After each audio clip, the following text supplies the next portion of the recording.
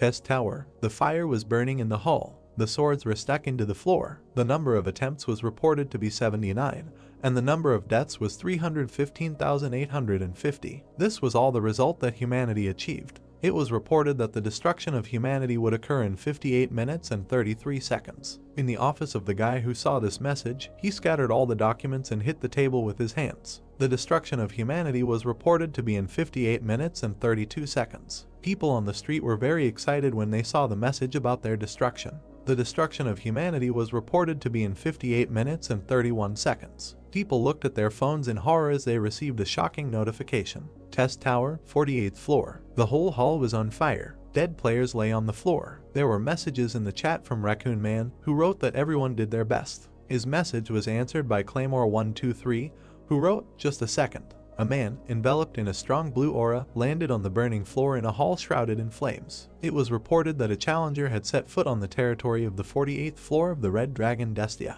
A player under the nickname Claymore wrote that there are still people ready to challenge. In the burning hall stood a guy whose face was covered by system censorship.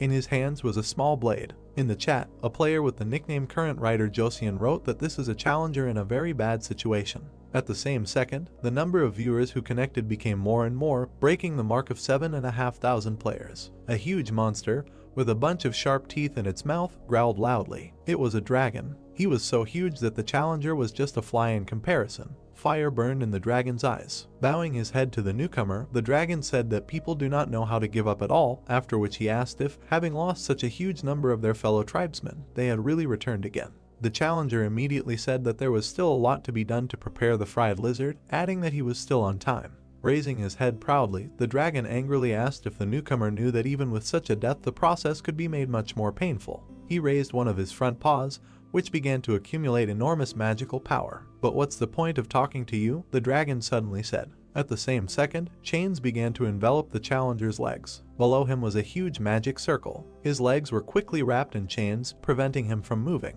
"Your ending will be insignificant," the dragon added. After these words, he directed a strong blow with his paw at the last opponent, who, although he could not move, stood up. A second later, the dragon's paw crushed the challenger, breaking everything within a radius of several meters. Suddenly, a voice was heard asking if driving into a corner and immediately attacking was not an obvious pattern. Hearing this, the dragon looked in the direction of the voice in shock. Not far from the point of impact stood the unharmed challenger, saying that just by looking at the movements, it becomes clear what the dragon is going to do. The dragon became enraged and fire poured out of its mouth. He asked himself if his opponent had really dispelled the effect of his skill in an instant.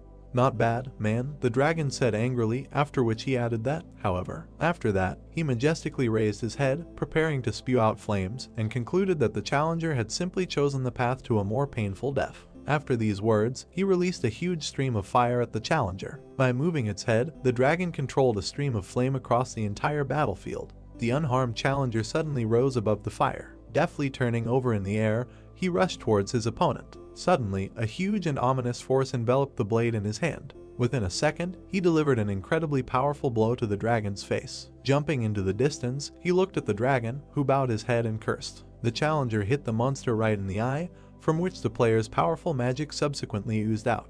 The dragon was angrier and stronger than before. He threw up his head, spread his wings, and shouted that he would never leave the challenger alive. A system window appeared indicating that the Red Dragon Destia was taking advantage of the features of the Brest region. The voice of the challenger was heard, saying that this entire dungeon is located under the lands of Brest, however. He raised his left hand, which was enveloped in strong magic. "There are no reasons for evasion," he added. The aura enveloping the player's hand became increasingly stronger, and particles of the system appeared around it. The message window said that the memories of the world were being read. Suddenly, behind the challenger, the holographic construction of a huge building began. The player extended his hand in front of him. An alert appeared indicating that a limitless stock of recorded skills was being formed. "Hellfire," said the challenger, after which a sphere of flame appeared in his outstretched hand. Raising the blade, he told it to burst into flames with black tears. After these words, the blade of his weapon burst into black flame. "Fool," the dragon said in a terrifying voice, looking at the player. Strong fire magic enveloped him.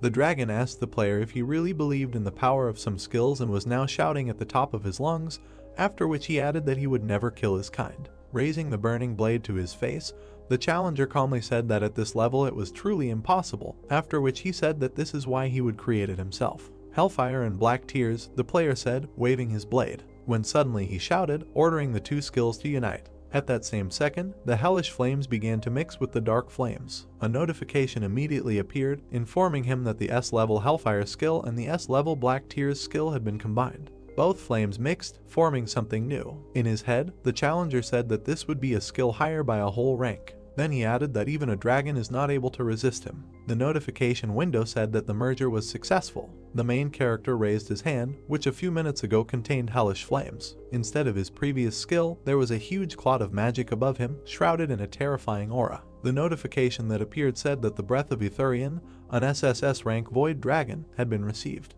The dragon looked in horror at what the challenger had done. He asked in horror if this was really the strongest breath that Etherian himself, one of the ancients, used. In his mind he imagined a huge dragon whose eyes were closed. Etherian was shrouded in a strong, terrifying and overwhelming aura. Destia shouted, asking how any person could repeat this skill. Jinhyuk, the challenger, introduced himself, throwing off his mask. There was a malicious smile on his face. He said that through trial and error you eventually become smarter. There is fire in his eyes. Jinhyuk looked at his opponent and said that this is not the first time he has killed a dragon. "Old man," he suddenly called his enemy. Flop, the voice of an unknown person was heard. On the monitor screen there was a game of the MMORPG genre. Again a voice was heard saying that it is often used to mean uninteresting or unbalanced, adding that these are games with terrible controls. The guy was sitting at the table, and his face and body were illuminated by the light from the game. He heavily criticized the game, calling it very bad. Or if the game has an absurd level of difficulty, he continued his thoughts. A huge tower was in front of one of the heroes. The guy kept thinking that this virtual reality game Tower of Challenges exactly matched this description.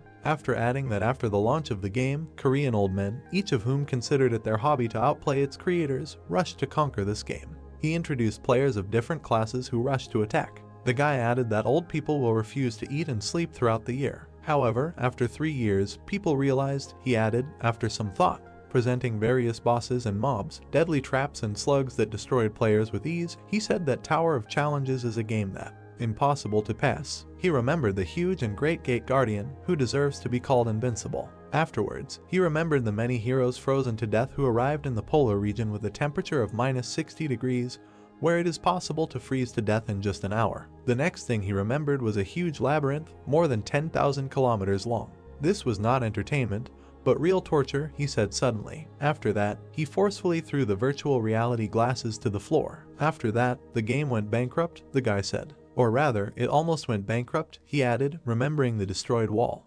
Everything in the hall he remembered was destroyed. There was blood and shrapnel everywhere. He continued to say that there were still a small number of old people who defied this damn difficulty. Jinhyuk was breathing heavily, huge drops of sweat running down his face. He stood at the very top of the tower. He received notifications that the 50th floor had been captured. After that, another notification appeared congratulating him that Jinhyuk was the first to clear the challenge tower. Is this really true? The main character asked himself exhaustedly, holding his hand, from which blood was flowing. He kept saying that he was just curious. He explained that, unlike others, he cleared the tower in a different way. Jinhyuk said that he repeated the same thing over and over again until he learned everything by heart and became confident that he could reach the goal. He recalled many moments of his passage through the various floors. Suddenly he added that he spent all 11 years on this. As Jinhyuk left the tower, he looked back and said that he didn't expect to clear everything down to the last floor, and then said that he should have at least turned on the live broadcast. Opening the system screen in front of him, he asked himself whether it was worth posting it on Newdub,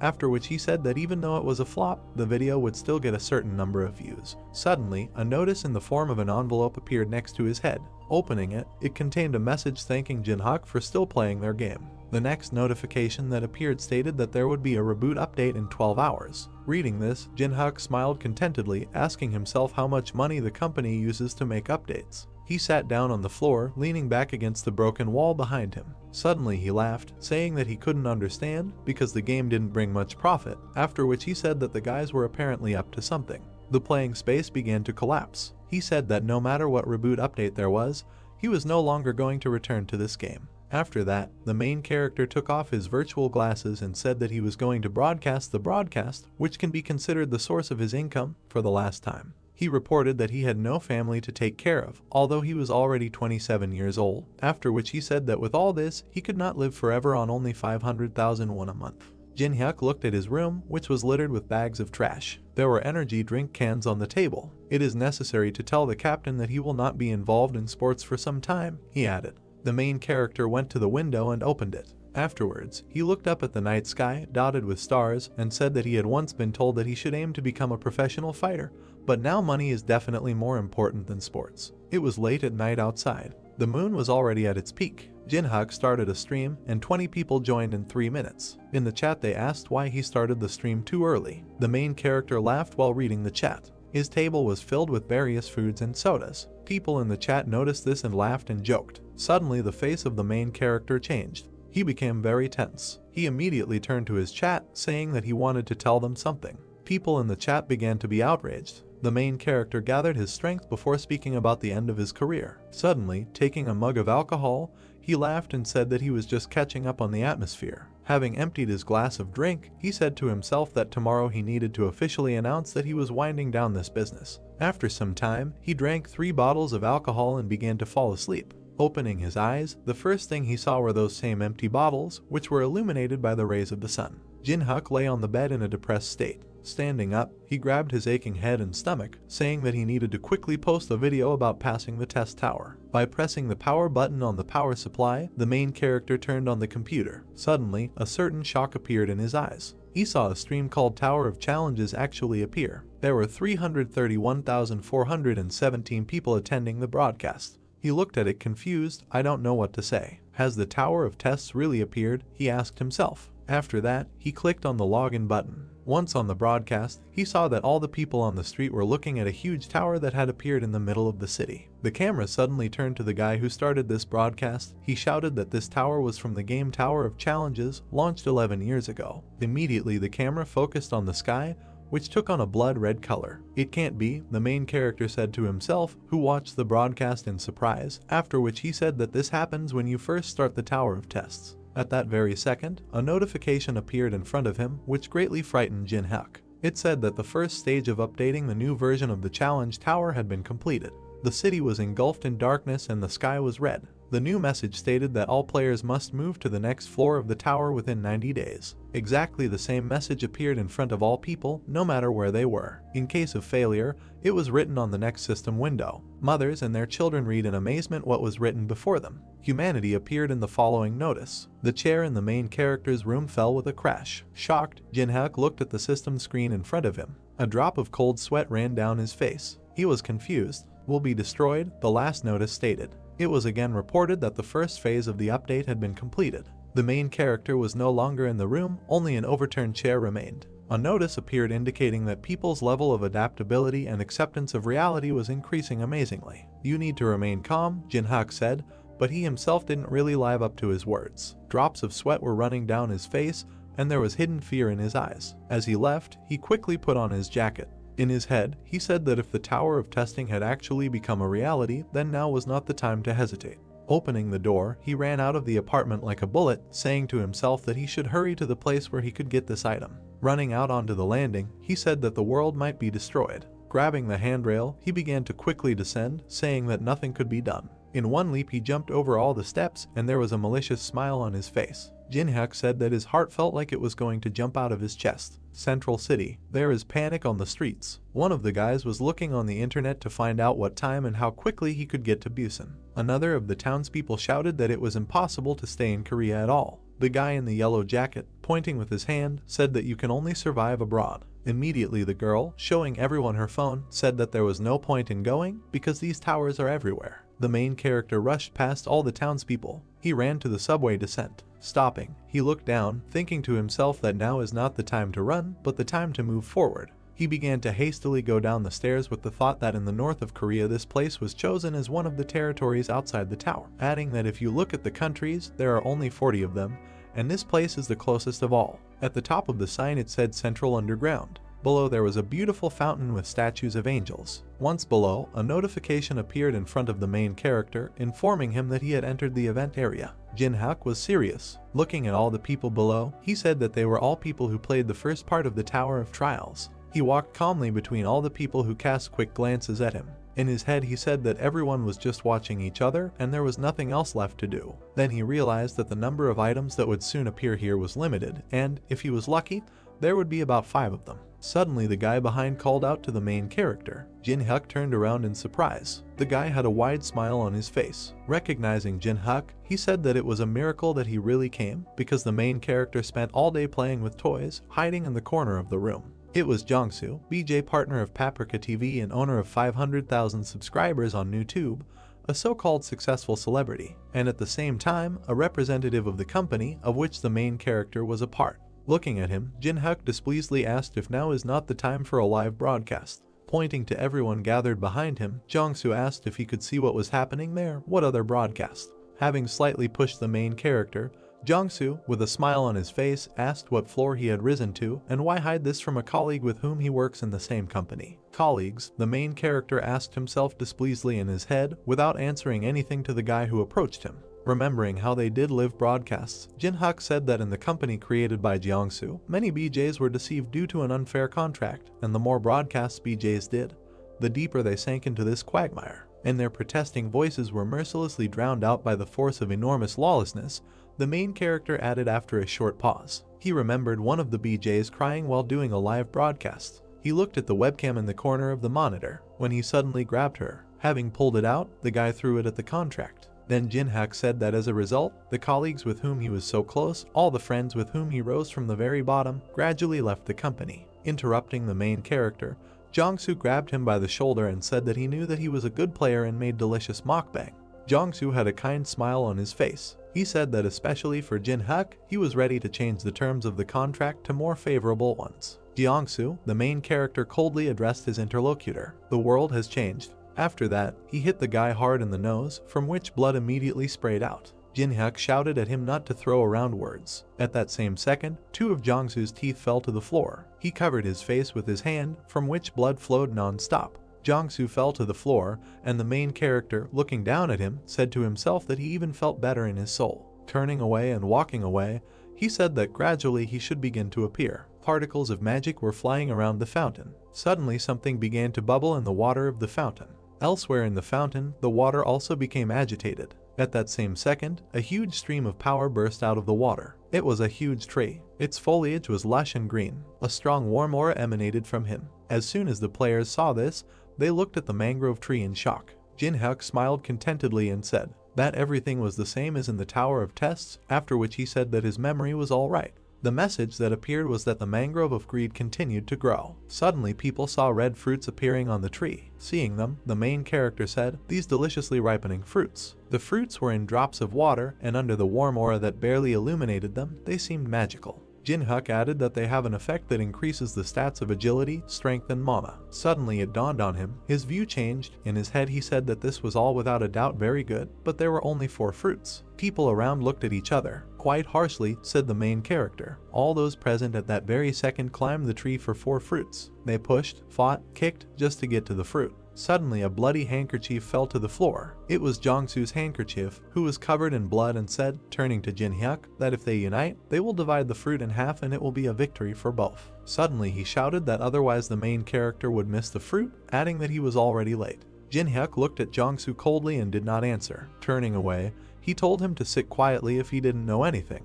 "It's not time yet," he said firmly and with confidence. After these words, the main character smiled widely. People were maliciously eager to get the fruits. Suddenly one of them grabbed the fruit. He tore it off and bit it off greedily. A system window appeared next to him, informing him that his agility had increased by 3. Overjoyed, he waved his arms, shouting that everything worked out. Then Jin-hyuk said to himself that ordinary people don't even know about the existence of a tree with fruits. He saw people climbing up the tree non-stop. The main character added that people who have played only a few times will completely concentrate their attention on eating the fruits. He saw how people, one by one, began to fall from the tree. There was no emotion on his face. He was cool and calm. "And the old people," said the main character, creating intrigue. After that, a malicious smile appeared on his face. Suddenly he continued, enjoying a more perverted and cruel spectacle. A few minutes later, the tree root rushed to attack like a whip. He hit the ground around him with enormous impact force. In horror, people looked at the tree, jumping away. Suddenly one of the guys said that if you eat all the fruits, the tree becomes very dangerous. All those gathered began to leave in horror, passing by the main character, who did not move from his place. He looked at the tree, biding his time. Jiangsu also turned around, preparing to run away. Noticing him, the main character asked if he was really going to give up. Of course, the guy without 2 teeth screamed in horror. Disappointed with the answer, Jinhak said that the real reward of the event can only be obtained when all the fruits are eaten. Jiangsu stopped, turning to the main character.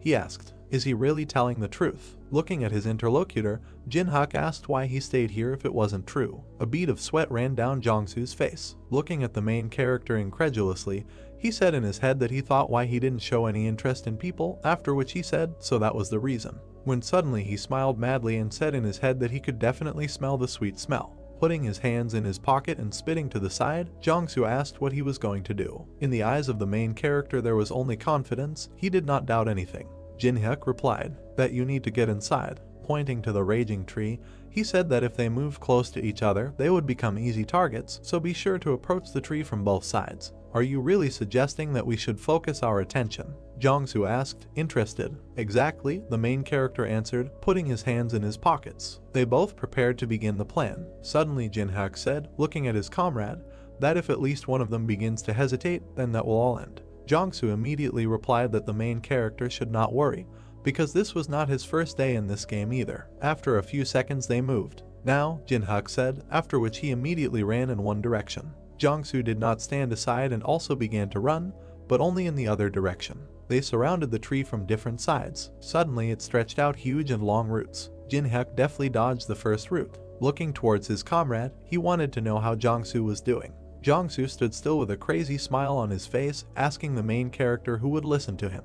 Then he said, without ceasing to smile an ugly smile, for Jinhyuk to go and become bait himself. The main character at this time easily dodged every root aimed at him. "What a relief," he said to himself. Suddenly a satisfied smile appeared on Jinhyuk's face. "That your character has not changed," he added. A sharp and large tree root was approaching the main character at high speed. He immediately dodged it, almost falling under the attack. At that very second, he said in his head that to those who would become bait. The root that Jinhyuk dodged went towards Jiangsu. "It will be you, standing there," the rather protagonist shouted in his head. At that same second, a sharp root appeared in front of the face of the uncomprehending Jiangsu. He immediately wrapped his legs, immobilizing him. The roots instantly enveloped Jiangsu's entire body. At this time, the main character was getting closer to the tree, not paying attention to the caught one. "Save!" In horror and despair, Jiangsu shouted. "Why do I need this?" the stopped protagonist asked with a malicious smile on his face. Then he said that if he wanted, Jiangsu could report him through that wonderful lawyer. Jiangsu's face became increasingly engulfed by the roots. Tears flowed from his eyes. He shouted that he did not want to die like that.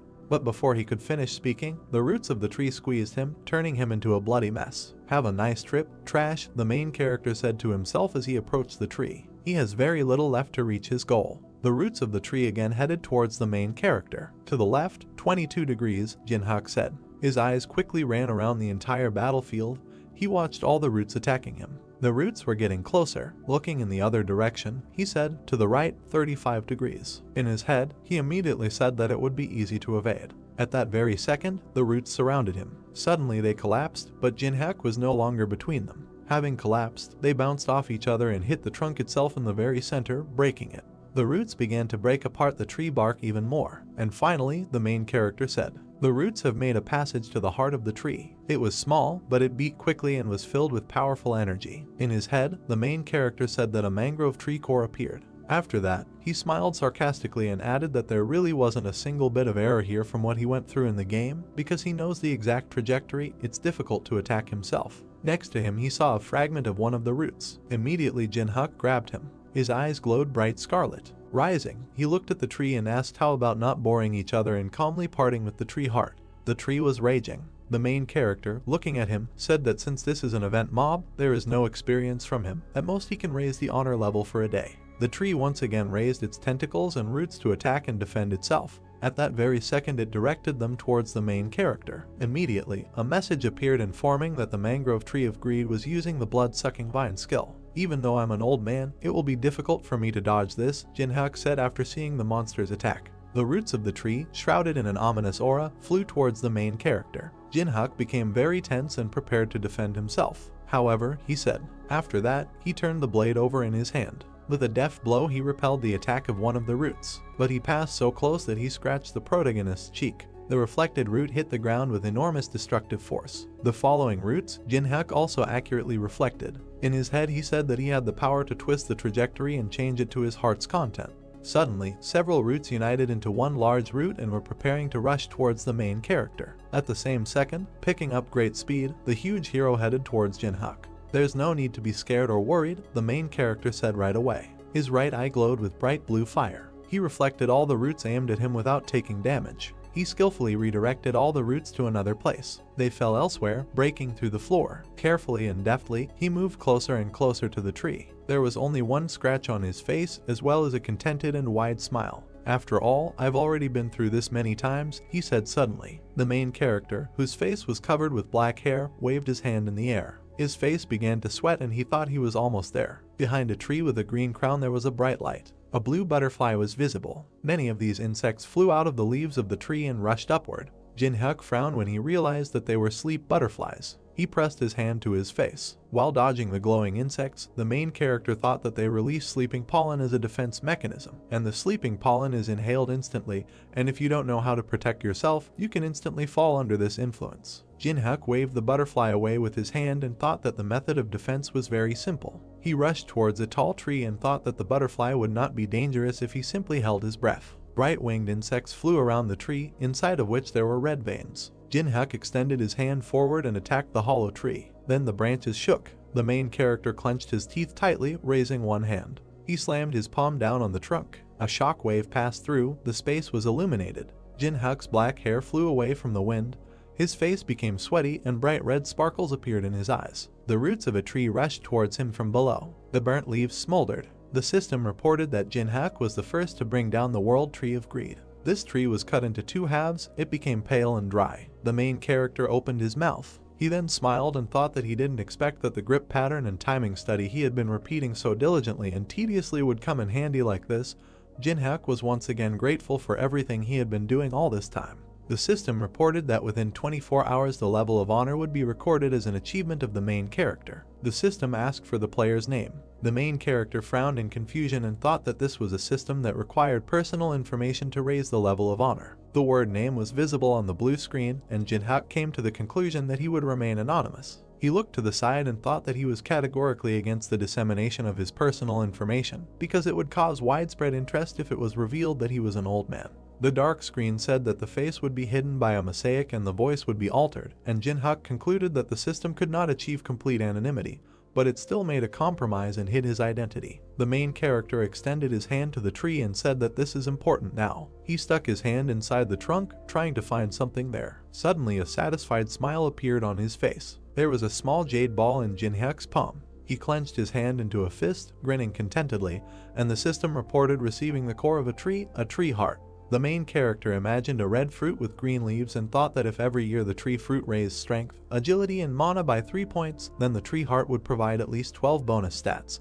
Jinhyuk imagined a glowing green ball and concluded that with the core it would rise by 4 points if you counted 3 as being given for gaining 1 level. The main character brought the core closer to his face, looking at it carefully, and thought that he did not even believe his eyes, because there could not be an item with such a good profitability and, moreover, even after 50 floors, nothing better could be found. Jinhyuk popped the jade ball into his mouth. Then he closed his lips and clenched his hand into a fist. A blinding flash appeared in his chest. He frowned and hummed thoughtfully. He then pressed his finger on the screen, wanting to see if the core was absorbed well. The system provided information about the main character, as well as his skills and abilities. Jinhyuk had the first level, but had 12 stats available. The main character grinned and thought that this was the strongest first level. An hour later, headlines appeared online about the first victory against the Mangrove of Greed. The system reported that a video related to this event was posted 10 minutes later. People left a lot of comments, their opinions were completely different.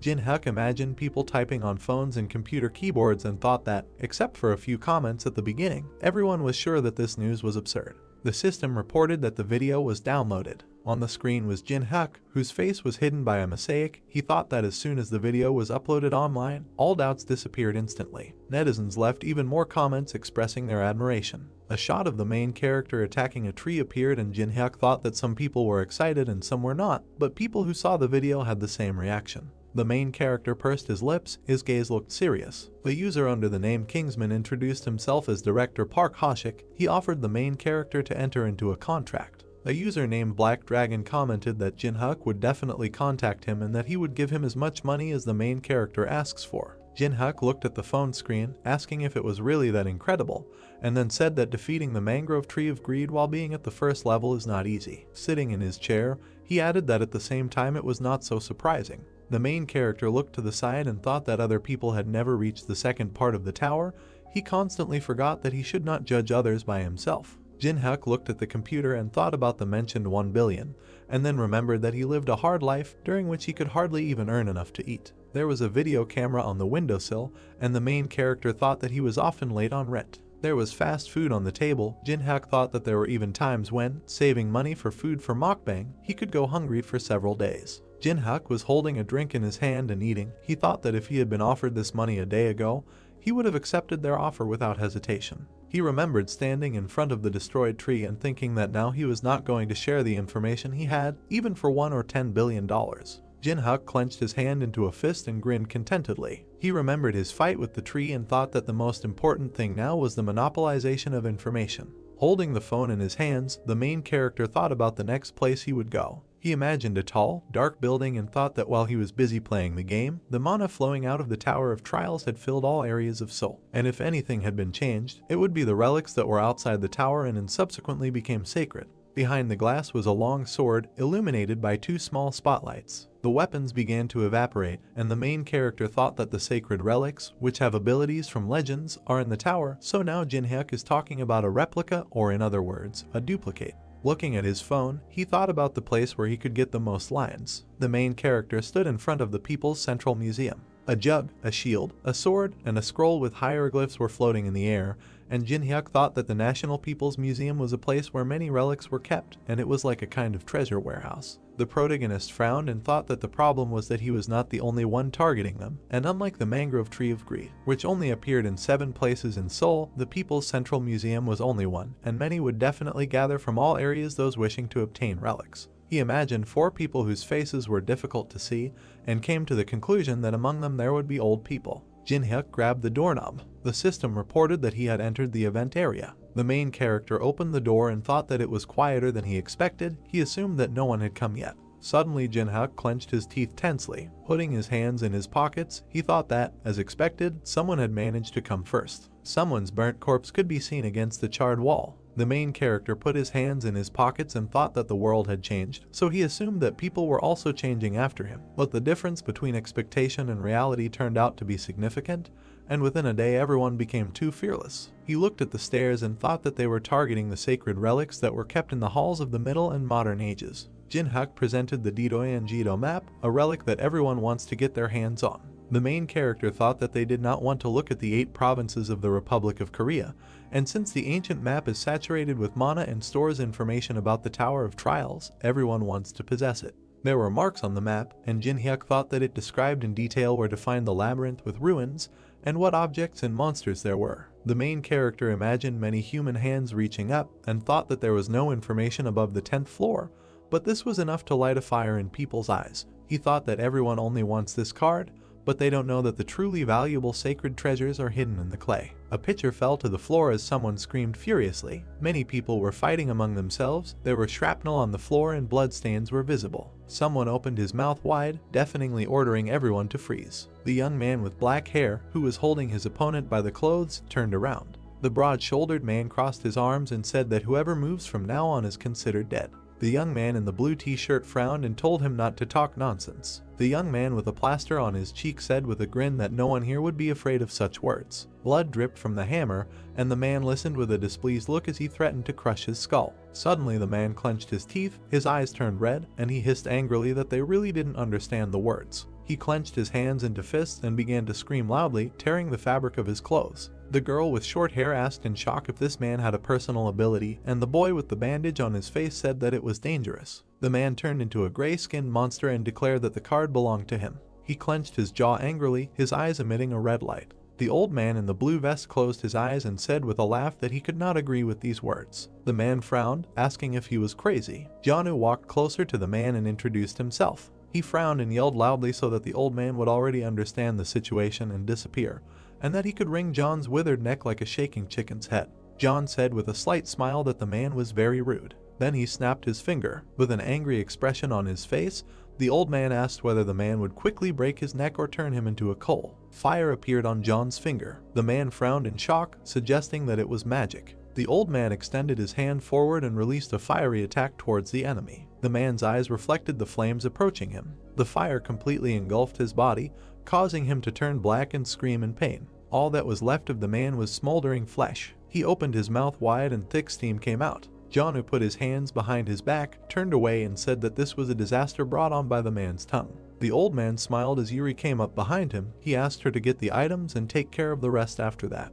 The girl said with a smile that John could rely on her. She touched the small statue of Anubis and said that he would be enough. Yuri's eyes began to emit a purple light, bright lines appeared around her, and she said that he would deal with anyone who decided to stop them. The man in the wolf mask held a long spear tightly in his hand. A dark silhouette of a creature with sharp fangs and red eyes could be seen. The figurine darkened against the backdrop of a blinding flash. The gold sparkled. Yellow lines were visible on Anubis's body, creating patterns. Yuri crossed her arms, saying human. Whoever moves from his place will be considered an enemy of Anubis. The black-skinned warrior raised his weapon.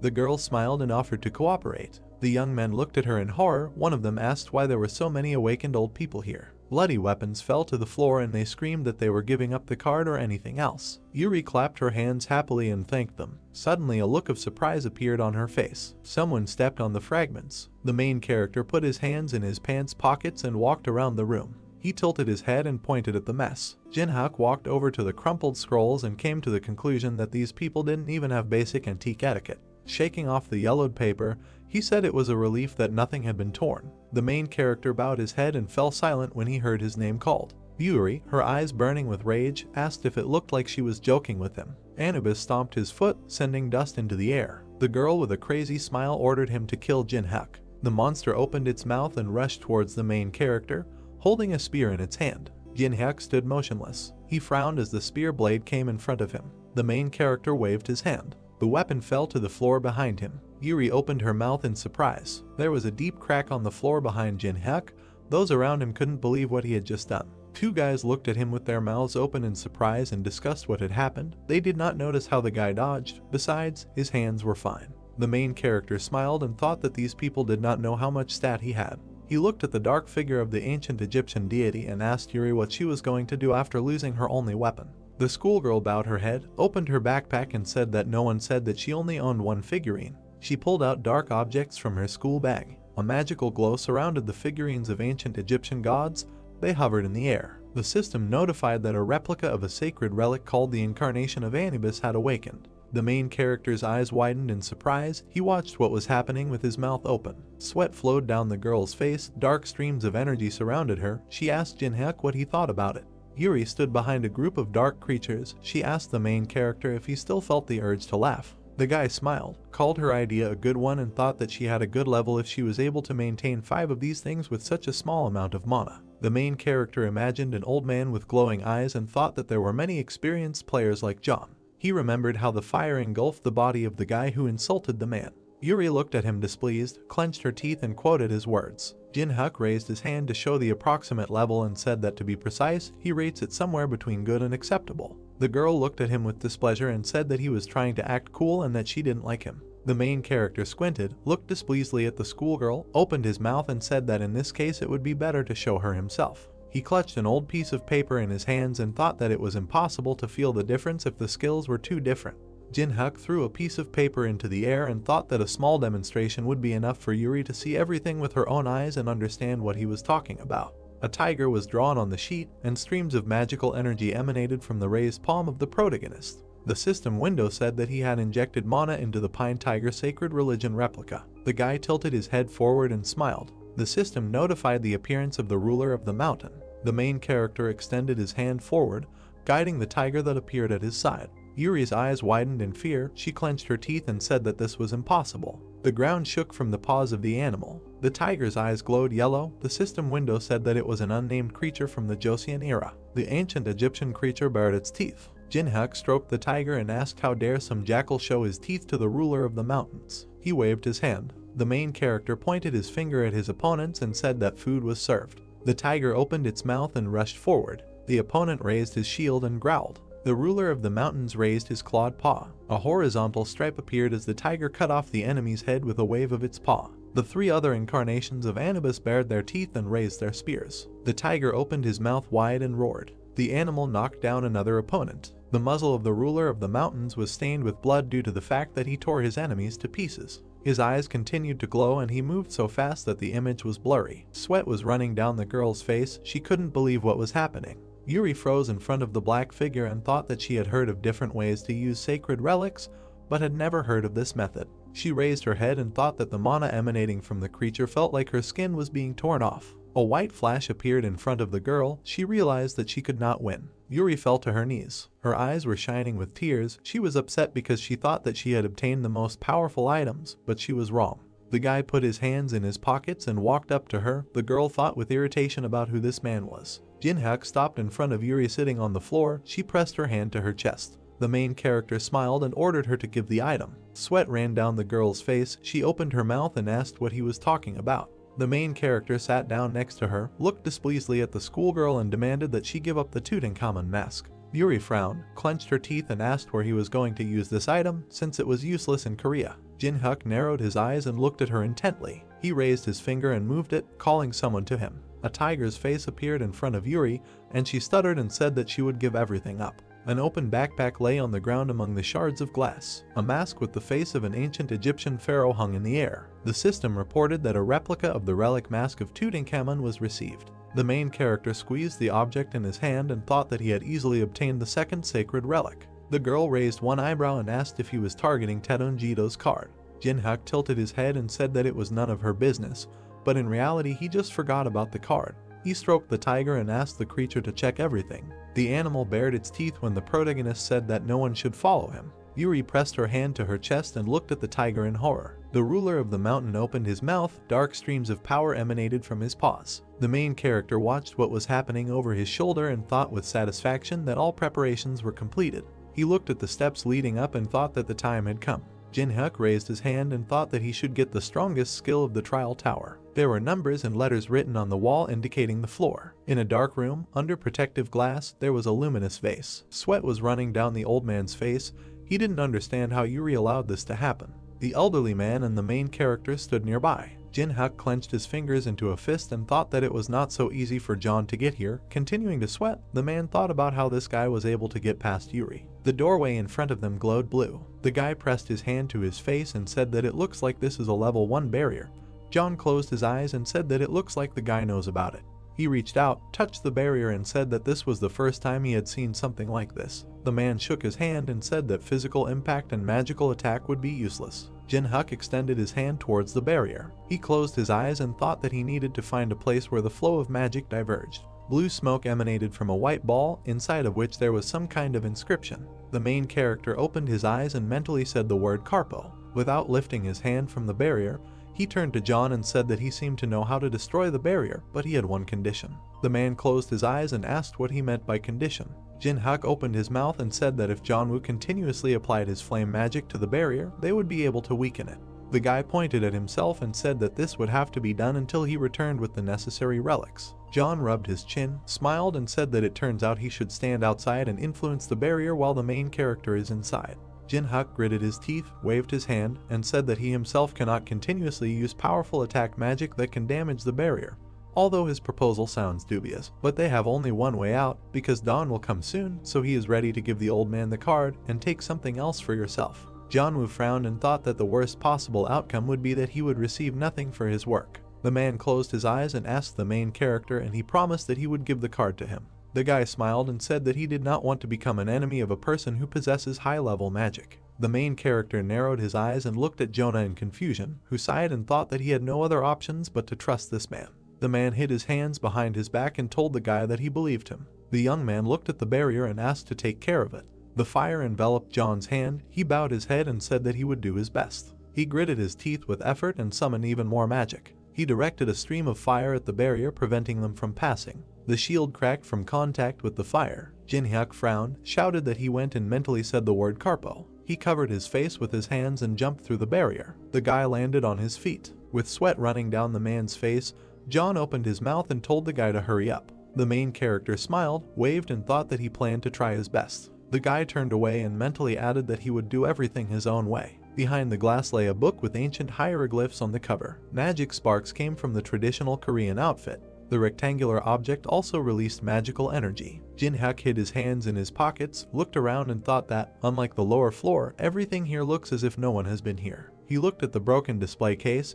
This was the only exception. The system window said that there was a sword engraved with Kai Lam. The main character imagined a man with a sword and thought that this man took what he wanted, put a protective barrier on the room and left. The guy pursed his lips and thought with disapproval that the man didn't want to take risks, so he just took what he came for and left, despite the fighting people. Jin-hyuk walked up to the broken display case and started counting something. The main character smiled and said that he had found what he needed, rejoicing that the player ahead of him did not suspect that he had taken the second most important relic. On the red pillow lay a bunch of gold coins. The system window said that these were coins from the Lai dynasty. Jin-hyuk took the item in his hands and thought that this was the last element needed to create a unique strong skill. The guy narrowed his eyes. He squeezed the right eye of the Tutankhamun mask, and there was a ceremonial Persian casting mold on the table. He watched with a smile as the golden streams of energy surrounded him. Energy emanated from the eye that lay on the ceremonial Persian uniform. The system notified that a reaction had occurred between the two relics. The guy pulled the thread and thought that if he wants to move forward, he needs to pay the appropriate price. He broke the thread on which the coins were strung. Jin-hyuk waved his hand and the coins began to fall down. The main character put his hands in front of him, protecting himself from the golden streams of power. The system reported that a reaction had occurred between the three relics. The system window said that Jin-hyuk had overcome the disgusting probability percentage and succeeded in unification. Without lowering his hands, the guy smiled. The system notified that a new relic of the Eye of Truth of rank SS had been received. A golden glow surrounded the black eye. In the system window it was said that this relic allows you to open a window of another person's state and distinguish truth from lies 3 times a day. The main character looked at the object hovering above his palm and thought that the Eye of Truth was the best among the 5 eyes existing in the world, but he did not come to the museum that night for this. The system sent a notification that Jin-hyuk completed a hidden quest by combining 3 replicas below Class B to create an SS class item. Blue streams of energy surrounded his legs. The system window said that he had fulfilled the necessary conditions. The guy closed his eyes. The main character imagined white squares and thought that he would copy and collect the abilities that exist in this world, and then use these skills to create stronger ones. Jin-hyuk imagined a flash of light and thought that this would be his weapon to become the strongest in the trial tower. His body was surrounded by blue streams of energy. The system reported that he had received the personal ability of unification and that the memories of the world were in the process of being created. The system window contained information about the protagonist's personal ability. The level of the fusion skill was impossible to measure. It allowed them to copy other players' personal abilities, store them in the world's memories, and then combine them to create top-level abilities. Jin-hyuk's eyes glowed blue. The system advised that the conditions may be changed if difficulties arise that prevent the skill from being copied. Jonu continued to attack the barrier with fire and called out to the protagonist. Sweat was flowing down the man's face and body. He asked the guy to hurry up because he was not sure that he could hold out longer. Jin-hyuk turned his head, pursed his lips, and thought about what he had to do to copy the old man's abilities. His eyes glowed yellow. The man released another stream of fire. The conditions for copying the ability appeared in the system window. It said that since John always hides his feelings, in order to get his abilities, the main character must force him to show true emotions. The guy smiled. He looked contentedly at the system window hanging in front of him and thought that he just needed to anger the old man. Using fire magic, Jonu asked his ally to hurry up. With his back to him, the protagonist stated that the old man might not use this skill anymore. The man knitted his eyebrows in confusion, never ceasing to release fire from his hands. Looking around, Jin-hyuk arrogantly added that there was no particular need to use magic. The fire cleared. Jonu lowered his hands and asked what this meant and why his ally asked him to do this. The barrier blocking the passage began to disappear. The guy cast the Carpo spell, which was a destruction spell in Latin, with the help of which the barrier was broken through more easily. The player narrowed his eyes as he mentally cast the spell. Covering his face with his hands, he crossed the barrier and the wall of fire. In fact, the old man did not contribute in any way to the destruction of the barrier. The man stretched his hands forward, watching the barrier crumble into small particles. The youth thought that the man's mana was almost completely depleted due to the fact that he believed that his endless attack on the barrier would do no good, although it was impossible to break through it. There was a huge map hanging on the wall. The guy was on the safe side, and now he needs to piss off the old man. Looking at the map, he thought that he already knew everything about the tower down to the smallest detail, so a map with information up to the 10th floor would be absolutely useless to him. Smiling slyly, the young man flicked his lighter, deciding that he was not going to give the card to anyone. Jong-woo screamed out of breath, not understanding what his ally wanted to do. With his eyes flashing, the main character recalled what he had said just recently. Taking the lighter to the card, he stated that he did not need it. The fire broke out and engulfed the poster hanging on the wall. With this map, anyone could find out all the information up to the 10th floor, so there were fears that the player's advantage might disappear. The man opened his mouth in shock. The flames completely engulfed the wall. The surest way to maintain an advantage was to avoid the chance of losing it. Raising his tense hands up, the old man shouted angrily, promising to kill and grind into powder the man who burned the map. The protagonist's eyes lit up. The notification announced the fulfillment of the condition. A blue book appeared above the guy's head. A notification informed about the successful copying of the Fire Element B skill. A save button appeared in front of the book. The new notification said that the copied skill was saved in the memories of the world and that it allows you to control fire and increases affinity with the fire element. Looking at the notifications, Jin-hyuk thought that the fire element was a good stat for the first copy. Summoning a fiery clot in his hand, Jong-woo declared that the boy would regret what he had done and would pay for it. Smirking, the player asked if the old man knew why he burned the map. The alert announced the activation of the first level fire element. The guy's hands were engulfed in flames. The man widened his eyes in bewilderment. Looking at the guy's gloating grin and the rising flames, he realized that this was definitely the same skill as his own, but his strength was many times more powerful. John thought that this was no mere mortal in front of him if he had such a high level, and if he really didn't need some kind of card. Beads of sweat ran down his face. Squinting, the man wanted to ask something, but the player interrupted him, grinning and saying that if the old man was going to continue to calmly climb the tower, then he needed to obey him well. The young man went down the stairs. Imagining the faces of the people he met along the way, he thought that, counting himself, only 4 old people appeared in the National Central Museum, and that now that the test tower had become a reality, everyone's desire to reduce risks had become clear. The guy stretched his arms up to warm up. He was worried about the desire to be ahead of everyone by doing this. A status window appeared in the air, describing the player's characteristics and personal abilities. The main character crossed his arms contentedly, thinking that he should take possession of as many personal abilities and skills as possible, no matter what. Jin-hyuk hovered over Jong-woo, promising to contact him later. Looking down at the old man, he asked him to raise his level with the girl on the bottom floor. The man humbly knitted his eyebrows. The player received a toy with which he could do whatever he wanted for a long time. The girl pursed her lips in fear. The skill book was covered with a blue haze. The player had a long way to go, so the first thing he needed to do was collect the most necessary abilities for him. Walking down the street, he thought that he only had one body, so he did not have the opportunity to monopolize absolutely all ironic destinies. Smiling, the guy decided that he could only get a few. Putting his hands in his pockets, he realized that the coolest and most important destinies would be in his hands. Hearing the sounds of an unhappy stomach, the young man put his hand to his stomach and said that this was his limit. It was time for rice soup, and there was a cafe sign above the glass door. The people inside looked worriedly at something in front of them, not understanding what it was. Their eyes were fixed on the television. The news anchor announced that an incident had occurred at the National Central Museum in which at least 23 people were killed and more than 50 were injured. The man in formal attire added that some of the victims were seriously wounded, so the death toll would continue to rise, and he said that the instigators were allegedly targeting relics kept in the museum. The news showed a destroyed building. Attacks occurred not only in South Korea, but also in the United States, Europe, China, and Japan. The next shot showed the destroyed Louvre. The news anchor stated that similar incidents were happening all over the world. Sitting down at the table, the guy thought that, as expected, players in other countries were also not sitting idle, preparing to conquer the tower. Looking to the side, the journalist suggested watching a CCTV video filmed inside the building. One of the frames showed Yuri standing next to Anubis. In another shot, a man with a blurred face waved his hand. In the third frame, a huge tiger sank its fangs into the body of the enemy. The presenter said that it was hard to believe, but all this happened in reality. One of the cafe visitors, watching what was happening on the screen, asked if an ordinary person could do this, and suggested that this was the guy who had recently appeared in the Trial Tower community. Remembering the video of the destruction of the mangrove tree,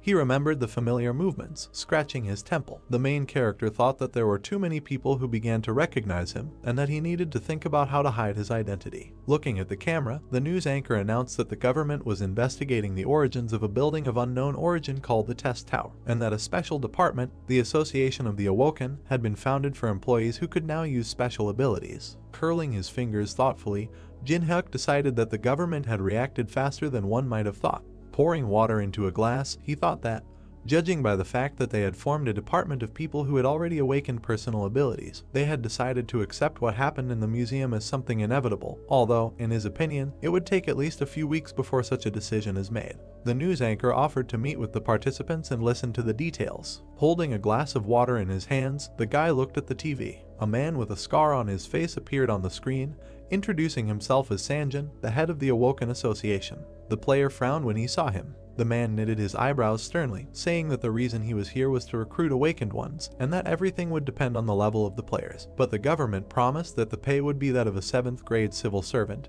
and the minimum annual salary would be 60 million won. Hearing that the people who appeared on the broadcast would be an exception, the guy looked at the TV from under his brows. Maintaining a confident look, Sanjin said that he was ready to put the name of the head of the association on the line. Raising his eyebrows, he promised that if these people joined the association, all their needs would be financed by the government, no matter what they wished for. One of the cafe visitors said that he envied these people, no matter who they were. The girl called the sharp turn in their lives incredible. Smirking, the young man thought that, in the end, he was their target, since they said about the people who appeared on the broadcast. The government considered him a serious threat. Hiding his smile with his hand, the main character thought that he was not going to belong to anyone, no matter what price they offered him. Imagining the head of the association with his hands clasped, he thought that one experienced person had much more value than 100 similar players. And since Sanjin also understood this, the man tried to lure such a person to his side by luring him with a bank check. Looking at the TV screen, the player wondered if the fact that Changjin was entrusted with the position of head of the association meant that he had a pretty good ability. Putting his hand to his chin, Jinhak wondered if the man was invited to this position because of his experience in the test tower, but hoped that he did have a good ability. Smiling, he concluded that he would certainly feel the beauty of copying. The guy looked at the wall clock. The time showed exactly 7 in the evening. The hands on the clock showed different times. When the hour hand points to the new time, the tower of tests will open, stars twinkling above the tower that rushes into the sky. The notification announced that the challenge tower had been opened. Players found themselves in front of a river with floating islands floating above it. The main character stood among them. People urged not to crowd. Someone said that this was completely the same as what they had done before. Smiling, the guy thought that everyone looked so much like newcomers. A bag of coins appeared in the air. A notification said that in honor of entering the tower, 100 coins were given out that could be used inside the tower. Gold coins fell from the sky. Notifications explained that players must film their achievements and upload them publicly to receive 100 coins for every 10,000 views. The commission will vary depending on the level. A blue eye with a plus sign appeared in the air. The notification said that viewing videos by those living outside the tower only counts on the first view, so players need to be careful when choosing videos to watch. The man in the robe spread his arms in front of the army of monsters. The notification said that the live broadcast function can only be used when clearing boss monsters to get to the next floor. The old man in armor looked at his hand. The minotaur let out a loud roar. A skull with the inscription warning appeared in the air. The alert said that if falsification of views and other illegal actions are detected, appropriate measures will be taken. The guy thoughtfully put his hand to his chin, realizing something. Residents of the city fixed their gaze on their phone screens. The live broadcast system was a bridge connecting the people rising in the tower and those who lived outside. Viewers watched the video, wanting to see the end of the tower, and thereby increase views. One of the videos depicted pagodas. 900 people watched it. In another video, the warrior stood with his back to the camera. In the third video, the player was about to defeat the dragon with his bare hands, while 1,200 people watched. In front of a huge number of videos, gold coins fell. This system through which famous people could earn money was the most interesting installation of the challenge tower. The people ran forward, planning to first conquer the goblin cave in order to hunt, get their share, and have fun. Someone hit the guy with their shoulder. The man pushed him away. The main character thought that everyone was in too much of a hurry. Standing in the middle of people running forward, he assumed that the newcomers wanted to clear this place as quickly as possible and be ahead of everyone. But for him, getting coins was not difficult, because he already knew everything. But the guy was not going to upload the video so as not to share important information, even despite the reward. Looking back, he decided that this could cause him great damage. Satisfied with his hands in his pockets, Jinhak had already decided what he needed to do first. Smiling, the guy thought that this was a slightly different road, different from the others. At that time, after clearing the beginning of the 30th floor of the tower, there was a period when there was no way to advance further. So the player collected hidden parts, searching the lower floors to climb to the next ones. The young man pulled back the lid of the stone box. Using a torch, he searched it. Moving further through the dark dungeon, the guy constantly analyzed every step of the path traveled. The light of the torch illuminated the carved walls of the dungeon. The player managed to find solutions in the ruins alone. His expression suddenly became very tense. Dropping the torch, he realized that his character was worthless from the very beginning. His hand, clenched into a fist, shook with anger. The result of searching all the lower floors was the realization that the character whom the player had been leveling up, having spent several years in suffering, was himself pathetic. A notification popped up asking you to confirm deleting the character. The guy clenched his teeth in disappointment, thinking that he had devoted himself entirely to such absurdity. Time spent on doubt was an unaffordable luxury for him, so he decided to go all the way from the very beginning and confirm the deletion of the character. Blue particles sparkled around his body. With his eyes flashing, the main character decided to definitely reach the end next time. Looking up at the sky, he thought it was 6 years ago. In front of him stood a huge gate strewn with human skulls and bones. A notification said that inside was the Level B Labyrinth of Crete, the feature of which was incredible intricacy, and the presence of traps of various types. Crossing his arms over his chest, Jin-hyuk thought that the foundation for a breakthrough above the 30th floor would be the accumulation of the base, and the key to the essence of the cleanup was in the Livarento's labyrinth. Gritting his teeth, the guy thought that he didn't expect to have to do this again. By touching the gate, blue runes appeared in front of them. Having opened the gate, the player decided to start walking through the labyrinth. The entrance to the labyrinth appeared in front of him. Ancient Greeks were depicted on the walls. On the floor in front of the entrance to the labyrinth stood a bust of a bull. Seeing a familiar picture and smelling a familiar smell, the guy smiled. White butterflies were flying under the ceiling. One of them flapped its wings and descended. The insect landed on the finger of the player, who was glad to see them. Suddenly he looked back. Seeing a crowd of people in front of him, the young man asked who they were. The girl smiled, stating that they were looking for a place to hunt and, seeing an open labyrinth, decided to go in before it closed. 10 minutes ago, before the invasion of the labyrinth, the squad noticed how someone opened the gate. A guy with red hair said that they followed a man who showed by his appearance that he knew something. Another member of the squad asked why this person immediately went into the labyrinth. They were surprised that the player managed to open the door of the labyrinth without a key. Looking down, the girl offered to follow him. The blonde crossed his arms and protested, saying that they didn't know what type of labyrinth it was or how big it was. Leaning on a tree, the girl said that they need to think with their heads, because they know very well what is most important at the beginning of the Tower of Tests. Looking up, she explained that the player had entered the labyrinth without a key and that the dungeon was on the first level, which meant that its degree of difficulty was not that high. Looking after the man entering the labyrinth, the squad member concluded that this was possible because the labyrinth was located on the first floor. Blowing a bubblegum bubble, another girl asked if this person would obediently share objects with them. Smirking, her ally replied in the negative. Looking at the labyrinth with burning eyes, she declared that the squad would force this player to remain in the dungeon forever. Smiling sweetly, the girl said that her squad saw an open labyrinth and decided to go into it. The other team members stood behind her. The girl stated that it would be better if they entered the maze altogether, because the more people sharing the burden of danger, the better. The main character thought that these guys were confident in their numerical superiority and were trying to outwit him.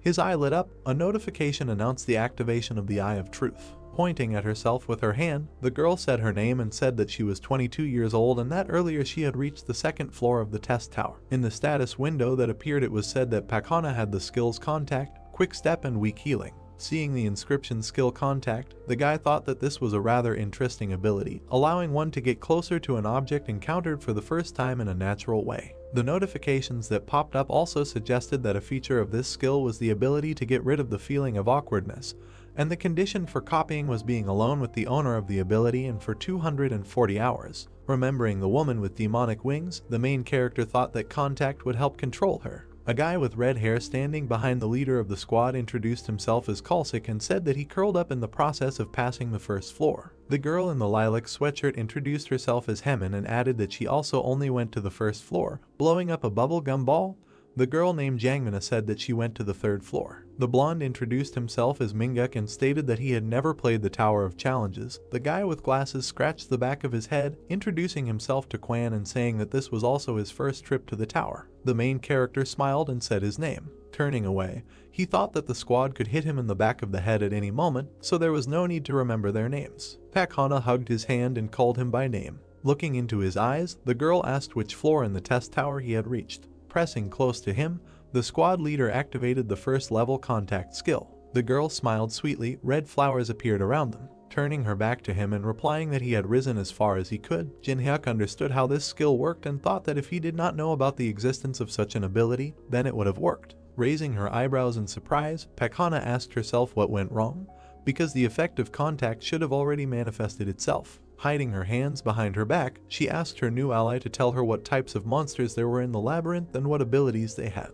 The guy agreed, squinting his eyes in displeasure. Butterflies were flying above him. Looking at the squad, the player stated that this labyrinth changes every time at a certain hour. The team members opened their mouths in surprise. The floor began to shake under their feet. Minguk looked around and asked what was going on. Raising her eyebrows in fear, Pakana said that it was just a first-level labyrinth and asked what it was. Stone blocks began to emerge from the walls. One of them appeared right in front of the girl. Someone shouted to her to be careful. A second before the collision, the leader of the squad jumped to the side. Pointing his finger at his friend, Kalsik said that if he stood in one place, he would die and asked him to look up. A huge stone block fell from the ceiling, destroying the dungeon floor. The guys, trying to catch their breath, fell to the ground. The movement of the plate stopped. Dripping with sweat, Pakana looked back. With her hands on her knees, Hyaman said that she didn't see Jangmina. Chalsik gritted his teeth and said that the appearance of such a labyrinth on the first floor is absurd, because everything on the first floor should be the same, except for the ruins. Shaking off the dust, the main character asked if the members of the squad had been to the changing labyrinth at least once. Someone asked how anyone could have visited such a place. Knitting her eyebrows together in frustration, the squad leader said that this was too dangerous for the first level and that they needed to get out of here now. Looking at Hyaman, the girl asked her to find a way out using her ability. Hyaman replied that during the change in the labyrinth, her ability was deactivated and tears appeared in her eyes. Having widened her eyes in fear, Penhaka realized that they were locked here, not even having the opportunity to find an emergency exit. As Jinhak watched the girls talk, he realized that the group, full of confidence, had only entered the labyrinth because of their ability to navigate, because they thought that knowing about the labyrinth would turn their foray into a trip to the neighborhood supermarket. Looking down, the guy thought that these people were stupid and realized that it was almost time for something to appear. The leader of the squad clenched her teeth in displeasure. Looking at the player facing her, she called out to him. Rushing towards him, Pakana asked why the guy didn't warn them in advance about such an important thing as changing the labyrinth. Pointing her finger at him, the girl said that because of him they almost died and many suffered. Kalsik also pointed his finger at the player and agreed with his friend, saying that only the young man knew about everything. Putting his hands on his belt, Quanwu added that because of him, Jangmina ended up on the other side of the walls. The guy sighed. Frowning, the main character asked if he asked the squad to follow him. Pakana opened her mouth in amazement. The player with burning eyes stated that they came here on their own and no one dragged them by force. Minguk gritted his teeth angrily, saying that in addition to being locked in the maze, he was in a very bad mood. A weapon materialized in his hand.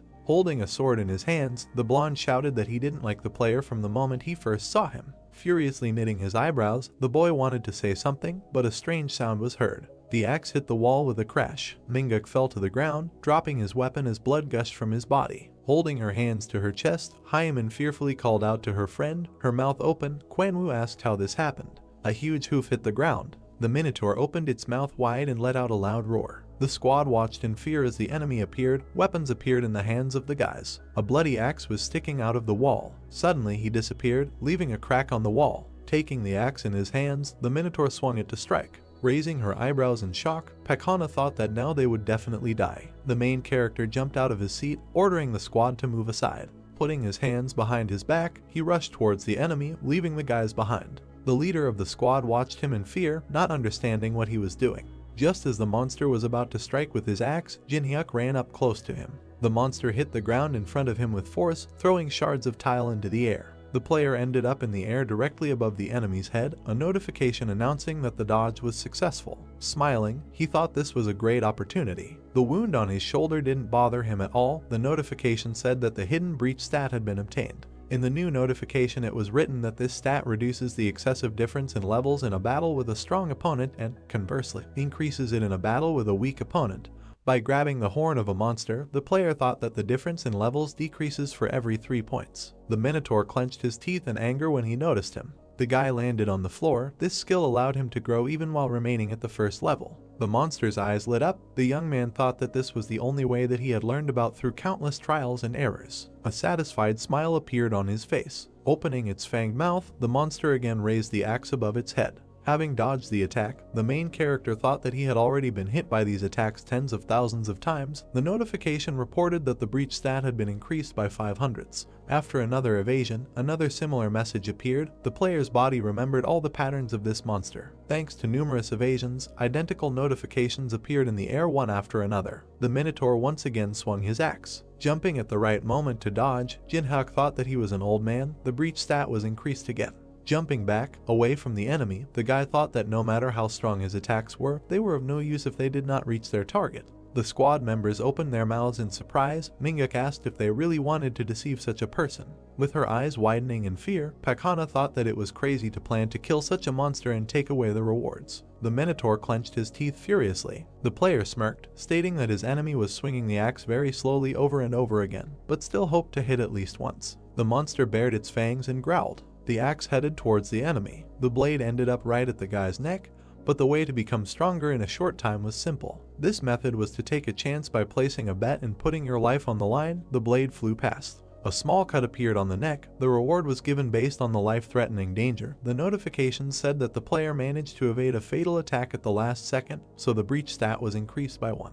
Looking at the notifications, the young man thought that getting 1 stat point for a scratch was a good exchange. His fingers were stained with blood. Having dodged the next blow, he thought that the situation would become much more dangerous if he made a slight mistake, so he needed to finish it. Looking at the squad standing by the wall, the main character thought that the secondary characters had decided to leave of their own free will. Grabbing her friend's hand, Hyaman said that she wanted to leave here as quickly as possible. Pakana asked her to walk, leaning on the wall, because then there would definitely be a way out. Approaching her from behind, the player asked where they were going. The girl looked at him in fear, trying to say something. She opened her mouth in shock when she saw something in front of her. Pointing to the Minotaur, Jinhyuk said that the squad should join the battle if they also want to get stats, because they will be given a hidden stat if the guys dodge attacks. He added that rewards should be shared. The monster swung his huge axe for another blow. Pakana jumped back. Hyaman put her hand forward in fear. The leader of the squad began to cry, her mouth open in horror. A powerful blow rolled across the entire room, destroying everything in its path. Kalsik ended up on the ground in front of a pool of blood. Tears flowed from the girl's eyes. Smiling, the player stated that they could not stand like a pillar and that they needed to dodge and keep their distance. Looking at the Minotaur, he asked him if it was true. Some noise made the monster stop a meter away from his enemy. A stone block next to him appeared from the wall. The labyrinth began to move again. The stone slabs began to be rebuilt. One of the walls that appeared separated the opponents. Waving his hand, the guy promised to see the monster later. The wall closed the passage, leaving the Minotaur alone. The monster clenched his teeth in displeasure, steam coming from his mouth. Opening his mouth, he raised the axe above his head. The sound of the impact shook the entire dungeon. Butterflies were still flying around the ceiling. Pakana leaned over to catch her breath. Kalsik, sitting next to him, said that they, too, could have died, like Minguk and Hyaman. The girl replied that now the enemy would not be able to pursue them. After introducing a white butterfly, the protagonist said that the pollen from the glowing moths he recently touched was attracting the Minotaur, so it was possible that the monster would continue to search for them. Raising her eyebrows in fear, the squad leader asked why their ally would do something so reckless. Looking at her incomprehensibly, the young man replied that he had to raise his stats. Reaching for the knife lying on the ground, he added that every time the maze changes, there is time to rest and replenish stamina. Waving the knife, Jinhyuk stated that it was fun for him when the monster found him. Looking up at him, Pakana asked how long her ally would do this. Sticking his index finger at the shocked squad members, the player replied that he was going to leave the maze in a month. Kalsik helped his friend get up. The girl, thinking that this hell could not last a whole month, said that they would go separately. She decided that if they went on their own, the monster would not chase them. The guy thoughtfully put his hand to his chin, saying that, most likely, this would be the case. Smiling, he asked which direction the survivors were going to go. The guys walked forward along the corridor, but moving without a landmark is many times more dangerous. Kalsik pursed his lips tightly. Someone asked if their ally knew where the exit was. Touching the tip of the knife, the player replied that he knew more about this labyrinth than anyone else, and accordingly he knew the location of the exit. Frowning with displeasure, Pakana thought that they had no other choice. Closing her eyes, the girl said that there was nothing more to do, but the guy interrupted her. Waving his finger, he said that in this world you cannot get something for free, because even for the bus fare you have to pay. The knife was a centimeter from the face of the squad leader. Holding a sparkling knife in his hands, the young man ordered to give him all the available coins. The man, holding a shield in his hands, rushed forward with a sword. The goblins jumped back in fear. A powerful blow from the shield threw them aside. The guy with the bandage on his forehead struck with a sword. The video of his battle was paused, and there were a lot of rave reviews underneath it. The video became popular, gaining more than 1 million views, and someone laughed. Smiling, the hero of the video said that this would be enough. The squad members smiled happily. The guy sitting in front of the laptop adjusted his glasses and said that all the headlines on the message board were only about him and that his fierce battle with the goblins brought in 1,000 coins just from views. Putting his finger to his upper lip, the guy with the headband said that it was all thanks to our common efforts and thanked his team. Another member of the squad, summoning blue arrows pointing upward in his hands, said that the audience probably thought that his friend did everything solo. Because they edited the video very well, the guy with glasses said that no one noticed that the swordsman added buffs. Suddenly the guy in the blindfold raised an eyebrow questioningly. Seeing that a user under the nickname Bald Guy left a negative comment, the person at the computer said that he was ruining everything. Putting his hand to his forehead, the guy in the bandage said not to be upset, because life in this world initially assumed its monopolization by outstanding discoverers. The boy with glasses worriedly called his friend. The notification said that a new video had been uploaded to the Walk of Fame.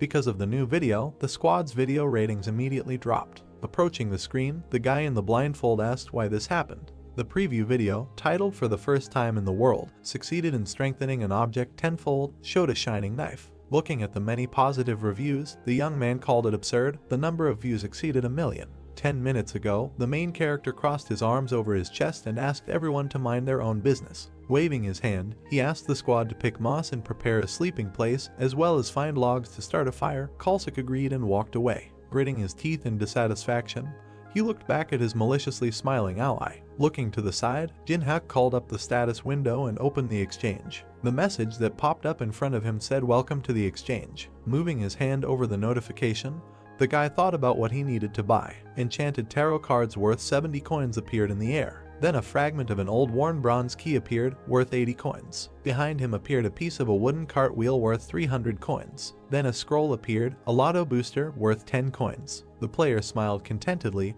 These items were no different from garbage that no one would buy. His finger pointed at the purchase confirmation button.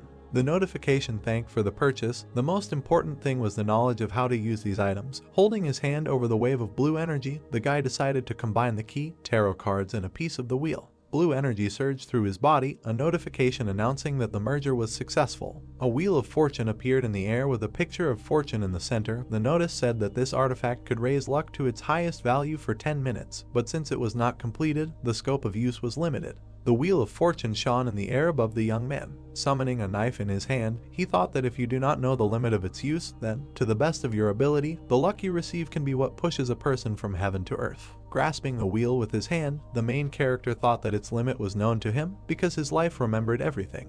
The wheel spun in the air. A notification announced that the highest luck value had been reached. Sealed scrolls rained down from the sky. The value of the number of scrolls in the inventory was 10. The enhancement lotto was famous for its worst chance of successful enhancement, but now luck was at its maximum level. The probability of success was 100%. The guy raised his sword to the spinning wheel of fortune. Smiling, he decided to use all the scrolls on the dagger, and a flurry of notifications about the successful enhancement began to pour in.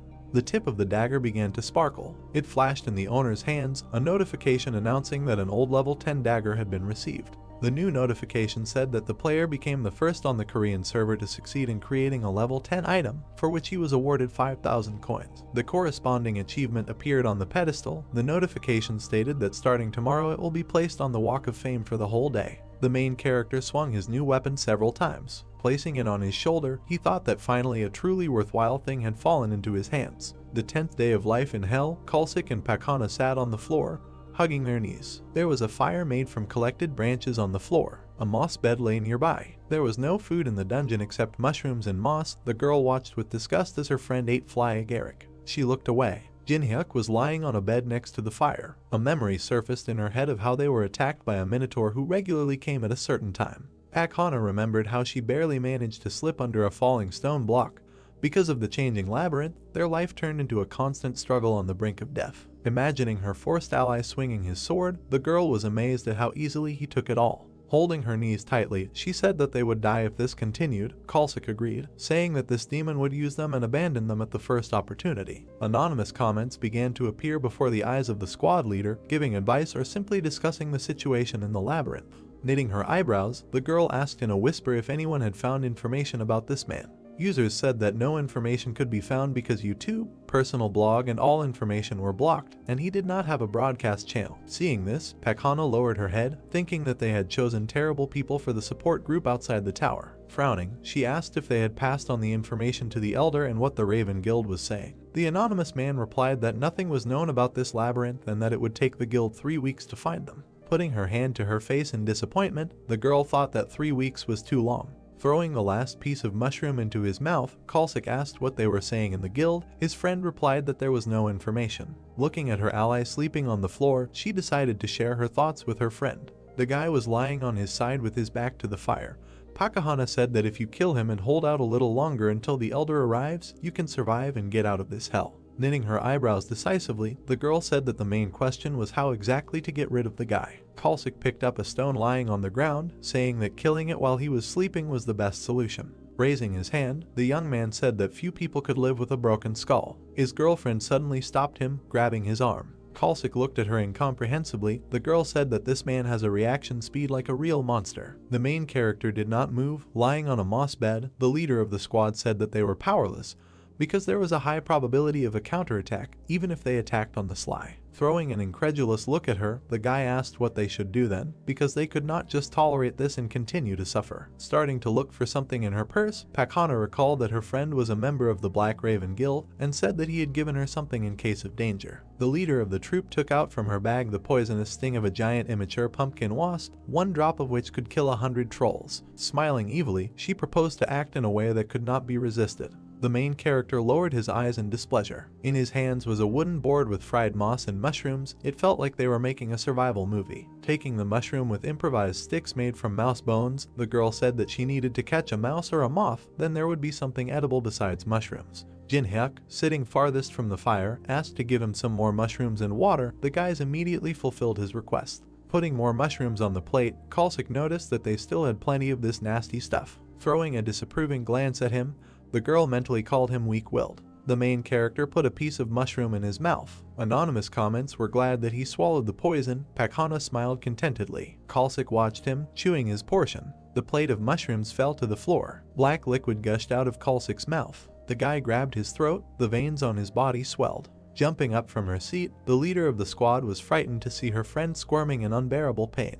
Looking at the player, the girl asked if he knew about the poison. The guy asked the counter whether they really thought that he would mindlessly accept food from their hands. Kalsik's body turned black. The player explained that he changed the plates as soon as they were distracted. Summoning the report button in front of him, the young man said that secretly broadcasting live is definitely illegal. Furrowing her brows, Pakna asked what evidence he had. The anonymous users were surprised that anyone had managed to notice this. Looking at the status window, the main character read that the live broadcast can only be turned on during a boss battle, and if cheating and illegal actions are detected, the perpetrators will be punished. The notification clarifies whether the player wants to file a statement about the discovery of illegal actions. Tears appeared in the girl's eyes. Jinhyuk said that during the broadcast you need to watch your facial expression. Smiling maliciously, he added that the disappointment on her face was too noticeable. The guy pressed the confirmation button. A notification with the inscription warning sparkled around the frightened Pakna. The notification said that the application had been successfully submitted and all anonymous names had been deleted. The girl pressed her hands to her chest. The live broadcast screen behind her began to disappear. She turned around to look at the screen. The users did not understand what was happening. One by one they were disconnected from the server until there was not a single connected viewer left. Notifications said that these people would not be able to watch the video for a month, and if they violate it again they will be deleted permanently. Seeing that the number of spectators was 0, the girl asked how this happened. A new notice announced that the player's fine had been replaced by a merciless fate. Kalsik's body melted. Pakana turned around, noticing something behind her. The Minotaur walked along the corridor, holding an axe in his hands. The next moment he came around the bend. Seeing the enemies, the monster opened its mouth and let out a battle cry. The monster rushed forward at full speed. Hiding behind the player, the girl asked if he would fight this time. Slapping him on the back, she asked him to tell him where she should hide. The young man turned around, calling her impudent because the girl had recently tried to poison him, and now she was asking for help. Holding her hands to her chest in fear, Pakana stated that he always told them what to do. A plea for help was written on her face, and a notification popped up stating that the conditions for copying the contact skill had been met. The main character gave her an arrogant look and said that he no longer needed her. A skill book materialized above his head. Knitting her eyebrows, the girl said that the guy would regret it. Putting her hand to her chest, she said that her older brother served in the Raven Guild. The thrown axe hit the ground, causing Pakana to jump back. Jinhyuk jumped into the air, ending up above the monster's head. Having fallen to the ground, the girl watched what was happening. The player asked her to carefully look at what the difference was between him and the guild. He swung the sparkling knife. Making a jerk down, the guy hit the Minotaur right in the back of the head. There was a shallow cut on the monster's head. Swinging its fist, the monster hit the wall, causing its enemy to jump back. The player landed on a stone tile, thinking that he was able to deal damage thanks to his breach skill. The powerful tug caused the rocks under his feet to crumble. Rushing forward, the guy concluded that he couldn't just kill the monster. Noticing something, he glanced to the side. The axe flew over him, forcing the player to slide along the ground. To win, it was enough to create the same situation as last time. Looking at the enemy, the young man clenched his teeth. The notification said that the first level fire element was activated. The flames rushed towards the Minotaur, who put his hands in front of him for protection. Breaking through the flames, the monster screamed furiously. Having rushed past, the main character was able to strike at the monster's legs. The Minotaur fell to one knee. The player was behind him and asked the monster not to rage so much. Grasping the knife tighter, he thought that as muscle builds, the meat becomes tougher. A satisfied smile appeared on his face. The Minotaur lowered his head, steam coming from his mouth. The moment had almost arrived for the monster to use his last card. The monster's eyes lit up. The notification announced that the Guardian of the Labyrinth had activated the 10th level frenzy. The Minotaur straightened his arms and opened his mouth. The muscles in his arms became larger. The hoof pressed through the floor, breaking it into small fragments. Its horns and axe became covered with green energy. The monster bared its fangs and growled furiously. Jinhyuk confidently held the knife in front of him. Pakana clenched her teeth in fear, wondering if it was possible to somehow defeat such an enemy. The monster's eyes lit up with red fire. His mane stood on end. The 10th level frenzy icon appeared. This skill increased strength, attack speed, and movement speed by 30%. An additional ability was an increase in intelligence, allowing you to speak human language. Opening his mouth, the Minotaur declared that he would tear the man into small pieces. Holding an axe in front of him, he added that he would trample him into dust so that he could never encroach on this place again. The knife was enveloped in a purple haze. The guy said that his mana efficiency had improved a lot compared to before. Holding his weapon out in front of him, the player smiled and called on the enemy to attack. The monster swung his axe, wanting to get even with his opponent. The young man was able to block the attack by raising his knife in time. His blade was able to deflect the blow of even such a powerful weapon. The axe slipped, crashing into the ground. The next blow was blocked by a precise swing of the knife. The Minotaur continued to attack, but all his blows were reflected. Watching the battle from the side, Pakana could not believe her eyes. Opening her mouth in surprise, she realized that her ally had stopped dodging and began to take the full power of the blows. The monster swung its axe with renewed vigor.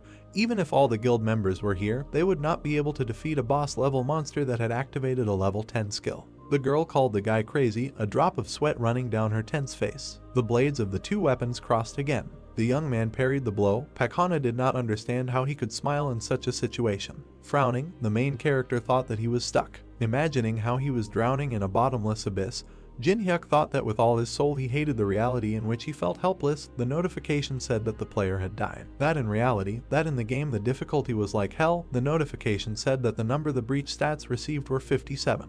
Memories of the battle flashed through his mind. The guy clenched his fist victoriously. A huge tiger burst out from behind him. This world reacted to him. Smiling, the player parried another blow, and a notification about increasing the breach stat popped up. Thanks to the knife, he managed to avoid being hit. The axe made a hole in the stone slab. The Minotaur raised one eyebrow in confusion. Stone fragments rose into the air. The young man put a knife in front of him and rushed to attack. Thanks to his lightning-fast strikes, the monster's body was covered with wounds from the knife. The main character rushed forward decisively, his knife covered in purple energy. Raising his fist, the monster declared that his opponent was only capable of tricks. Declaring that there was not even a scratch left on him, the monster aimed his fist at the enemy. A bright flash appeared in front of him. A shockwave swept across the room. The player landed on the stone floor. The monster's fist stopped right in front of his face. The notification said that the Labyrinth Guard's level 10 frenzy time had expired. Looking at the immobilized enemy, Jinhyuk stated that 5 minutes had passed. The Minotaur clenched his teeth in irritation.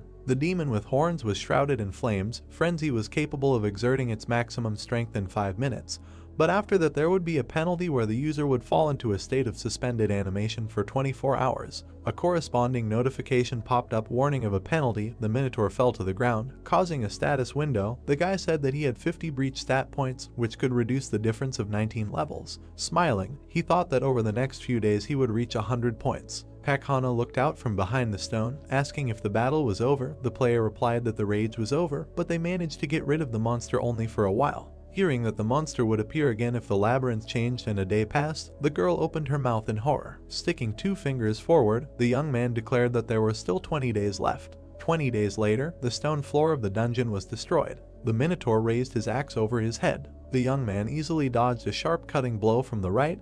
The notification reported an increase in the breach stat. Jumping up, he avoided the lower blow. A notification appeared saying that the number of breach stats received was equal to 100. Furiously opening its fanged mouth, the monster rushed to attack. The enemy's fist slammed into his chin, the Minotaur becoming weaker with each point he gained. Throwing the enemy back, the young man said that it was all because of his mood. His foot pinned the bull's horn to the floor. Towering over the defeated monster, the main character declared that the time had come for them to part. Smiling, he looked back. Looking at Pakana, Jinhuk said that he needed to decide how to deal with her. The girl, pressing her hand to her chest, asked what it meant to deal with her. Hearing that from now on the player was gathering interns into the company of old men, Pakana opened her mouth in surprise. Squinting, the guy asked if she really wasn't interested. Knitting her eyebrows, the girl shouted that she was very interested in such an offer because she had long wanted to join something like this. The player praised her for her determination. Approaching her, he asked to tell her how the girl could be useful for the company in the future. Putting her hand to her chest, Pakana replied that her personal contact ability would definitely be useful in managing the company. Thinking that he had already mastered this ability, the guy raised his eyebrows questioningly. The girl replied that she would never betray him. Taking a step forward, the young man asked what other proposals there would be. Hovering over his ally, he called her a complete disappointment. Hearing that the main character was ready to make a verdict, Pakana began to cry,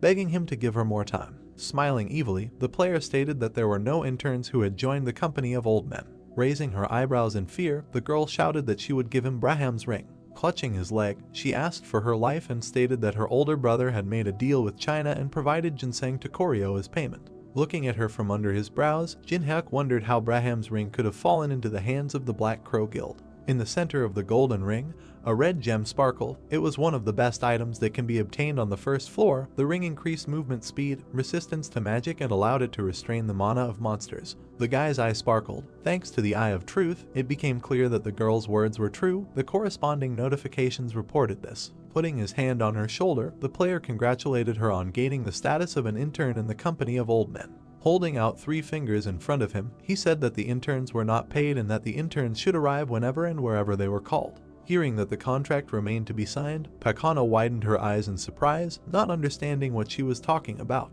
The notification announced the reading of the memories of the world, and the powers of the contact and fire element skills appeared in the guy's hands. A plus sign appeared between the skill icons. A notification indicated that the merging of 2 skills had begun. A ball of blue energy appeared in the player's hand.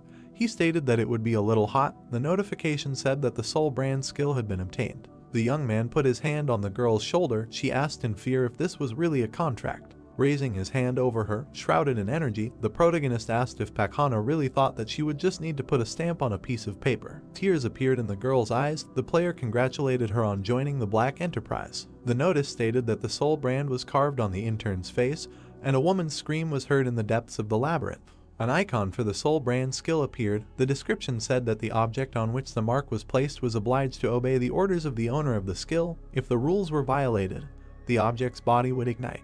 The gates of the labyrinth opened. The notice said that the first floor maze had been completed for the first time. The girl fell on the grass, rejoicing that she managed to survive. The notification said that players would be on the honor list for 1 day and would receive 5,000 coins. Looking at the notification, Pakana was surprised by such a reward for all the torment. Hearing the young man calling her, she looked back. Putting his hand in front of her, the main character ordered to give all the money. The coins flew into his status window. Now he had more than 10,000 coins, and there was most likely no player with more money yet.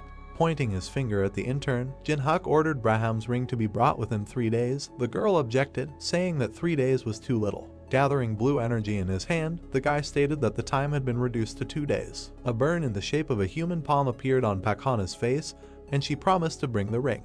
The news was broadcast on a huge screen on the roof of the building. A man in an official suit announced that in a week, the strongest guild in Korea, Tangun, plans to defeat the boss of the third floor. Emblems of different guilds appeared. The Tangun Guild was the leading guild of the country, raising its stakes in the international competition to conquer the tower. The characters walked down the street past the screen.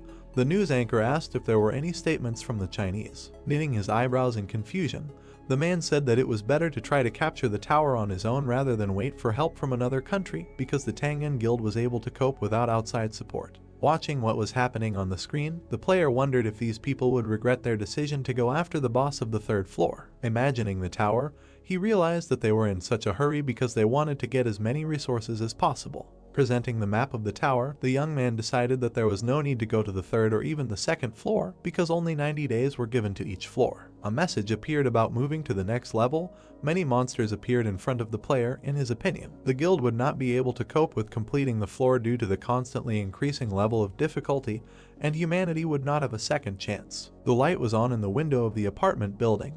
The main character decided to begin by collecting all the information about the events of the last month. There were bags of garbage in front of the front door. Holding the phone in his hands, Jin-hyuk wanted to turn to informants whose information could be trusted in order to find reliable information among the gossip. A tab called Community Challenge Towers appeared on the phone screen. The site had a user search function. The main character was sitting at a table in a cafe. A guy with blonde hair introduced himself as Teeman and said his nickname was Bald Head. His strangely dressed avatar was holding a Molotov cocktail in his hand. The girl with black hair hit her chest and introduced herself as Manhwa. Her nickname was Firefist, and her avatar was a children's inflatable ring and boxing gloves. Jin-hyuk opened his mouth in surprise, thinking that these guys with whom he played together 2 years ago were not at all similar to their characters. Imagining himself surrounded by avatars of his old friends, the guy thought that this was not how the first group should have been created. The notification announced the use of the Eye of Truth skill. Teeman smiled. All the information was displayed in his status window, including personal skills. The Machine King's ability icon appeared. This magic was quite powerful and had no serious drawbacks, so it was useful in large-scale battles. Yeonhwa took a sip from her plastic cup, her status window describing her stats and abilities. A sign of the Taekwondo Master skill appeared, which helped fight in close combat. The main character realized that the guys were hunting together because they had the same level. He smiled, thinking that they got along well before. The notification that popped up said that the player would only be able to copy abilities if they reached the 20th floor together. Pointing his hand at his ally, Teeman said that it was his turn. Distracted from his thoughts, the young man introduced himself, saying his name. Putting his hand to his mouth in embarrassment, he added that his nickname was Captain Boar, and thought to himself that he created this nickname 11 years ago. Sitting down at the table, Jin-hyuk said that he was 27 years old and that he streamed Paprika TV. Teeman's mouth opened in surprise. He was surprised that his friend was a streamer and said that he also sometimes watched Paprika. Smiling, the player replied that he had already stopped streaming. With a wave of his hand, the interlocutor said that they could relax because they had been playing together for many years. Manhwa, sitting next to him, agreed with him. The thought flashed through the guy's head that his friends were too sociable. He remembered the smiling Jongsu who wanted to use him. An image of Pak Hana with burning eyes, who was about to betray him, appeared in his head. Sitting at the table with his old comrades, the young man thought that for the first time he felt comfortable after communicating with many hypocrites. In front of the hologram of the earth there was a chessboard. From his friends the player managed to learn what happened while he was in the labyrinth, for example, how the main guilds of the world developed. He also learned about streaming trends. The man opened a window in front of him to record videos. People in robes hid their faces behind black masks. The main character learned about the appearance of a group of miners who created a certain factory and were engaged in kidnapping people. Teeman raised his eyebrows in surprise and asked if his friend had really been missing for the last month. Hearing an affirmative answer, the young man clarified whether his friend had taken the test. After scooping ice cream into a spoon, the main character asked what kind of dough we were talking about. There was a taxi and a traffic jam on the highway. Looking back from the front seat, Teeman explained that a stream of players poured into the tower when it first appeared, but from the second floor the number of deaths increased. The tower rushed high into the sky. The association set a restriction due to which only those who passed the test could climb to the second floor. Pointing to the barcode on her wrist, Manhwa added that the association issues a verification code to everyone. Remembering the face of the head of the association, Jin-hyuk thought that Sanjin was gathering people with powerful abilities under the guise of reducing the number of casualties. Smirking slyly, he decided to use the system created by the association for his own benefit. There was a screen with the earth depicted on it hanging on the skyscraper, and the taxi stopped at the entrance to the building. The symbol of the association appeared. After its creation, players who received a grade below F lost the opportunity to go to the second floor, and the dossier was stamped failed. People cheered as they stood in front of the man with the sword. Players with high scores immediately began to receive offers from the top guilds in the country, so three types of people gathered at the testing site. The first were those who desperately wanted to get the right to enter the tower. The guy clasped his hands, hoping to get a good rank. The girl bit her thumb, expecting to get at least E rank. The second were those who met players with high ranks, reporters prepared to do the interview, wondering which guild would take the A-rank player this time and wanting to do a special report. The man with the camera noticed something in front of him. The journalists opened their mouths in surprise. The third were those who wanted to show their right to enter to the whole world. Pakhana from the Black Crow Guild and her brother Hajin, a rising star of the guild, passed along the road. A man walked behind them, camera flashes shining right in his face. Gait from the guild father of wrestling sternly knitted his eyebrows. The journalist asked the cameraman not to miss a single frame. Taking off his sunglasses, the man asked where the crowd came from. Hajin looked at him and explained that many people want to get rich quickly or gain fame. Frowning with displeasure, the man said that he did not have time and asked the guy to clear the way because reporters were waiting for him. His eyes lit up. Guide said that he came here for the sake of the young guys from Black Crow, so they need to try. Raising her eyebrows tensely, Pakhana asked him not to worry and promised to do everything necessary. Hajin agreed with his sister. Security guards began to push the crowd aside to make way for the celebrities. Among the crowd stood the main character along with his friends. The guard pointed his finger at him and ordered him to get out of the way. Pointing to himself, Jinhyuk asked why he needed to move if he had his number and was waiting in line. Hajin pushed the guard away, accusing him of not doing his job well. Pointing a finger at the guy, the Black Crow Guild member said that he was making a big mistake by not moving. Hearing a voice from the crowd that said that he was opposing Hajin himself, the player realized that it was his trainee's brother, but did not even move, putting his hands in his pockets. Due to the use of the Eye of Truth skill, his eyes lit up. Hajin looked at him blankly and asked why the young man was staring at him. All the characteristics were displayed in his status window. The notification said that in order to copy his personal ability, the player needed to raise the target's interest to the maximum, and to copy one of the skills it was necessary raise hostility to the maximum. With his eyes widened, the guy realized that he could provoke the copy target to gain his skill. While Hajin was trying to prove his point, Pakhana approached them. Seeing her boss, the girl opened her mouth in fear. Her brother turned around, explaining that the man didn't want to leave. The main character grabbed him by the index finger. The next moment the finger was broken. Hajin immediately grabbed his swollen red finger, whining in pain. Jinhyuk calmly drank the water, not worrying about anything. Hajin's eyes lit up and he removed his hand, which was immediately enveloped in strong magic. All the people around were in shock. They called for everyone to run to the scene of the clash and look at what was happening. Janek, noticing something was wrong, looked at his opponent in surprise. At that same second, he grabbed the open bottle of water tighter. Hajin was already heading towards the main character when suddenly water got into his face and eyes. He threw a strong slash,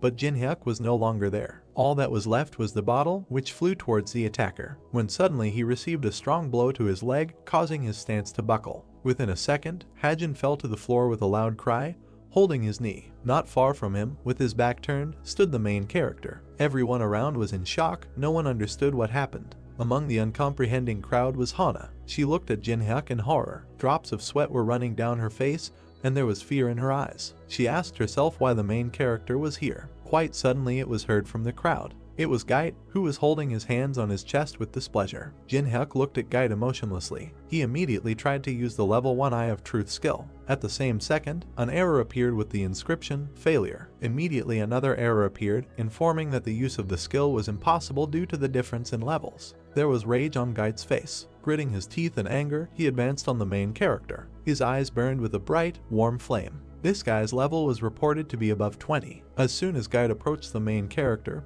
he looked up at him and said that he didn't know that Hajin had a nanny. Then Gait calmly replied that this requires an eye and an eye, but nothing. Kajin is quite a useful fellow. Immediately Jinhyuk tensed. Frowning his brows, he asked if what Hajin supplied to China was ginseng from the Goryeo dynasty. Hearing this, Gait became furious, gritting his teeth and asking how he knew. All the people and reporters around heard this and did not understand what they were talking about. With his arms outstretched, Jinhyuk nonchalantly replied, "Does it matter how he found out?" and then asked if Gait would ask the right question. A malicious smile appeared on his face, and there was a certain idea in his eyes. For example, how to get rid of side effects. Jinhyuk suggested the question. Gait said rather sharply. A message immediately appeared informing that Gait was using the 3rd level dungeon skill. Walls began to appear around Jinhyuk and the enraged Giddy. Hyun, Taemin shouted, throwing himself into the closing walls. Veins appeared on Gait's forehead with anger, and fire burned in his eyes. It exuded strong magical energy. Jinhyuk, Younghwa immediately shouted when she saw that the dungeon had closed. "Is this really a protective wall?" the main character asked in surprise, touching the impenetrable wall.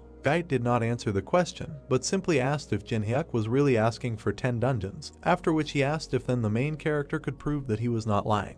Then Jinhyuk began to explain that the edible item needed to restore stamina and mana was ginseng from the Goryeo dynasty, after which he, imagining the exhausted magician, said that if you simply eat ginseng, a side effect will occur, magical poisoning. After that, he raised 3 fingers and said that the guys were probably suffering about this right now, but 3 objects could help with this. These were Carasian juice, moonstone, and most importantly, mandrake root, after which he said that he thought that the guys were now looking for the mandrake root. After thinking a little and throwing out his hand, he said that he would tell him where he was, after which he asked if Gait now believed him. Drops of sweat were running down Gait's face, and it was clear from his face that he was very excited.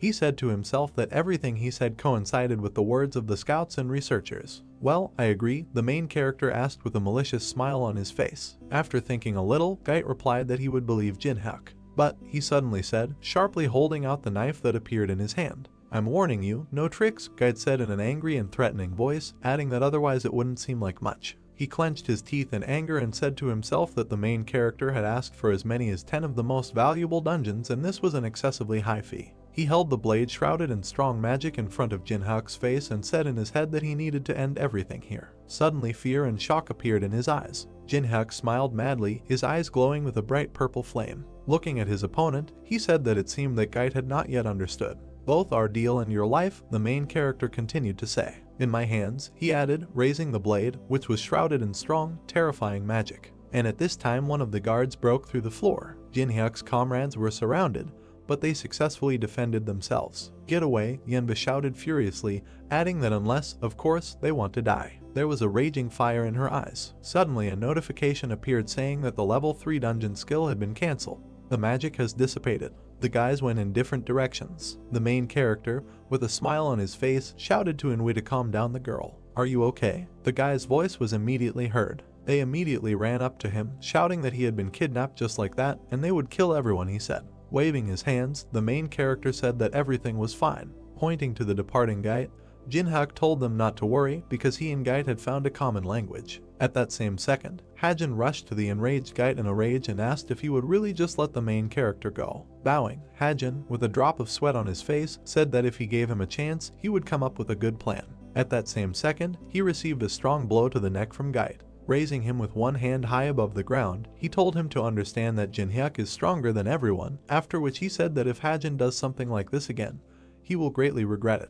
The guy was already out of breath, veins stood out on his neck, and saliva was flowing from his mouth. "I understand," Hajin said in a trembling voice and out of breath. Throwing the guy on the floor, Gait and his guys left. Hajin asked himself in horror what happened in that dungeon. A fire immediately lit up in his eyes. He was angrier than before. In his head he screamed that no one could humiliate him, which means he would kill him. It was immediately reported that by raising hostility to the maximum, you can copy one of the skills. A notification immediately appeared that the conditions were met, which means Jinhyuk copied the stealth skill. It was reported that stealth is a passive ability, difficulty in obtaining, description, breathing, and pulse can be controlled. The next message states that the copied skill is saved in the memories of the world. Jinhyuk, with a malicious and at the same time satisfied smile on his face, looked at the enraged Hajin. After that, he began to walk away while the people around him admired him. In the table rating, Hana was in first place with scores of 1,755. The main character said in surprise, folding his arms over his chest, "Did the trainee really drink mountain ginseng?" Suddenly a voice was heard inviting the next person into the office. With a blade in his hands, he entered the office and saw a crystal with a man standing next to it. He said that the test is simple, you need to hit the magic stone, objects, skills, you can use everything. The hidden power of the stone is revealed during the attack. The guy saw the blade in the hands of the main character and asked if he would really only use it. Jinhyuk immediately extended his hand with the blade in front of him and said that this would be enough. "Okay," the guy said, putting his hand to his chin and looking at something on the tablet, after which he added that the main character would start as soon as he was ready. Suddenly the guy noticed that the main character approached a stone larger than the one he was supposed to hit. He immediately turned to Jinhyuk, after which he said that the stone he approached was a mid-level stone, and pointed to the stone that was needed and told him to go to the entry-level stone. A flame flashed in the eyes of the main character. The guy was enveloped in the strong aura of the protagonist. He looked at Jinhyuk in horror and shock and said that ordinary players could not even activate a mid-level stone. The stone fell with a crash onto the floor, divided into two halves. The guy added that it was impossible to break the middle stone in half. The result of the main character immediately appeared on his tablet, showing that Jinhyuk's rank was as shocked by such results. The guy shouted that he needed to report this to his superiors. Jinhyuk suddenly said not so quickly. Taking the guy's tablet, he told him to report back in a week. Immediately the guy asked in confusion whether he was really asking to postpone the report. There was a terrifying power in Jinhyuk's eyes. He said that this was for personal reasons, and in a week the guy can report wherever he wants. But, the guy mumbled, not knowing what to say. Then the main character straightened up, took out a blade and, playing with it, said that he knew several worldly wisdoms. One of them, the law is far away, but the fist is nearby. In horror, the guy screamed that it was true. The door from the office opened. The main character, standing against the wall with his hands folded on his chest, asked Hana passing by, but they quickly overtook her. Suddenly the girl extended her hand to the main character, which contained a ring. It was Braham's ring. Difficulty of obtaining a magic resistance plus 10, movement speed plus 5%, ability suppression plus 20, description, suppresses the monster's magical abilities. Taking the ring in his hand, he turned around with a satisfied face and was about to leave. Hana immediately screamed, pointing to her face to remove the brand from her because she kept her promise. As he left, Jinhyuk waved his hand and said that he would look at her behavior. Why suddenly surprised voices were heard. These were his comrades. Teeman, with a drop of sweat on his face, asked in confusion whether the main character really had an F rank. Then Manhwa, in an equally confused voice, said that she thought that the main character would have a higher rank than them. It was day outside. The sun was shining. The voices of the protagonist's company were heard from the huge building. Jinhyuk replied that this was just a temporary result, after which he said that he needed to take a repeat test in a week. They left the building. A taxi immediately pulled up to the guys. Manhwa, walking to the car, said that the second test was in the dungeon, after which she asked the main character how it would pass. Jinhyuk, getting into the car, said that he needed information, after which he added that there was no need to worry about him because he would write later, and let the guys go to the tower. After sitting in the car and buckling down, the main character folded his arms across his chest and said to himself that the first test determines the rank based on magical power, and the one who passes this test moves on to the second. He introduced the huge monsters and orcs located in the dungeon, after which he said that the task was simple. He needed to go through one of the dungeons of the tower. There were no restrictions on difficulty. You could choose any opponents, even goblins or orcs. At the same moment, he imagined a completely different place. In the hall that he presented, a beautiful girl with beautiful wings was sitting. Jinhyuk said that the place where he would go is the ancient ruins on the first floor, after which he added that neither in the 11 years that they played the tower, nor now that it appeared in reality, no one was able to pass this forbidden zone. When was the last time I was here? He asked himself, finding himself in a new dungeon. He had a satisfied smile on his face and a huge backpack behind his back. They came to the abodes of the fallen, when suddenly his thoughts were interrupted by a can of soda hitting him in the head. They immediately shouted at him to tell Jinhyuk to drag his suitcases. Mountain ruins, first floor of the Tower of Challenges. Warkug was very beautiful. Waterfalls flowed and rocks flew in the air. In his head, Jinhyuk said that with an F rank, he couldn't go there alone because the guild guarding these ruins wouldn't let him through. They marched forward in a huge expedition. He added that the best option was to go as a porter. Suddenly, one of the team turned to Jinhyuk and asked how he got here. The main character looked coldly at the questioner. He smiled and said that he needed a lot of money to survive. To this, the stranger smiled back and said that everyone needs money. Suddenly, he showed a picture of his family on his phone and said that he was here to feed his wife and children. Jinhyuk's face changed at that very second. He immediately realized that this man was one of the suicide players. They moved further and further. The traveler said that both of them with rank F should be extremely careful. Where they point, that's where we go, because the equipment doesn't work inside and the ambulance won't come. Don't worry, the main character said with a confident and warm smile on his face, after which he added that those who are here will at least return home unharmed. Yes, the stranger asked, a little confused, turning to the main character. Cold sweat broke out on his face. The sky was blue. The sun illuminated the mountains and the earth. The stranger suddenly laughed and thanked Jinhyuk for his kind words, after which he praised him for being braver than the others. It was reported that the quest for the raid group was beginning. A scroll appeared indicating a raid. It was reported that this is a raid on the capture of ruins, Difficulty S, conditions, kill the boss of the location, free the prince who is deep in the ruins, reward, relic of your choice. We are there, it was heard from up front. Then everyone threw their huge backpacks onto the ground. The leader's voice said that everyone was doing well, so now they can rest while they wait for the raid group. Jinhyuk put down his backpack and looked at the huge temple in front of them. The golden chest was a special reward. The notification that appeared announced a special reward for the first conqueror of the tower. Special, the main character asked himself in surprise, looking at the notification that appeared in front of his face. Is it really only me who can see this? He asked himself. The next notice was about receiving the award. The hero now has stats for plus 10 points of luck and plus 10 points of adaptability. The next message said that the luck and adaptability stats had been increased by 10. Frozen was also obtained. The lock under the frozen emblem was opened. It has been reported that Cold Heart is the ability to remain calm even in a critical situation, but may have trouble showing emotions. It was also reported that the passive skill Monopolization was obtained. The lock under the Monopolization emblem was opened. It was reported that if Jinhyuk completed the quest alone, the reward for completing it would be the highest possible. This, the main character said in confusion. Suddenly a crazy smile appeared on his face, and madness was also visible in his eyes. He asked himself how cool this was. He put his hand to his mouth and thought. Jinhyuk presented several chests behind him with various rewards. He said to himself that even though there were an incredible number of awards in the tower, to receive at least one was great luck. With such passiveness, I don't even need luck, he joyfully said to himself. While he was thinking, a bright light suddenly shone in the center of the temple. It illuminated everything around. After a few seconds, barely visible figures appeared in it.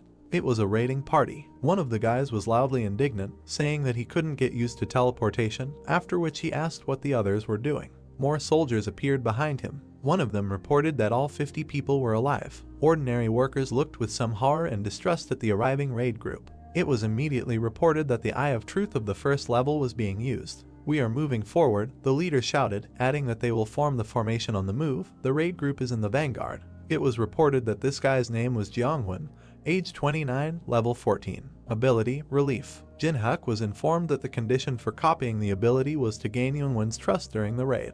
The main character's eyes exuded strong magical power. Damn, he said, biting his lip in worry. He looked at Jeonghwan, who was gathering a squad, and then said that gaining trust would be difficult. Wait a minute, he suddenly said. His eyes showed that he had something in mind. Jeonghwan didn't even realize that the main character was watching him so closely. In his head, Jinhyuk was asking himself if the guild leader of the top 10 was only at such a low level. He stood with his arms crossed and watched, saying in his head that he would not be noticed. Destroyed temple. There was devastation everywhere, nothing was whole. The roots of the trees have already sprouted everywhere. A mage from the squad, stopping in front of pitch darkness, turned to everyone and told everyone to follow her, because if someone gets lost, no one will save him. It was reported that the lamp skill of the first level is activated. The staff in the woman's hand glowed bright red. Strong magic was released from the staff, lighting up part of the corridor. The corpses and bones of other raiders and monsters appeared in it. Ordinary workers, going inside, were very frightened. Looking around, they asked if these were ruins. The guys walked past monsters that had long been killed by the raid group. Well, there was a massacre here, said a passing worker. They walked further and further. Looking around, they said that the atmosphere here was very scary. Suddenly Jeonghwan and his troops discovered what they had come for, after which he called all the workers to come to them. There was no positive emotion on Jinhyuk's face. He looked at the squad leader with contempt. It's strange, the main character said in his head, asking afterwards if there really were any losses, although they endured so many monsters. Remembering how Jeonghwan had just recently shouted about formation on the move, he said that guy's strategy seemed rather strange. Suddenly, the main character's thoughts were interrupted by a strong blow on the shoulder from another porter, who angrily told Jinhyuk to go and distribute water. Then the main character remembered that he was just a porter. He smiled evilly, and veins stood out on his face. The man who hit him on the shoulder pointed his finger in the other direction, saying that here they could handle it themselves, telling the main character to help the foreigners. Foreigners, the main character asked himself in surprise in his head, looking at the guys in gold-colored armor, when suddenly he saw a strange sign on the shoulder of one of them. After thinking a little, he remembered that these were warriors of the Sion Guild. Suddenly he saw one of the soldiers in white robes and armor, which was unlike the others. Jinhyuk smiled mockingly, saying in his head that they were such fragile creatures, and then asked himself if it was worth making friends with someone. After a while, he handed over a mug of cold water. The knight in white robes looked at the main character in surprise. Jinhyuk said that the knight did a good job. The warrior thanked him. It was reported that level 1 communication was being activated. Jin-hyuk smiled contentedly when he learned about this. It was immediately reported that there was little interest in him. Suddenly the knight began to take off his helmet. Taking it off completely, it was a beautiful girl with brown hair. What Jin-hyuk saw shocked him. He understood everything immediately. She was the youngest daughter of the Laurentia family of aristocrats from Europe. She is a versatile player associated with divine power, with offensive, defensive, and healing skills. The girl looked incredibly heroic. She held the sword confidently in her hands. Jin-hyuk continued talking in his head. She, the hero who saved Amsterdam from chaos, is one of the most famous players in Europe. She is the Saint of Amsterdam, Teresa de Laurentia. Looking at how Teresa greedily drank all the water from the glass, he said in his head that it was now clear why there were no losses, adding that Teresa showed herself best in battles with the undead and other evil spirits. But, he suddenly said, after which his eyes glowed with a bright flame. He added that many want to go higher, and Teresa is here, although there is now a raid on the boss of the 3rd floor. It was reported that the level 1 Eye of Truth was being used. The girl, holding an empty mug in her hand, blushed because she was refreshed. Suddenly an error appeared saying that using the skill was impossible due to the difference in levels. Is she really higher than the 20th level? The main character asked himself in surprise. Suddenly, another message appeared on top of the error, informing that the luck and adaptability stats compensated for the difference in levels. The Eye of Truth of the 2nd level was immediately used. Cool, Jin-hyuk shouted joyfully in his head. It was reported that the main character can view the status of the target. Looking at the system screen in front of him, he said with a satisfied smile on his face that now he could appreciate everything. After looking at the girl's stats, he saw that her age was 22, level 29, and her special ability was the protection of heaven. Teresa was incredibly beautiful. There was no anger or greed in her blue eyes, only love and kindness. The conditions for copying were that Teresa is one of the top 100 players in the world, and if the main character rescues her from a dangerous situation, he will be able to copy one of the abilities or skills. Well, numbers, Jin-hyuk said in shock, looking at her characteristics on the system screen, after which he added that now it's clear why everyone admires Teresa. Suddenly, at one of the points, he noticed a quest to choose a profession. It was then that he understood why the girl went to these ruins. At that same second, Teresa, with a wide and kind smile on her face, handed the empty mug to the main character and, thanking him, said that she had quenched her thirst. Taking the empty mug, Jin-hyuk smiled kindly and said to himself that it was he who needed to thank her. Ability, which is highly valued by warriors, Jin-hyuk continued to say to himself. He understood that now he had a chance to receive the patronage of heaven.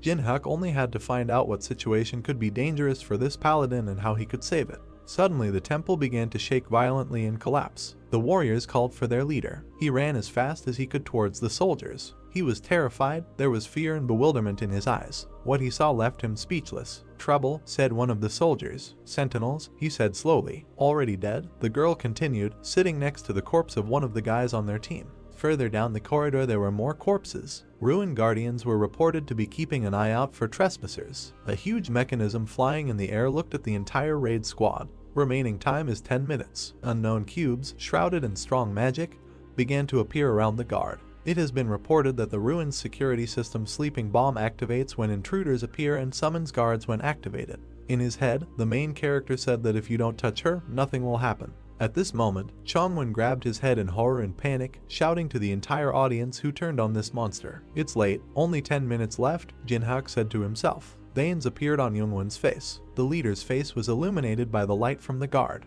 There was fear and the reflection of a monster in his eyes. In his head, Jeongwon said that fighting the guards with their strength would be suicide, adding that at least half, even more, would die. After that, he began to wonder what if they evacuated the civilians in 10 minutes. It's impossible, Jeongwon suddenly thought. This word seemed to be endowed with magic that forbade him to make the right decision. There was madness in the leader's head. He screamed to himself that he couldn't stop even before he started, adding that he worked so hard to become the head of the guild, so he couldn't stop now. We continue the raid, Chongwon said firmly. The terrified soldiers ran up to the commander, saying that they had not even gone halfway, so the guards would attack from all sides. Drops of cold sweat ran down Youngwon's face. Gritting his teeth, he ordered the soldiers to shut up and follow him, adding that he would take responsibility for everything.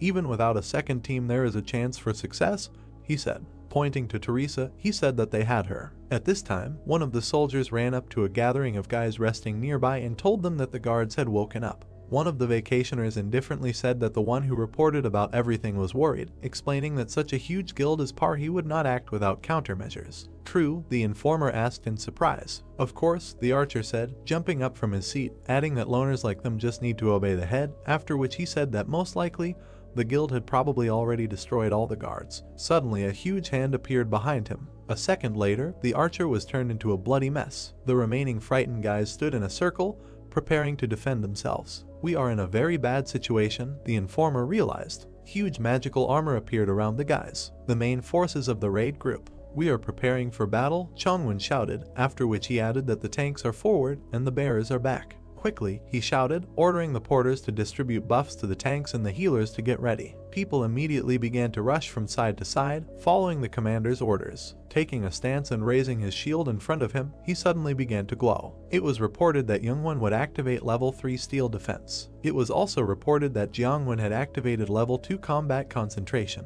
Tanks began to gather next to him, on which buffs began to take effect. The mage behind them took off, a magic circle appeared below her, and the staff she raised above her began to glow. It was reported that this girl had activated the second level angel song. The stats of all warriors have increased. They're getting closer, Youngwon shouted, ordering everyone to stay in formation. At that same second, huge armor jumped onto the line. A blow from a huge axe struck the commander's shield. He was able to contain it. Then the guard stood up. Leader, it was suddenly heard from far away. It was those three guys resting to the side. They were very exhausted defending themselves from the guards. The informer shouted, asking for reinforcements because they could no longer cope. The mage girl pointed at the guys, saying that they needed to help the solo players. At that same second, Youngwon ordered the girl to shut up and concentrate on the battle. The commander understood that in any case there would be casualties. Beads of sweat ran down his face. There was rage in his eyes, and his teeth were clenched from tension. In his head he was screaming that there was no time to think about solo players. The solo players were very scared.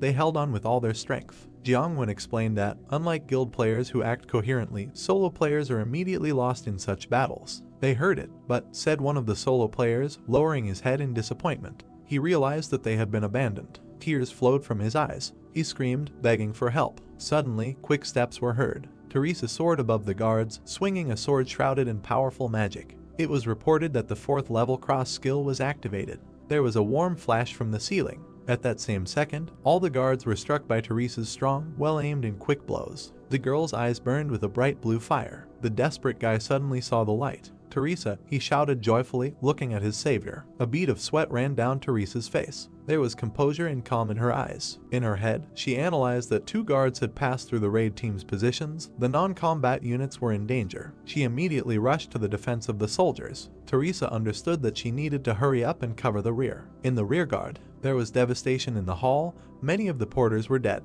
One of the workers was sitting on the floor, saying that they were in trouble. Blood was pouring from his mouth. One of the guards swung a huge axe at him. Suddenly, cuts ran down the guard's arms and legs. "What are you talking about, uncle?" The voice of the main character was heard. At that same second, the guard fell apart into many pieces, out of action. In front of the man, who was already ready to die, stood Jin-hyuk, who, with a smile on his face and a blade in his hand, said that he had already said that he would return home alive. Jin-hyuk, from behind, a man suddenly shouted. A huge hand of a guard was flying towards the main character from behind. Jin-hyuk avoided her without an iota of fear. It was reported that the level 1 fire element was being activated. At that same second, the protagonist's hand caught fire. He smiled madly and shouted, "What else?" Throwing his hand forward, a strong stream of fire was released from it, which was directed towards the hand. All that was left of her was fragments, although the fingers on her hand were twitching.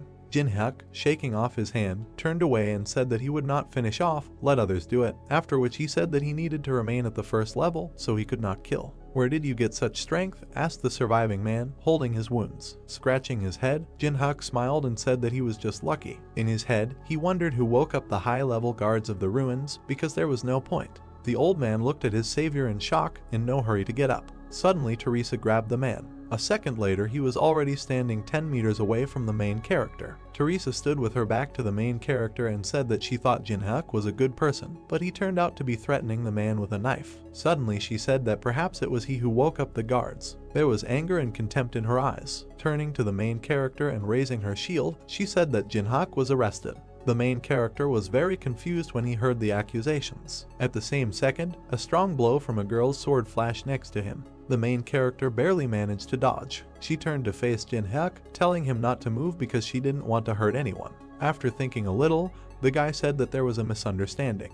The girl again struck a strong blow, but missed. She shouted that she would listen to him later. In his head, the main character said that it seemed that Teresa was too angry and was not listening to him at all. He understood that he no longer had a choice. Teresa swung her shield at the protagonist again, wanting to deal a strong blow. She threw a strong punch, but missed again, so Jin-hyuk pushed with force. Teresa flew into the floor with enormous force, breaking a crater. There were stones on her face. She lay exhausted in the hole, holding back the pain. Jin-hyuk put a blade to the girl's face, saying that he would not be a guard. Teresa looked in horror at the main character, whose eyes glowed with a bright blue light, and there was calmness and composure on his face. Jin-hyuk said that if he had to, he would kill with his own hands. Mrs. Teresa, Mr. Jin-hyuk, the rescued man suddenly started screaming. With his arms outstretched, he ran up to the enemies and shouted that Jin-hyuk had saved him. Hearing this, Teresa was speechless. After a while, the man left, and non-stop apologies were heard in the hall. The girl bowed to the main character, apologizing.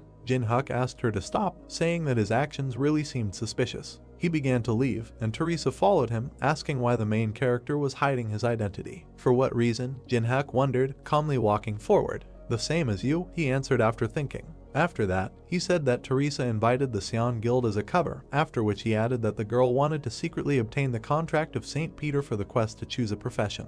After thinking a little, he admitted that he also needed one item, the receipt of which no one should know. Teresa was shocked by what she just heard. Drops of cold sweat ran down her face. She asked herself in her head how the main character knew about everything. Jin-hyuk smiled and said that he knows all the strategies for passing these ruins, so Teresa will help him with her skills, and the items they need are in one place. Turning to the girl, he asked with warmth in his voice if she would join forces with him. Teresa looked at the main character in confusion, wondering what to answer. The guards were defeated. In the crowd of vacationers, the commander shouted, saying that it was impossible. Throwing his arms forward, he furiously shouted that they should move forward in coordination, and then asked if they really wanted to go alone. Teresa, standing in front of him with her hand to her chest, explained that according to their map there were only 20 kilometers left. The strategy was known to everyone. Nothing would change if it didn't exist, after which she said that, in addition, according to the agreement before the battle with Boss, all squad leaders have the same rights. Hearing this, Youngwon broke out in a cold sweat and didn't know what to answer. Teresa stood silently opposite him, waiting for an answer. Exhaling heavily, he hit himself on the forehead and allowed the girl to separate from the group, after which he said that she should return before they reached the boss's room. Joyful Teresa, clasping her hands, said that she would join them before the battle began. Remembering something, she asked to take one porter with her. Then Youngwon began to walk away, waving the girl away, telling her to do whatever she wanted. Hearing this, happiness and joy appeared in Teresa's eyes. "This is a one-way ticket," the voice of the workers was heard. The porters stood in a huge crowd, praying that they would not be chosen to march with Teresa. Suddenly the main character raised his hand. Coming out of the crowd, he said with a serious face that he was ready to go. Immediately all the workers threw themselves on his shoulders, begging the guy not to follow the lead of youth and to stay with everyone. In his head, Jin-hyuk said that no matter what he said, the workers still wouldn't understand. "Uncle," he said suddenly. The main character stopped. A strong, terrifying aura emanated from him. In his head, he asked if it had ever happened to him that when he was young, he was struck by an idea. The porters immediately released the guy, not understanding what he was talking about. At that very second, Jin-hyuk turned to the workers and, clutching his heart, shouted that love was burning inside him now, even if he lost his life because of his weakness. Hearing this, everyone present was shocked. Jin-hyuk and Teresa started to leave. The porters looked at the guy, saying that he was such a romantic. Exhaling heavily, the main character said that he was tired. Next to him walked Teresa, looking at the main character. After a while they came out into a hall full of monsters. They walked to the edge of the platform and looked down. Teresa pointed to the crypt, surrounded by a magical barrier, and said that the Treaty of St. Peter was in that sarcophagus. "Yes, I noticed that too," Jin-hyuk answered immediately. Looking at the girl, he calmly asked her if she understood that she needed to remove the protection. "Yes, I know," she answered immediately. Suddenly a warning flashed in front of them. Teresa looked in shock at the system window in front of her, in which it was written that the master of the abode of the fallen was watching them. Reading the same thing on his screen, Jin-hyuk was calm. Rubbing his chin, in his head he said that this was definitely about the boss, after which he thoughtfully said that the boss had never been interested in the players, and now he decided to show himself. Drops of cold sweat appeared on the girl's face. Pointing to the warning, she stammered and asked if the main character saw the same thing, after which she said that it was definitely from the boss, but what did these words mean? Did he really see us as enemies? Teresa asked in confusion and fear, to which Jinhyuk immediately replied that this was not so. Pointing his finger at himself, he said that the boss was a sign of him. The girl looked at her friend in shock and asked herself in her head where such confidence came from. Turning to Jinhyuk, Teresa decided to ask if he really knew the way through. Putting his hands in his pockets, the main character replied that he had known him for a long time. Then, the girl said slowly and shyly. Jinhyuk was unhappy waiting for his companion's question. Then what should I do? She asked, putting her hand to her chest. There was fear in her eyes, but she was still ready to do anything. There were many dangerous monsters walking below, protecting the grave. Suddenly, Teresa jumped from the balcony. She landed among the monsters. The monsters immediately paid attention to her. Teresa was reported to be activating a level 5 battle song. For 10 minutes, all stats increased threefold. There was a powerful and terrifying aura around the girl. Her eyes glowed with a bright blue light. She was ready for a fight. What happened a few minutes ago was that the main character said with a smile on his face that her task was simple, saying that Teresa must attract the attention of the undead. The monsters quickly rushed towards Teresa, who was already preparing to defend herself. She recalled the words of the main character, who said that if the girl released her divine energy. Raising her hand with the sword, Teresa began to gather all her strength. Then all the attention will be only on you, the main character said in her memoirs. Suddenly she opened her eyes. They were filled with enormous power. The sword in her hands was shrouded in a strong aura. It was reported that the power of a level 5 saint was being activated. A few seconds later, a huge light was heard, illuminating everything around. Its source was Teresa herself. At that same second, all the monsters rushed at the girl. A glowing blade immediately appeared in front of the face of one of the monsters. She immediately cut it down and started working on the others. She handled everyone without much effort. An endless crowd of monsters ran towards Teresa, ready to kill everyone. Immediately, the main character's foot stepped on the head of one of the monsters. Jinhyuk jumped from head to head, realizing that all the undead were now directed at Teresa. He jumped further and further, moving towards the sarcophagus. In his head, he said that thanks to the control from his companion, he would not enter and increase his level. Suddenly, he felt incredibly strong and ominous magic. The huge sarcophagus exploded at that very second. A huge skeleton emerged from it, shrouded in strong and terrifying magic. It was reported that elite undead had appeared and special dead had risen. The floor was on fire, and the main character was covered with debris. A few seconds later, Jinhyuk stood up from the rubble. There was a satisfied smile on his face. In his head he said happily the mini-boss had finally appeared. At that same second, a huge guard sword appeared from behind a column of smoke. Noticing him in time, the main character deftly dodged without receiving damage. As he dodged the sword, he said in his head that Durahan shouldn't have been here or the conditions had changed because of Teresa. He immediately began to run away from the guards who surrounded him. A few seconds later, he jumped on the guard, starting to attack him, and at this time the lick used strong magic, destroying everything around him. The main character understood that it would be easy to deal with him. Then he added that you need to be careful with flying monsters. At that same second, the lick raised the staff in his hand above himself and began to accumulate enormous power in the weapon.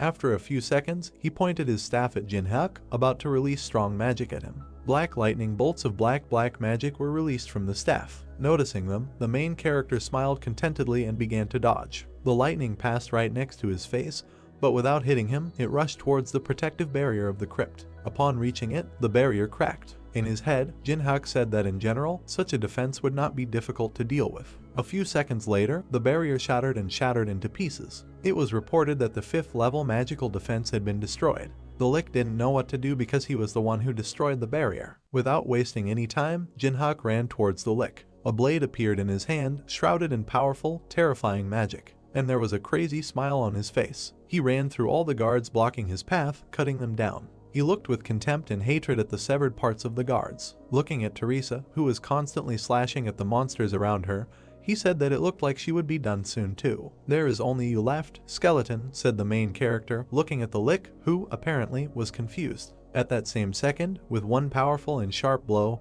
he was cut into 2 parts. Surprised, Jinhyuk looked at what happened to the lick. "I finally found you," came the stranger's voice. A foot stepped on the monster's crushed skull. At that very second he was crushed with force. The one who reads all the movements of monsters like an open book was suddenly said by a stranger. It was a small guy with a sword in his hand. He said that he was sure that the main character would come here. "Long time no see," he said, extending his hand with the blade towards Jinhyuk. This guy's eyes glowed bright blue. "You," the main character answered in confusion, looking at the guy. Not recognizing the stranger, Jinhyuk shouted, asking who he was, to which the guy with the sword replied that the main character should remember him. When suddenly veins appeared on his face from anger, he angrily asked if he really didn't recognize him. "You don't recognize me?" the stranger shouted again, pointing his sword at the main character. The Eye of Truth has been reported to be used. Lightning oozed from the main character. It has been reported that stat effects compensate for the difference in levels. The player's status opens. The guy did not lower his sword, aimed at the main character. This guy's name was Yusung, age 28, level 29, ability Sword Song. It was reported that the copying conditions are such that Yusung believes that he is the best swordsman, so Jinhyuk needs to defeat him in a sword fight, breaking the guy's self-confidence. Looking at Yusung's sword, he recognized that the iron sword was from the Qianlong dynasty, when suddenly he remembered that this was the same item that had disappeared from the museum. He imagined Yusung stealing that sword and then said in his head, what if it was that guy? Afterwards, he remembered the times when Challenge Tower was a virtual game. That's when Yusung lost to him. It was after this defeat. The next moment when Yusung came to him was on a completely different floor where Jinhyuk defeated the next boss. Wherever he was, the main character said, Yusung challenged him again and again. This warrior is eager to fight. Pointing his finger at Yusung, the main character recognized him as that same stalker. The guy himself was very angry. Gritting his teeth, he angrily said that Jinhyuk didn't recognize him because the game became a reality, after which he asked if the main character really underestimated him that much. Putting his hand to his face, Jinhyuk tiredly asked if it was Yusung again, adding that he constantly challenges him to fight just to play. This time it will be different, Yusung said, holding the sword in front of him. He was very angry and said that they are both at the very beginning of their journey, so Jinhyuk has no advantage now. The main character turned away and coldly said, what if Yusung wants to fight, then he won't stop him, when he suddenly asked if he could handle it. At this time, his partner ran up to him from behind. Pointing his finger at her, Jinhyuk said that she wouldn't just stand by and watch. Teresa ran at all speeds to her comrade. Exhaling angrily, with hatred in his eyes, Yusung said that his opponent had an interesting partner, when suddenly he shouted that he would not allow anyone to interfere with them. Suddenly it was reported that Yusung was using the level 5 battlefield selection skill. Yusung's blade was shrouded in strong magical power. The guy pointed his blade at the floor. Hitting the floor with force, a huge blast wave was heard. The main character stood next to a broken grave with things. In the very corner there was a small glow, from which strong magic emanated. The space began to change. Teresa called out to her comrade, who was reaching into the grave for light. Jinhyuk took out a small ball from the sarcophagus. With a satisfied smile on his face, he looked at Teresa and said that they would meet again. Within a second, he and Yusung disappeared. They both found themselves in some kind of space. Raising his blade and taking a stance, Yusung shouted that now nothing would hinder them anymore, after which he challenged the main character to a fight. It was reported that Yusung would activate the 5th level duel. All of Yusung's stats increased by 10%. The main character just stood there, waiting for the fight to start. It was reported that all of his stats were reduced by 10%. Yusung advanced towards Jinhyuk. The main character himself looked at the approaching opponent and said to himself that Yusung's special skills, choosing the battlefield and the duel, had significantly weakened him. That is why the situation has become extremely unfavorable. It has also been reported that special conditions for the synthesis skill are activated. In the message that appeared, it was written that when the situation for copying is unfavorable, the conditions are adjusted in accordance with the changing situation. Copying conditions can be met after obtaining the skill. Stretching his hand out in front of him, he pointed his finger at his opponent. The main character was shrouded in strong magic. Suddenly he said that he was copying Yusung's unique ability. It has been reported that the unique ability Sword Song is being copied.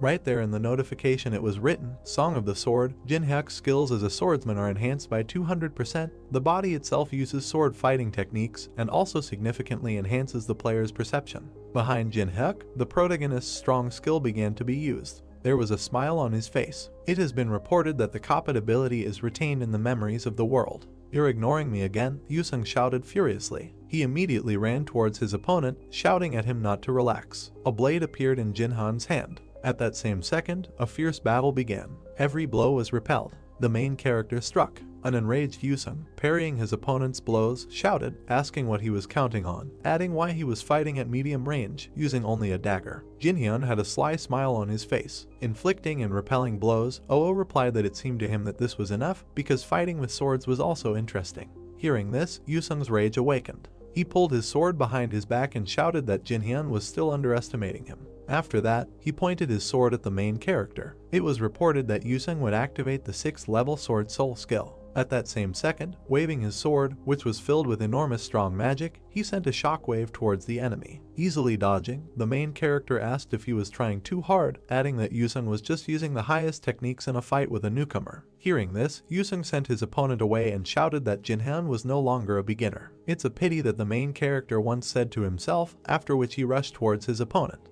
He understood that if the enemy continued to parry the attacks, the dagger would come to an end. "So it's time," he said. After these words, he took out the sphere that he had previously taken from the grave. For a skill that can withstand a sword, he added to the previous sentence. Immediately after this, he placed the ball on the blade of his blade. After that, he said that he was combining the sword song and the demon soul. Suddenly the ball disappeared, being absorbed into the blade. Synthesis was reported to be taking place. In the next window that appeared, it was written that the ability sword song and the item demon soul were combined. The light that appeared from the synthesis blinded everything around. Because of this, Yusung had to close his eyes. There was a fire in the eyes of the main character. The notification that appeared stated that Jinhan had received the unique ability Sword Graveyard. In the window that appeared, a description of the skill was written. All the owner's skills are enhanced by 500%, the body uses only the most effective sword techniques, perception is at maximum, one of the abilities required to obtain the title Demonic Swordsman.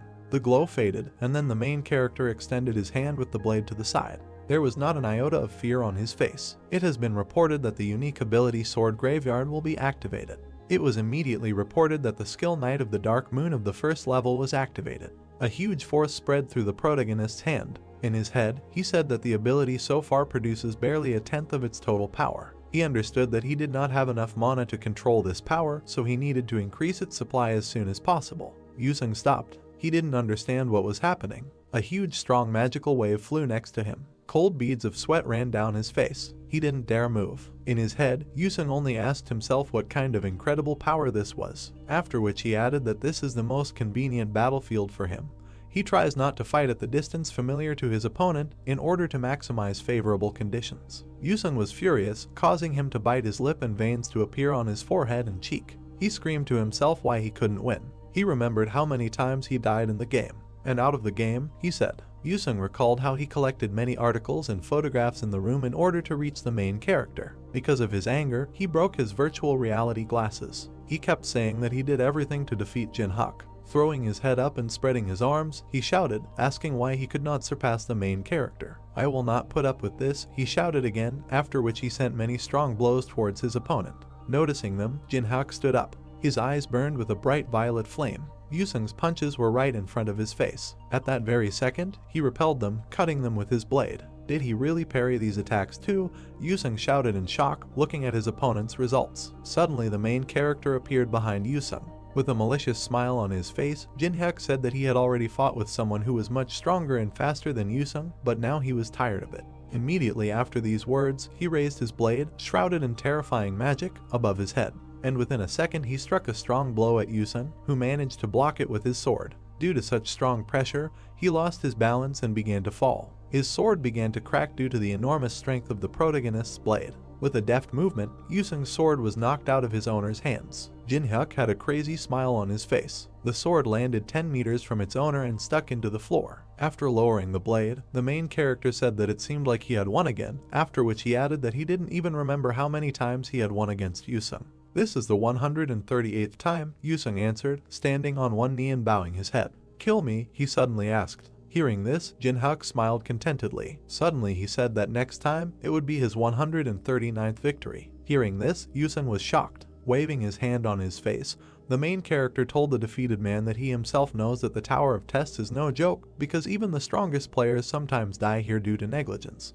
"But we need strong players," he added. After that, he extended his hand to Yusung and said that people as persistent as him are needed even more. Hearing this, the guy looked at the outstretched hand. A strong player, he asked himself. In his head, Jinhyuk said that he needed to wait 60 days to copy the player's abilities again.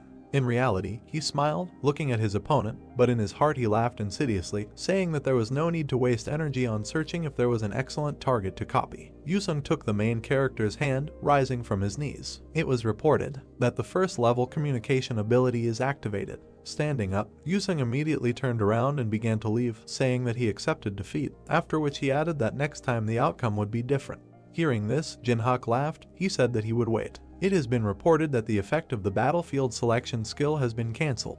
The space began to break down. Before everything finally breaks down, Yusung said that he still doesn't know the main character's name. "Why do you need to know my name?" Jin-hyuk immediately asked. Pulling the sword out of the stone, he said that then he would call the main character as before. As before, the main character asked himself in surprise. Suddenly he understood. Beads of sweat appeared on his face. Throwing the sword over his shoulder, Yusung turned around and called the main character by his in-game name. Not only he heard this, but also Teresa, who was a little confused by this. A scream was heard in the dark room. Someone called out to Jiangwen. There was a system screen hanging in front of the hooded guy. He looked at the leader and asked if they hadn't killed all the monsters. Chongwen asked what he was talking about. The guy pointed his finger at the screen and said that the scanning artifact had lodged something, although there shouldn't have been anything left there. The red dot moved quickly. Youngwon realized that someone was moving in their direction. The squad members looked fearfully at something ahead. A monster in armor approached them.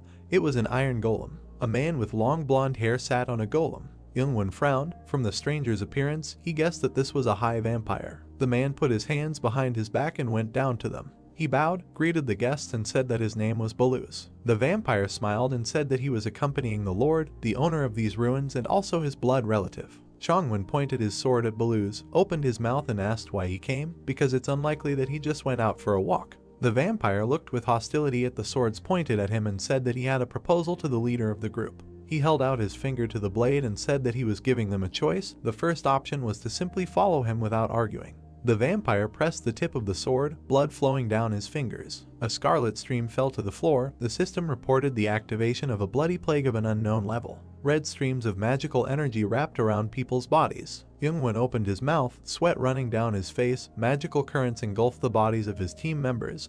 They screamed, not understanding what was happening to their bodies. A dark human silhouette was inside a red cocoon. The guy opened his mouth and looked to the side in fear. Baluz raised his hand, smiled, and said that if the leader chooses the second option, then only half of the squad will go with him, and he will eat the rest. Magic sparks illuminated the stone object. Kneeling down, Teresa cast a spell. Jin-hyuk sat next to her. The system reported that the power of a level 5 saint was being used. The girl closed her eyes. The crystal hovered in front of her. The blue stone was decorated with silver patterns. The system window said that this is an icy tear, which, when absorbed, enhances magic, but if purification is not applied, it can seriously harm the player. The system reported this. That mana is increased by 12. The main character looked at his palms. He could not believe that he was able to get an icy tear, which is usually difficult to get, along with the Demon Soul Stone, and thanks to the holy power, Teresa had already received 12 stats. He gave the girl a thumbs up when she asked if everything worked out and said he was happy with the result.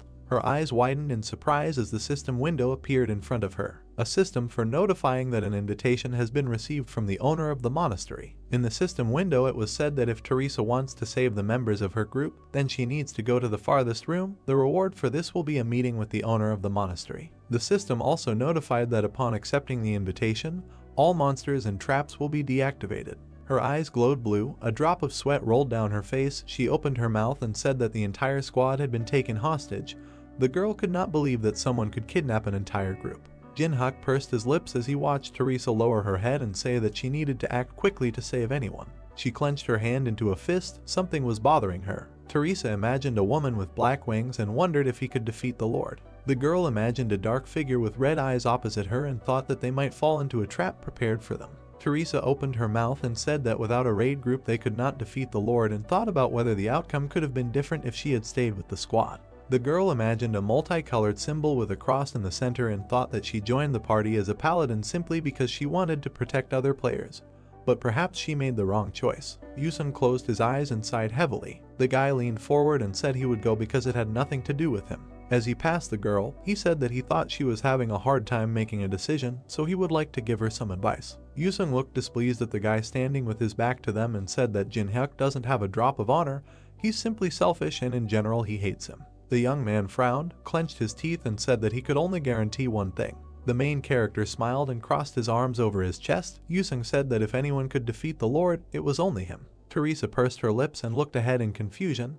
The swordsman went further and said that he was leaving. The girl clenched her teeth. She smiled and thanked Yusun for the advice. Teresa clenched her hand into a fist and told Jin-hyuk that she was going to accept the invitation of the owner of the monastery. The main character put his hands on his hips, warned that his services were expensive, and asked if she was sure that she could do it. The girl continued to clench her fingers into a fist, opened her mouth and said with determination that she was ready to pay as much as necessary for his help. Jin-hyuk smiled and thought that she would go there anyway. He slammed his fist against hers and said he agreed. The system reported that 2 players accepted the quest. The system window said that the monsters were hibernating. They approached the steps that led to huge doors. A drop of sweat rolled down Teresa's face. He thought that there were some unreal volumes of mana here. She opened her mouth and looked fearfully at the main character, who said that she did not need to be afraid because now they had an idea of the enemy's strength. Jin-hyuk put his hand in his pants pocket and said that in battle the strongest does not always win. Teresa assumed that he had a plan. The guy clenched his teeth, bowed his head and answered that he did. The doors began to open, revealing a red glow behind them. The girl pressed her hand to her chest. The shadow of the doors fell on her. Jin-hyuk said that no matter what happens, she must trust him and believe in him. They found themselves in a room with red flags, red carpeted steps leading to the throne. The main character and Teresa walked forward. Baluz narrowed his eyes slyly and pursed his lips. It was difficult for him to hide his glee. Jin-hyuk walked a little ahead of the girl. Someone said that they had finally arrived. On the throne sat a girl with silver hair. This was the Lord, also known as Alice von Ataraxia. She pressed her hand to her face, turned her head and said that she was tired of waiting for them. The main character calmly looked forward and asked if people were safe. The Lord snapped her fingers and invited him to see for himself. The system reported that a measurement gap was being applied. Tied up people appeared in front of Jin-hyuk. The guy's eyes turned yellow, and sweat rolled down Teresa's face. The dark-haired man's eyes and mouth were covered with black cloth. The main character recognized him as Hajin. The young man's eyes lit up when he suggested that Hajin had awakened the guards. 2 people froze in the middle of the red carpet. Lord said that she invited them here because of the smell that comes from Jin-hyuk. The woman crossed her legs and said it was the sweetest smell she had ever smelled. She smiled, put a finger to her lips and said that she liked the smell of his blood. The Lord stuck out her tongue and said that this sweet smell, which was incomparable to the smell of other people, excited her. The main character opened his mouth and looked at her with disgust. Nothing like this had ever happened before. The Lord smiled and said that she felt his anxiety. Jin-hyuk bowed his head, pressed his finger to his forehead and said that a person cannot be calm when a vampire talks about blood. The woman smiled and said that he had nothing to worry about. She eats delicious things very slowly, so he can live another 60 years. A drop of sweat rolled down the guy's face. He opened his mouth, thanked her for her concern, said that he did not want to live like an expensive dinner and thought that Lord's words meant that she wanted to insert a tube down his throat and keep him with her. A red beam appeared next to him. There was a hole in the carpet behind the main character. Blood was coming from a wound on his cheek. The vampire said that his opinion did not matter. She pointed her index finger at him and said he had no choice. Smoke was coming from a hole in the carpet. Jin-hyuk bowed his head and hid his hand behind his back. Teresa asked if he was okay with concern in her voice. The guy leaned forward, gritted his teeth and said he had something else to offer. The girl opened her mouth in surprise when the main character dropped to one knee and told Lord that he could give her something sweeter than blood. The vampire narrowed her eyes and left. She leaned forward, waved her hand, and said that for them there was nothing more important than blood, so that no matter what he offered her, her opinion would not change. The guy smiled and asked if she was sure of her words. He imagined lions with spikes and asked if she would refuse if he offered them freedom. The Scarlet Lord's eyes widened in surprise. The other vampires bared their teeth and growled, outraged by his words. Someone raised his hand to stop the angry crowd. The woman put her hand on her hip, opened her mouth and said that Jin-hyuk would regret it if he didn't back up his words with action. The guy lowered his head and said that he would not have come here if he was not ready to answer for his words. The Lord opened her mouth and allowed him to speak. The guy raised his hand, summoned some purple object and said his name. He brought the object to his face and said that he was the representative of the mains in the tower. The main character put on a mask with a purple symbol and vowed to free the Lord. 2 pairs of red eyes glowed on the red mask. Main were those who, because of money, revenge, or personal beliefs, renounced humanity. Jin-hyuk imagined a man next to the tower and thought that the mains were preventing the players from climbing the tower. The half-naked man threw his sword over his shoulder. The mains helped the monsters located in the labyrinths and ruins. The Lord pressed her finger to her chin, pursed her lips, and said that she had heard of the Mana, but she doubted that the guy was one of them. The main character in a black mask raised his head and said that he had established a connection with the temple on the 27th floor. He imagined a low building among the mountains and a red dome with a strange symbol and said that there they told him how to deceive the barrier that covered the ruins. Teresa looked at the guy's back in confusion, thinking about what it all meant and why he said that he was Main. The vampires in black hoods were heatedly discussing something. The girl did not understand why everyone was excited when they found out about the temple. The main character bowed when the Lord said that since he knew about the temple, it was not a bluff, but she was not ready to believe him. Red splashes of blood rose at her feet. She said that she didn't care whether he was Main or not, but the vampires had been locked in this place for centuries, so it was all just idle chatter. Scarlet streams similar to blood changed shape. Lord said that she did not like talkers. A lot of weapons appeared behind the vampire. She said that she did not believe the talkers. The system reported that the bloody sphere was activating. The woman narrowed her eyes and said that she was sorry that everything had turned out this way because his blood smelled so delicious. The Lord waved her hand and the weapon flew forward. She wished Jinhyuk death. Red sharp objects were approaching the guy. Teresa covered him with herself and her shield. A hexagon appeared, in the center of which there was a cross. The system notified that the power of the saint was activated. The huge cross shone brightly, surrounded by smaller crosses. The weapon collided with the golden protective dome. The cloak behind Teresa developed. She told Jinhyuk not to go out. Sweat ran down the girl's face. She clenched her teeth and said that she hoped that divine power would cope with this attack. The system notified that the connected shield was activated. Many weapons hovered in front of the barrier. Teresa opened her mouth with effort, trying to hold the shield. The Lord closed her eyes, laughed and said that it was funny to see how hard a girl would work to counter a normal attack. Her smile became smaller. The vampire clenched her teeth and said that she greatly hated everything holy. The system notified that a bloody explosion had been activated. The Lord raised her hand. A red ball and a stream of energy appeared above her. She said that she would destroy them with one blow. Teresa raised her head. A drop of sweat rolled down her cheek. She realized that she could not hold out for long. The girl smiled, remembering that Jinhyuk asked her to trust him and have faith in him. A black and purple blade whistled through the air. Teresa had a dagger sticking out of her chest. Tears flowed from her eyes and blood came from her mouth. The main character stood behind her. The girl looked at him in confusion and whispered his name. The Lord froze, thoughtfully watching what was happening. Blood sprayed. Teresa fell to the floor. Jinhyuk stood next to her with a dagger in his hands. He asked if the vampire would believe him if he could prove that his words were not a bluff. The main character looked at the woman standing near the throne. She said that she liked how he betrayed the comrade who protected him, but she needed more evidence. Teresa grabbed the hem of his trousers. With the last of her strength, the bleeding paladin raised her head and said that they promised to save the squad members. The guy in the mask was watching her. She asked if this was his plan. He raised his hand with the dagger and swung it. Blood spattered the shield. Jinhyuk tilted his head slightly. The Lord smiled contentedly. She opened her mouth wide, laughed, said that she was convinced that he was on her side and said that she would give him the opportunity to explain himself. The main character bowed. Something red flashed in his hand. He said that he had prepared a special spell that would allow her to overcome the barrier. A ring was clamped between his hands. The system window said that this was a Braham ring. Jinhyuk said that if you put the Lord's soul in the ring for a while, you can deceive the barrier. The woman in the black dress said that this was the first time she had heard of soul sealing. The main character continued to stand with his head bowed. He imagined his eyes glowing red and thought about the reason why he was giving up all the experience points. The guy imagined how many system windows appeared around him and thought that for the same reason he remained on the first level. He imagined how he jumped over a crowd of fighting monsters.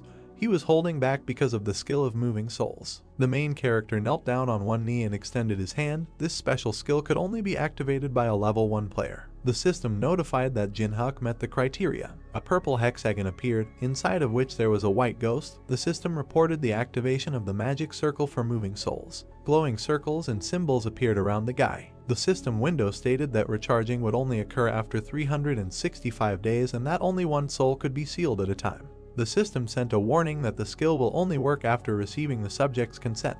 Jinhyuk spread his hands to the sides and told the Lord that in a minute this magic circle will disappear forever, but if she gives her consent, the spell will work. The blonde woman froze in indecision. The main character was waiting for her decision.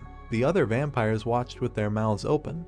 They were surprised that this circle was using it in such a way. A blue beam touched Beluse's forehead. The Lord turned to him. The woman pursed her lips and, using a mental connection, said that it was difficult for her to trust this person and asked to kill him and destroy the circle if Jinhyuk did anything suspicious. Beluse closed his eyes, indicating that he understood the order. The Lord began to walk down the steps, thinking that although it was difficult for her to trust her life to this guy, she had been imprisoned for several thousand years, so if she didn't try now, she might never be able to get out of the dungeon. She stepped to the edge of the circle. The leader of the vampires pointed her finger at the main character and said that she was asking for the last time whether she could trust him. The main character bowed, extended his palm to her and said that if she trusted him, she would not regret it. Their fingers touched. The system notified that Jinhyuk had activated the first level communication skill and that the subject was slightly interested in the main character. The woman opened her mouth, said her full name and said that she allowed her soul to be moved. The ring with the red stone began to glow. The system reported that the soul of the Lord, known as Alice, is moving into the ring of Braham.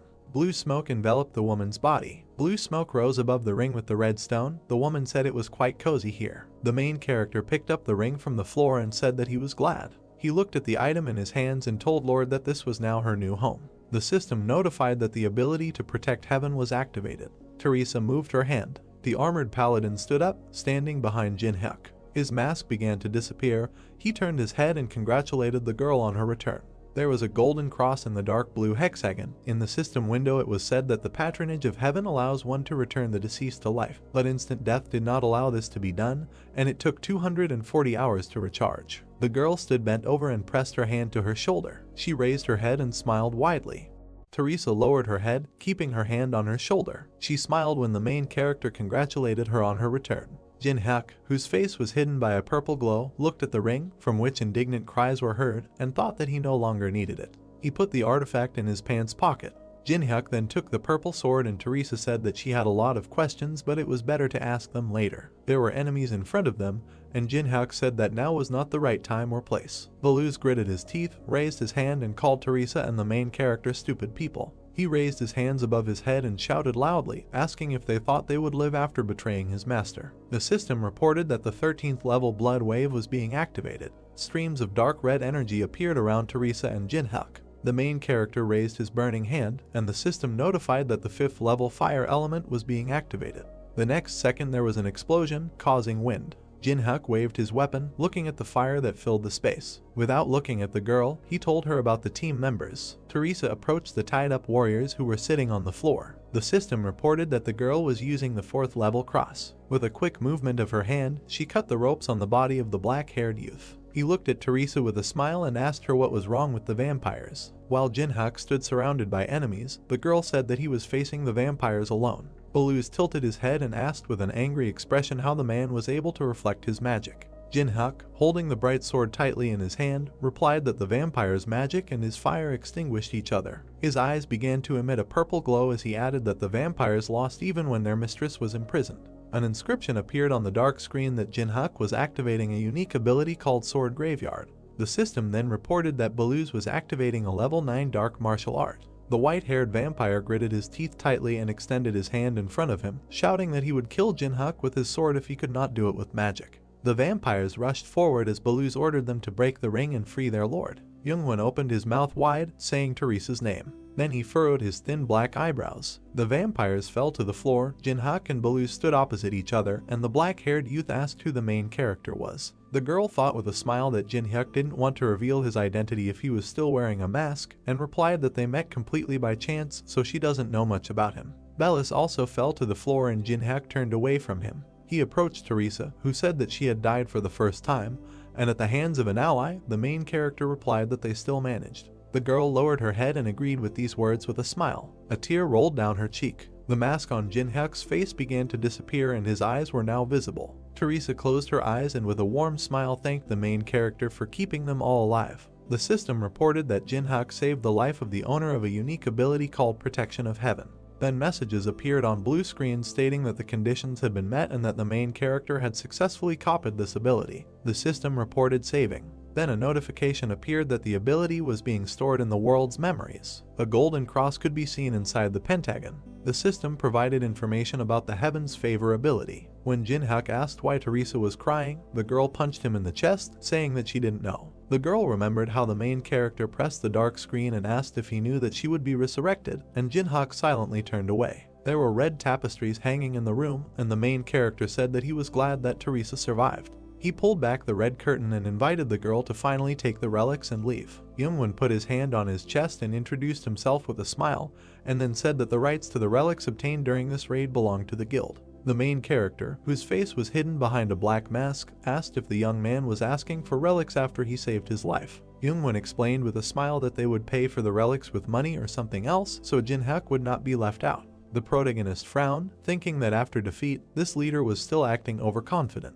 He then pointed his finger to the side, saying that the guild could take the relics. As Youngwon walked past him, Jin-hyuk warned them not to complain if the result didn't satisfy them. The young man stopped smiling and turned around in bewilderment. On the floor lay a fragment of Merlin's staff. The black-haired youth's eyes turned red and he reached for the relic with a smile, thinking that although most of the raid group was hostage, they would be able to restore their authority by bringing back good loot. Youngwon's fingers almost touched the staff. Suddenly, he pulled his hand back and closed his eyes, screaming in pain. A bright red mark appeared on his palm. Jin-hyuk, who stood with his back to the young man, thought that this was a curse that lay on Merlin's staff. He looked to the side and thought that if Alice completely disappeared, then this relic would become safe, but Alice was now trapped in the ring. Youngwon raised his hands, asking what was happening to him. Teresa put her hand to her mouth, looking at the young man in shock. Jin-hyuk put his hand on her shoulder and turned her around while the black-haired boy screamed loudly. It was night. A tall dark tower was visible. Someone asked the head of the department whether they were standing at the entrance to the tower in vain.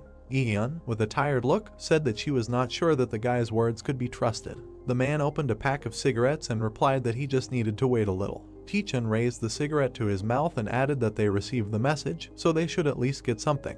The blue-haired girl frowned and said that the experts had reported that the raid would last at least 3 weeks. The man looked down, remembering Jin-hyuk and his words and the imminent completion of the capture of the ruins. He was worried that the main character was not a member of the party.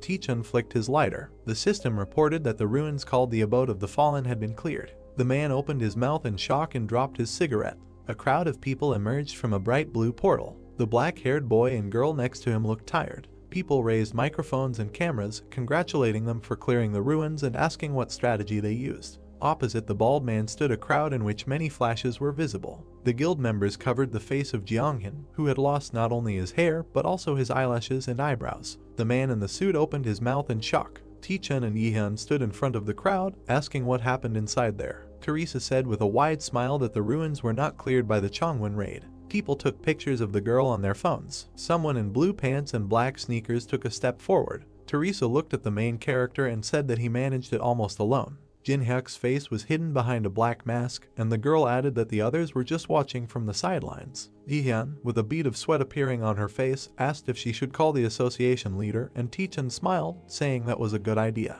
The young man with bandages on his head clenched his teeth tightly. Then he turned around and walked away. People were moving away. White clouds swirled in the blue sky. A commentator with the nickname Truth asked who the man in the mask was. Water was pouring from the kettle into the plastic packaging. There were various news articles about how a strong player single-handedly cleared the ruins. Holding the chopsticks in his mouth, Jin-hyuk thought that people had written a lot of things. As he picked up the instant noodles, he thought that he knew this would get dark for discussion, but it was still too much. He was glad that his face was hidden behind the mask. While chewing his food, the main character remembered Teresa and thought that she had promised to keep everything a secret so he didn't have to worry. There were chopsticks and instant noodles on the table. Jin-hyuk looked at the ring with a smile and thought it was time to talk to the locked vampire. The main character narrowed his eyes when Alice asked how he dared to put it in a dark and smelly pocket.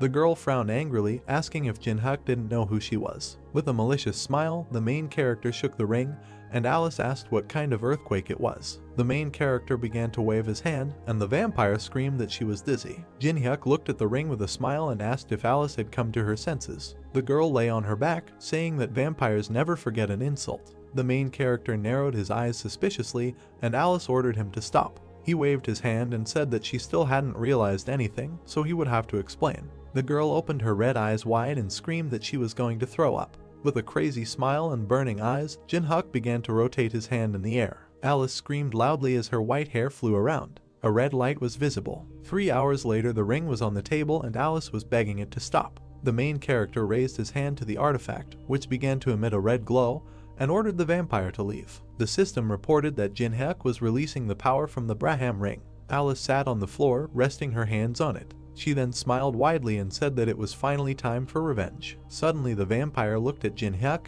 who was several times larger than her. She looked at herself in horror, asking what it was, and the main character explained that he had pulled out and materialized only a part of Alice. The girl looked at him in bewilderment, and he added that now she can still be called a mini version of Alice because she can use barely 1% of her powers. Jin-hyuk smiled and thought that she was still stronger than an ordinary vampire, even though he imposed a limitation. Alice fell to the floor and covered her face with her hands. The main character looked at her and informed her that what he said in the ruins was not a lie. The vampire, with tears streaming from her eyes, told him to shut up because she did not want such freedom.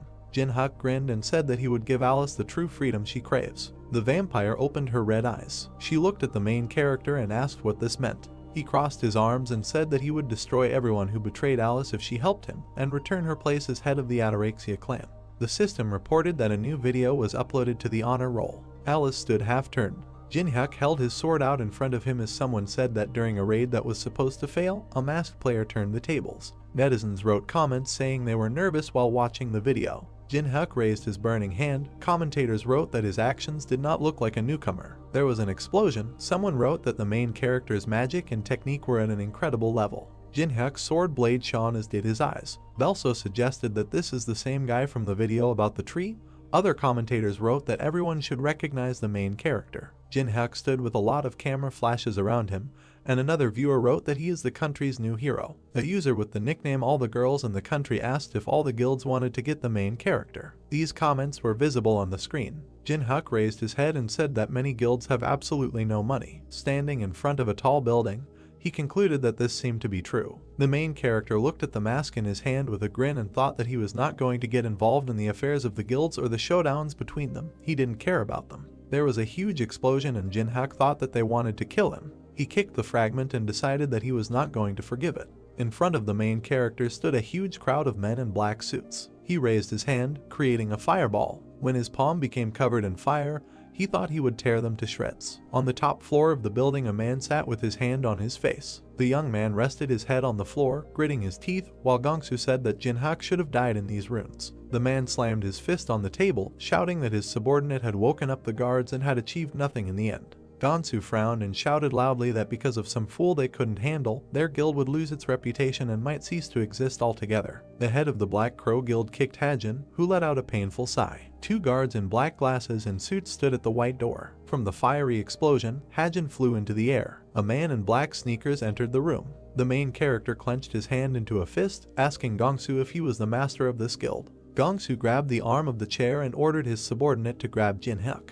Hajin sat down on the floor, thinking that this was his only opportunity to restore honor in the face of the head. Then he jumped up, thinking that he would be called Super Hands again. Suddenly, the main character removed the mask from his face and greeted the man with a smile. He then punched Hajin in the face. He flew into the wall. Gongsu put his hand forward and shouted that because of Jinhyuk they lost positions in the association.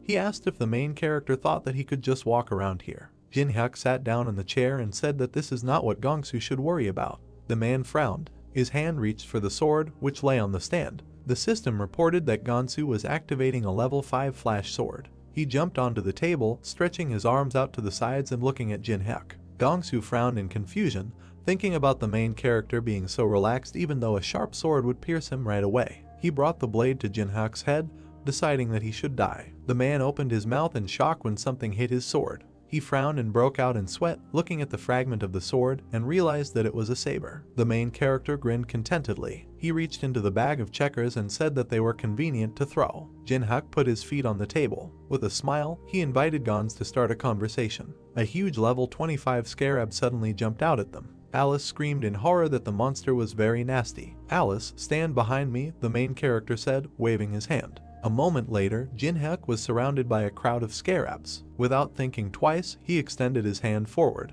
It was reported that the unique ability Heaven's Favor was activated. A giant flash illuminated everything around. Suddenly there was a deafening explosion. A very bright light came down from the ceiling to the ground. It illuminated every monster around the main character. The monster's physical defense decreased by 30%. Immediately, Jinhyuk turned to Alice, who was hovering next to him, and told her to show her strength. The angry girl raised her fist and asked why a noble vampire should fight such nasty monsters. A crazy smile appeared on the main character's face at that very second. He began to twirl his finger, around which magic began to accumulate. What? He asked, looking at the vampire, who was very scared. At that same second, she put her hands in front of her, in front of which a magic circle immediately appeared and strong magic was released. It was reported that Alice was activating bloodbinds of an unknown level. Blood began to envelop the scarabs. By completely enveloping the scarabs, they created huge drops of blood containing the monsters. "Great," said the main character, smiling and preparing to attack.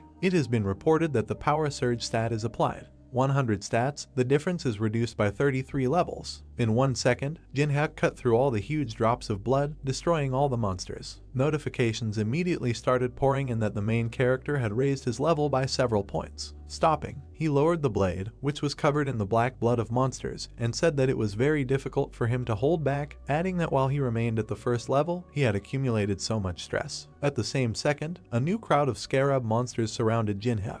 The unique ability Sword Graveyard is activated. The main character stood up again. A powerful and terrifying aura appeared around him. He smiled madly, and incredible power oozed from his eyes. He shouted that he was very happy about the appearance of monsters. Clear day. The sun illuminated everything around. Olympus Guild. There were members of the guild in the meeting room. Folding his hand, the head of the Titan Guild, exhaling heavily, said that it seems that almost everyone is assembled, so it's time to start. Looking at everyone present, Frederick said that everyone already knew that the 8th raid on the 4th floor ended in failure. He stretched his fingers first on one hand, then on the other, saying that out of 100 people, divided into 15 detachments, only 9 returned alive. He remembered the powerful boss of the 3rd floor, and then said that although the boss is very ordinary, he summons thousands of statues, so he needs a way to defeat them. Damn, one of those present hit the table with a loud scream. It was Tenwei, the head of the China Guild. Sticking his hand in front of him and gritting his teeth in anger, he said that they could not cope even with the use of a divine artifact, after which he asked how Frederick would order to get rid of these statues. Immediately Maria, the head of the Olympus Guild, calmly replied that the 2nd and 3rd floors were completed too quickly and good players had too little time to level up. Teresa stood behind her. A dissatisfied Jinho sat next to her with his arms crossed over his chest. Maria continued to say if only there were more players above level 15. That's right, Jinho, the head of the 3rd squad of the Tangan Guild, immediately answered. Suddenly, with a frown, he decided to ask if it was because they were having problems because guilds like China were monopolizing dungeons for control of magic crystals. Tenwei immediately reacted with displeasure to this and indignantly asked if he was really challenging him. What did I say wrong? Jinho asked in response. At that very second they started shouting at each other. Their faces were several centimeters away. Tenwei shouted that they were just passing through the tower for the sake of humanity, adding that he would not tolerate insults. Do you think this excuse will help? Jinho shouted furiously. Frederick watched all this. When he got tired of this, he asked the guys to stop, adding that the only thing they were missing was civil strife. We have gathered to solve another problem, he said calmly, while those who had quarreled looked at him angrily. Jinho sank back into his chair, folding his arms across his chest. Maria, also holding her hands on her chest, asked if Frederick had any thoughts. Yesterday, he said, clutching his head, a message arrived from Maine. Having gathered his strength, he continued that if they fulfill one condition, then they will help them. Maria, Tenwei, and Jinho were shocked when they heard this. Drops of cold sweat appeared on their faces. There was silence in the meeting room for several seconds. Suddenly everyone started screaming, furiously asking whether to cooperate with them. After all, they are all on the international wanted list. They cannot work with such non-entities as Maine. Teresa, standing behind Maria, simply listened to all this without interfering. A bead of sweat ran down her cheek. She herself said in her head that everyone present is afraid to interact with Maine, adding that this is not surprising because the influence of the guilds is already higher than the influence of the government. At one point she calmed down and simply listened to the indignant screams of the heads. She continued to reflect that the greater the influence, the more important moral character becomes, adding that they must act with this in mind. The source of light in this room was a bright chandelier from above. Suddenly the aura in the hall changed to a more sinister one, and the light from the chandelier began to fade. Non-entities, a voice was heard. It's somehow unpleasant to hear this, the stranger said. All the light from the room was absorbed by the fireplace from which this voice came. Everyone looked in that direction in horror. Suddenly the fire in the fireplace flared up even more. He was unusual. The normal flames were mixed with black fire. Pride is a good thing, said the voice. At that same second, a man wearing a dark cape appeared in the hall, from behind which only his thick gray beard was visible. In his hands he had a staff, at the end of which there was a skull. He looked at those present, asking if they understood that they would not be able to cope only on their own. The terrifying aura emanating from the old man filled the entire room. All the heads immediately jumped up from their seats, backing away. Jinho was furious. He shouted how the damn man dared to come here. He was incredibly angry and pierced the table with his fingers. Grabbing it, Jinho swung it and ran at the old man, shouting that if he himself had come here, he would kill him. Jinho threw the table at Maine, but Tenwei suddenly appeared in front of him. He cut the table into two with his sword, after which he pointed the weapon at the old man and said that for the first time he agreed with Jinho. The old man did not move. He laughed and said, "These heads are just hotheads," adding that after hearing the proposal, they will change their minds. "Help us," he said in an intimidatingly harsh voice, after which he smiled madly, adding that they could cope with the boss of the third floor. Jinho was furious at this. He was ready to tear the old man apart. He could barely restrain himself, shouting that this was all nonsense, because if they united, they wouldn't even have 100 people. After which he asked how he could cope with a huge army. The old man, holding his hands on the staff, calmly answered that such a quantity could be created. At that same second, the old man was enveloped in incredible magical power. It has been reported that the skill Black Cemetery Guardian is used. Suddenly Frederick looked out the window and saw that something had started to happen on the street. At that same second, a skeleton hand appeared from the ground. A huge horde of the dead began to emerge from the ground. The old man said that this is all thanks to the wars that have died down long ago, because of this there are a lot of useful corpses here, adding that among the main there are many strong ones, for example, necromancers. Cold sweat ran down the face of Frederick, who saw all this. Necromancer, he spoke quietly and slowly, but summoned such a quantity. Hordes of the dead stood on the walls of the building. Frederick immediately turned his head and looked at the staff in the old man's hands and asked in shock if it was all because of this artifact. The old man was surprised and asked if the head really knew about him. Picking up the staff, the old man began to examine it, proudly announcing that it can only be created by collecting 99 items.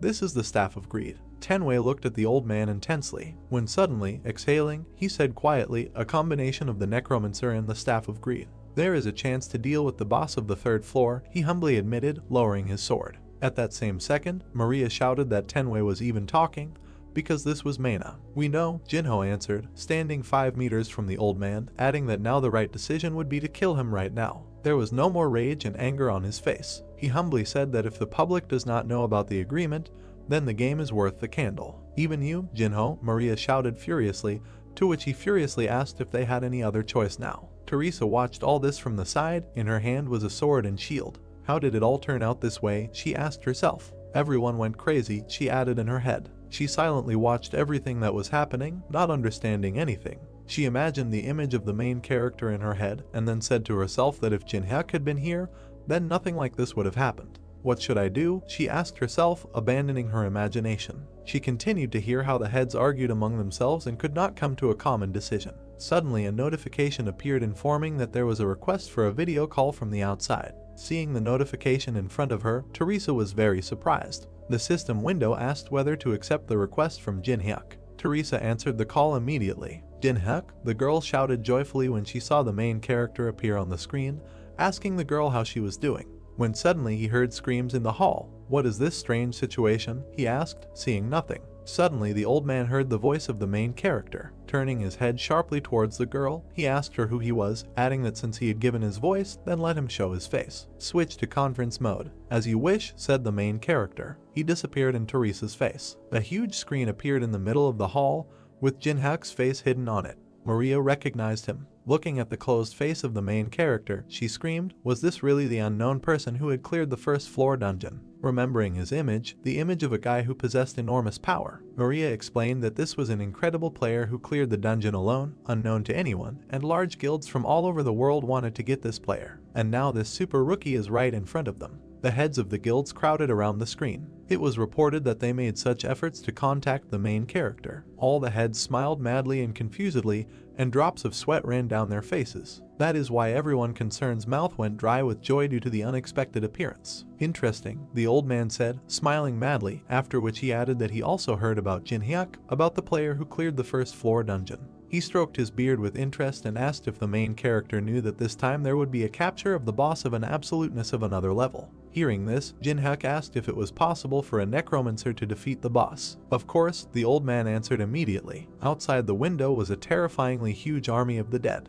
The old man said that so many summoned people thought that it would be enough, after which he added that even the heads of the guilds agreed. "True," the main character asked sarcastically. "Are you sure you can handle this fake staff?" Jinhyuk suddenly asked with a mockery. Hearing this, Teresa was surprised, and the old man shouted in rage, "How dare he?" Then the main character said, "The heart of a saint and the prison uniform anointed with oil." It was without these two items that the old man created the staff. Listening to this, everyone gathered in the hall was shocked. Suddenly Frederick asked, looking at the closed face of the main character, if he had evidence. After thinking for a while, Jinhyuk replied by pointing to the staff, that the real Staff of Greed has a red stone under its skull, and the open floors do not have some of the materials needed to create a real staff. After that, he pointed to the summoned dead, who were missing an arm or leg somewhere. Jin-hyuk said that the dead were too weak and such soldiers could not even last a quarter of a day in the boss's room.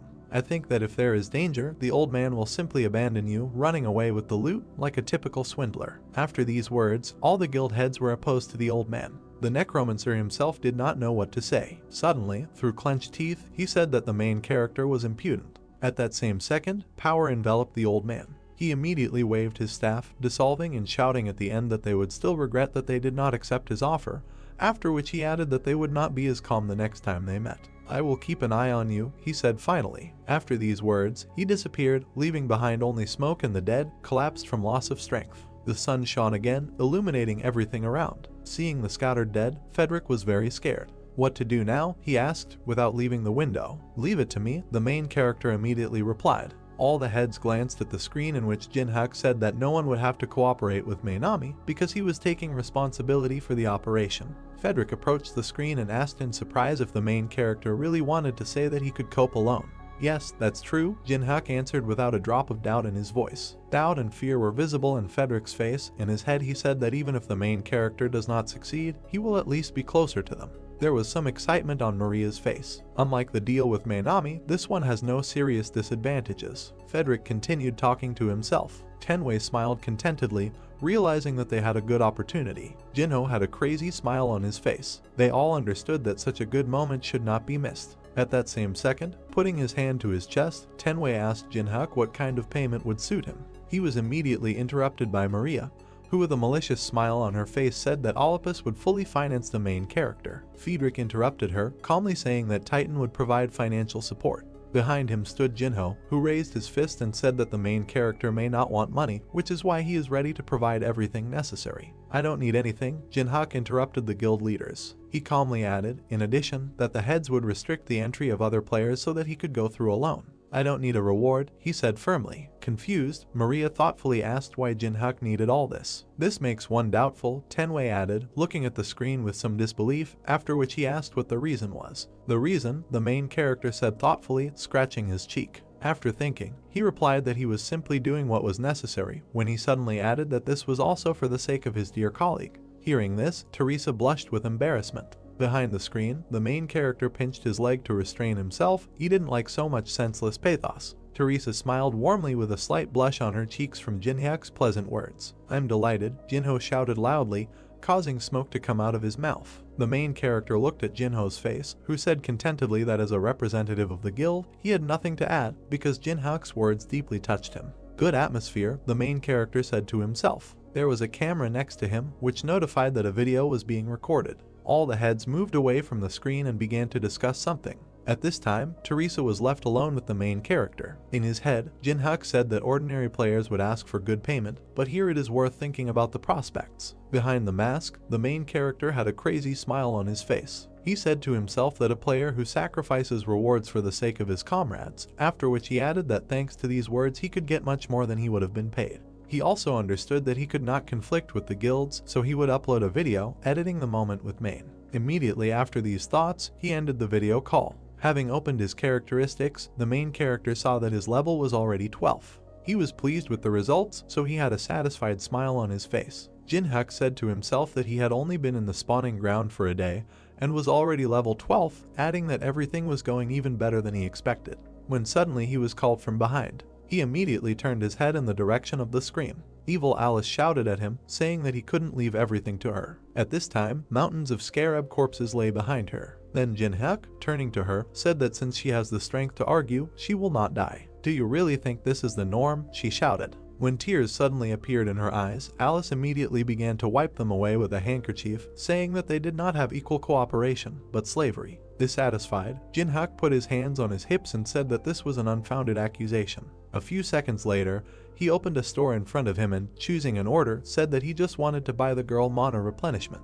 I'm sorry, but that's not enough, the vampire replied. Not enough? The main character asked in surprise, turning to the girl. Alice looked at the floor and said emotionlessly that this alone would not restore her strength, adding that if the mana ran out, how then would she help the main character? When suddenly she raised her head. There was a crazy smile on her face. Saliva was flowing from his mouth, and there was bloodlust in his eyes. She extended her hands towards Jin-hyuk, saying that she should restore her mana the traditional way. The frightened protagonist, waving his hand, told Alice to calm down. In a second she was next to Jinhyuk's beckoning neck. Cold sweat appeared all over his face. There was a bite. "Yummy," shouted a joyful and happy Alice, wiping her mouth with a handkerchief. Jinhyuk, holding his neck with displeasure, asked himself how much the vampire drank of his blood. Satisfied Alice behind him said that she had replenished her mana, and then asked him what they would do now. The main character again approached the screen with the store and said that first he needed to stock up.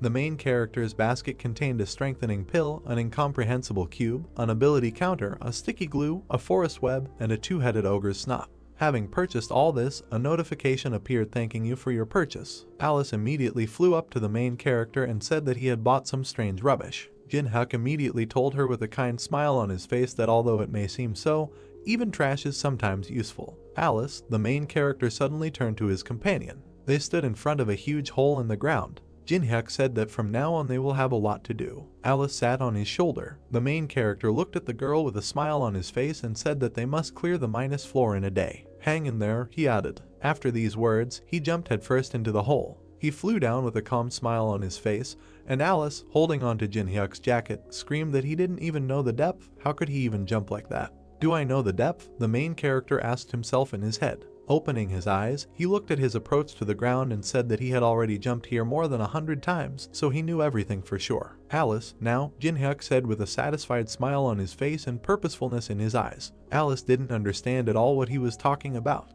It was reported that reverse gravity of an unknown level was being activated. It was Alice's ability to soften her fall. The main character carefully stood on the ground, and Alice, falling on all fours, breathed heavily and said that Jinhyuk was too reckless. Suddenly he felt something. At the same second, the 4th level fire element skill was activated. The main character lit a torch in the destroyed hall. "It's okay," he said. Huge worms with sharp teeth began to appear from everywhere. "We came to the right place," Jinhyuk said. Huge beetles and cockroaches crawled out of all corners. Insects were descending from the sky. Looking at them, the main character said that such weak insects could not defeat him, and then asked if you could come out yourself. He asked this from a huge monster sitting on a throne in front of him in the form of a huge statue. "So you know about me?" Suddenly an ominous voice was heard. "Of course I know," Jinhyuk answered with a satisfied smile on his face. The statue's eyes lit up, the monster's face distorted into a mad grin. It was the hound that roamed the desert, Anubis. The statue tilted its head towards the main character and said that Jinhyuk was the first person to come down here, so he wanted to have fun first, but the main character brought his death closer. There was not an ounce of fear on Jinhyuk's face. With his hands in his pockets, he said that he didn't come here to chat.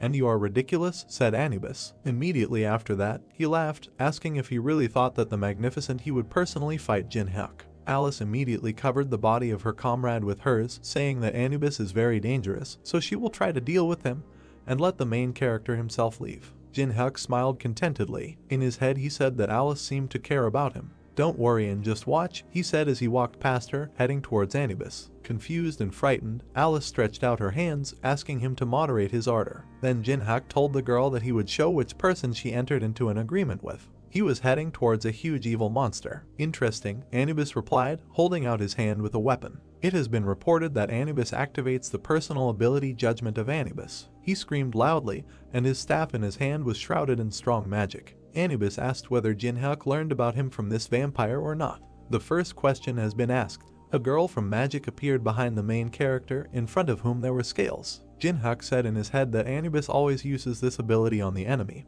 and when he answers all the boss's questions, the absolute judgment of Anubis's judgment is activated. A notice immediately appeared in which it was written that the copying conditions were such that it was necessary to destroy the embodiment of Anubis, the container of his consciousness, by driving him crazy. Having learned about the conditions, the main character said to himself that if he pisses off Anubis, he will receive the power thanks to which he will be able to ask questions, so there is no need to answer the questions precisely, a short answer is enough. After that, Jinhyuk smiled and answered Anubis's first question, right? Otherwise how would he have known about this place? The subject answered the question. Of course, Anubis answered with a terrifying grin, after which he asked if he had come here for the hive. Second question asked. Of course, the main character answered, showing a hand sign, without thinking, adding that on the black market they would give a lot of money for him. The subject answered the question. A heart appeared above one of the magical scales. It slowly dropped onto the scales. "Then I'll ask the last question," Anubis said, after which he asked if the main character had come to his territory and thought that he could stay alive. After asking this question, he leaned over Jinhyuk. The third question has been asked. Showing a dislike with his hand, the main character with a confident smile on his face said that if he couldn't win, all he could do was throw away all his things and die. The subject answered the question. At that same second, sharp stakes imbued with strong magic appeared around him. All conditions are met. The Court of Anubis is activated. A huge magical crocodile swallowed the main character and reduced all his stats by 50%. It was also reported that all abilities and skills are sealed for 1 minute. Then Anubis, raising his staff, summoned a huge mantis and with a crazy smile on his face said that he would now need to present it for sentencing. It was reported that Anubis chooses the representative. It was an unusual mantis. It was also imbued with strong magic, which is why its appearance changed. I present him to you, Anubis said solemnly. Alice looked at this in horror because she couldn't stand bugs. There was no emotion on the protagonist's face. A huge black mantis with enormous power appeared in front of them. His name was Zayant. He was many times larger than the main character. Anubis said that it would be Zayant who would pass judgment on him. How do you like my representative? Anubis asked Jinhyuk. The huge monster crackled and buzzed. Impressive, the main character answered, and at this time a weapon began to appear in his hand. A record player appeared in his hand, which he immediately put on the floor, saying that it would still be enough for him. It was a mini gramophone. It plays the selected music once and also cannot be turned off until the music ends. Anubis was confused. Looking at the gramophone, he asked the main character if this was human music, and then asked if he wanted to darken the mind of the representative. Reason, asked the main character, taking the blade in his hand and closing his eyes. Music, he said quietly. At that very second, Zayant ran towards Jinhyuk. She needs to give herself entirely, the main character added. After these words, he grabbed his head with one hand and raised the other with a wedge, preparing to dance. Immediately the sounds of cello playing were heard. Jinhyuk said that he found the perfect music through trial and error. The mantis struck sharply, but the main character easily dodged it, moving to the beat. He continued to say that it was a rhythm that fit perfectly with Zayant's attack patterns. Immediately the sounds of trumpet playing were heard. As always, following the rhythm, he spoke. He dodged every unpredictable attack from Zayant perfectly. He controlled this battle. In his head he said that escaping from an attack using music is not luck, it is an exact calculation. Seeing what the main character was doing, he was shocked that he even opened his mouth. Drops of sweat were already running down Jinhyuk's face. He was tired. When suddenly he said in his head, then about now. It was reported that 1 minute had passed, which meant that the main character could now use his skills. The time limit is up, Jinhyuk said. Immediately after this, he landed many hard and fast strikes on Zayant. The sword cemetery skill is activated. Blood sprayed from the mantis's head. A second later, green blood also sprayed from the mantis's paws. Anubis shouted in shock, asking if the protagonist really thought he could defeat his representative. He was very angry, which is why he said through clenched teeth that Zayant recovers in seconds, and if Jinhyuk spends all his strength, then the end will come. Yes, the main character answered the words of Anubis, after which he added that right now he cannot kill this praying mantis. After these words, he turned to the boss, raised his blade, and with a satisfied smile on his face said that he could make him no longer want to live. At that same second, the representative's paws began to be cut off one after another. The mantis screamed in pain, coughing up blood. Alice looked in surprise at what the main character was doing and said in her head that she knew, of course, that he was so strong, but not so much. Suddenly a crazy smile appeared on her face, and she said to herself that it was possible if it was him. She raised her head, her cheeks flushed and her eyes filled with hope. Then he will help me take revenge, she continued joyfully. The bloody mantis fell to the floor. His paws were scattered all over the hall. An enraged Anubis shouted at the main character to fight and not run away. The representative trembled exhaustedly. Proud warrior, chosen by God, representative. Jinhyuk walked towards the mantis, passing through the remains of it. He dispelled the blade in his hand. In his head, he said that the last stage is that it destroys his, the great warrior, faith in his own invincibility, humiliation and provocation. After that, he sat on the head of the dead mantis. At that same second, the mantis rose from the ground, completely restored. After that, he put his battle claw to his neck, and he cut off his own head. The representative of Anubis was defeated. Horror and fear enveloped Anubis. Did he commit suicide? The boss asked himself. The main character was informed that his level had increased. The mantis's head fell not far from Jinhyuk. A notification appeared stating that after studying the magical tome of the Duchy of Paltaris, you can learn ice magic. He put his finger on the ice card and said that this could only be seen on the middle floors of the tower. Madness took possession of him. He gained enormous strength and power. It was reported that he had obtained the level 1 ice creation skill. The first level ice creation skill was immediately used. The main character closed the ice book in his hands. Immediately, many pieces of ice appeared around him. Anubis was very angry. He said in full tension that he recognized that Jinhyuk was not an ordinary person, after which he asked if he really thought of winning him by betting this ice. "What are you talking about?" asked the main character, who was enveloped in strong and powerful magic, after which he continued that Anubis cannot even attack directly, because he himself is holed up on the 42nd floor. Suddenly Anubis humbly lowered his head and asked if Jinhyuk understood that he was incarnating before, then why was he challenging him? "Reason," said the main character slowly. "Well," cheerfully, throwing out his hands, he continued mockingly. "You say merrily, you say merrily," Anubis shouted furiously. Fury and enormous power enveloped the boss. "Am I really nothing more than some kind of entertainment for you?" he shouted furiously. "Disrespect, disrespect," Anubis did not calm down. At the same second, a huge hive of bees appeared. The hive skill is a huge beehive in which countless insects live. It was reported that Anubis was liberating the hive. "Kill this impudent man," Anubis furiously ordered the monsters. At that same second, all the monsters that were aimed at the main character were killed by ice balls. "An incredible amount," Jinhyuk said mockingly. He extended his hand forward, which became covered with strong ice magic. At that same second, the protagonist's hand caught fire. The monsters surrounded him, but he stood in position, preparing to attack and defend. It was reported that Jinhyuk combined the fire element and ice creation skills. With their hands clasped together, the merging of skills began. A few seconds later there was a strong glow. All the monsters were absorbed by a bright glow that covered absolutely the entire room. The merger was reported to be successful. The next notification said that the main character had received the AA level daylight skill. The monsters were ready to attack the main character, who was absorbed by a bright cold light. The system notified about the activation of the first level daylight skill. 6 rays of light appeared. The light became brighter. A powerful light stream attacked the insects. The wasps looked at the light anxiously. A dark blue hexagon with a white sun inside appeared. The system window said that the daylight skill allows you to compress and release magical power, has high power and limits the enemy's field of vision, which gives a great advantage in battle. The main character closed his eyes and held the object in his hands with all his might. Anubis pressed his paw to his muzzle and thought that he needed to change his battle tactics. He raised his hand. Purple smoke appeared above his paw. The system reported that Anubis was activating the chosen creature. A creature with a yellow shell and glowing eyes appeared. The system reported that a particularly strong individual had arisen in the hive. The insect's eyes were red. It flew forward rapidly. Jinhyuk stretched his hand forward. Crystals appeared next to his fingers. The system reported that he had used level 1 ice creation. His attack left holes in the insect's body. Anubis thought that it would be too easy. From the body of one wasp another appeared. The creatures chosen by the ancient Egyptian deity do not die,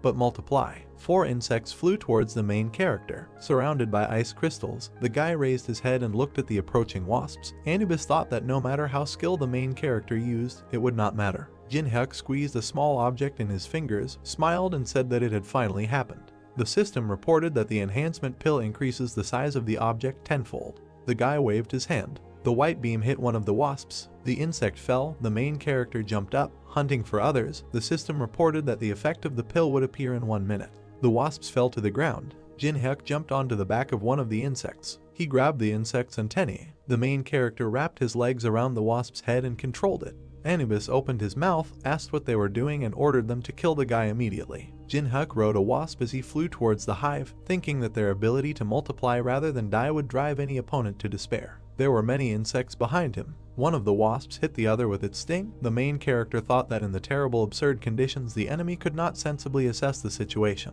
A blue cube appeared around a ball of insects. The system reported that an incomprehensible cube had been activated. In the system window there were the names of the items: ability counter, sticky glue, forest cobweb, snot of a 2-headed ogre. Jinhyuk put his palm in front of him. The system window began to glow. The system reported that 4 objects were combining, strengthening an incomprehensible cube. Glowing rays touched the surface of the cube. Flashes were heard. The main character stood on one knee, pressed his palm to the ground and thought that thanks to endless repetitions he could understand the tactics and then correctly assess the situation. Insects fought against the walls of the trap and flames appeared outside. Jinhyuk smiled and snapped his fingers. The system notified that the 5th level fire element had been activated.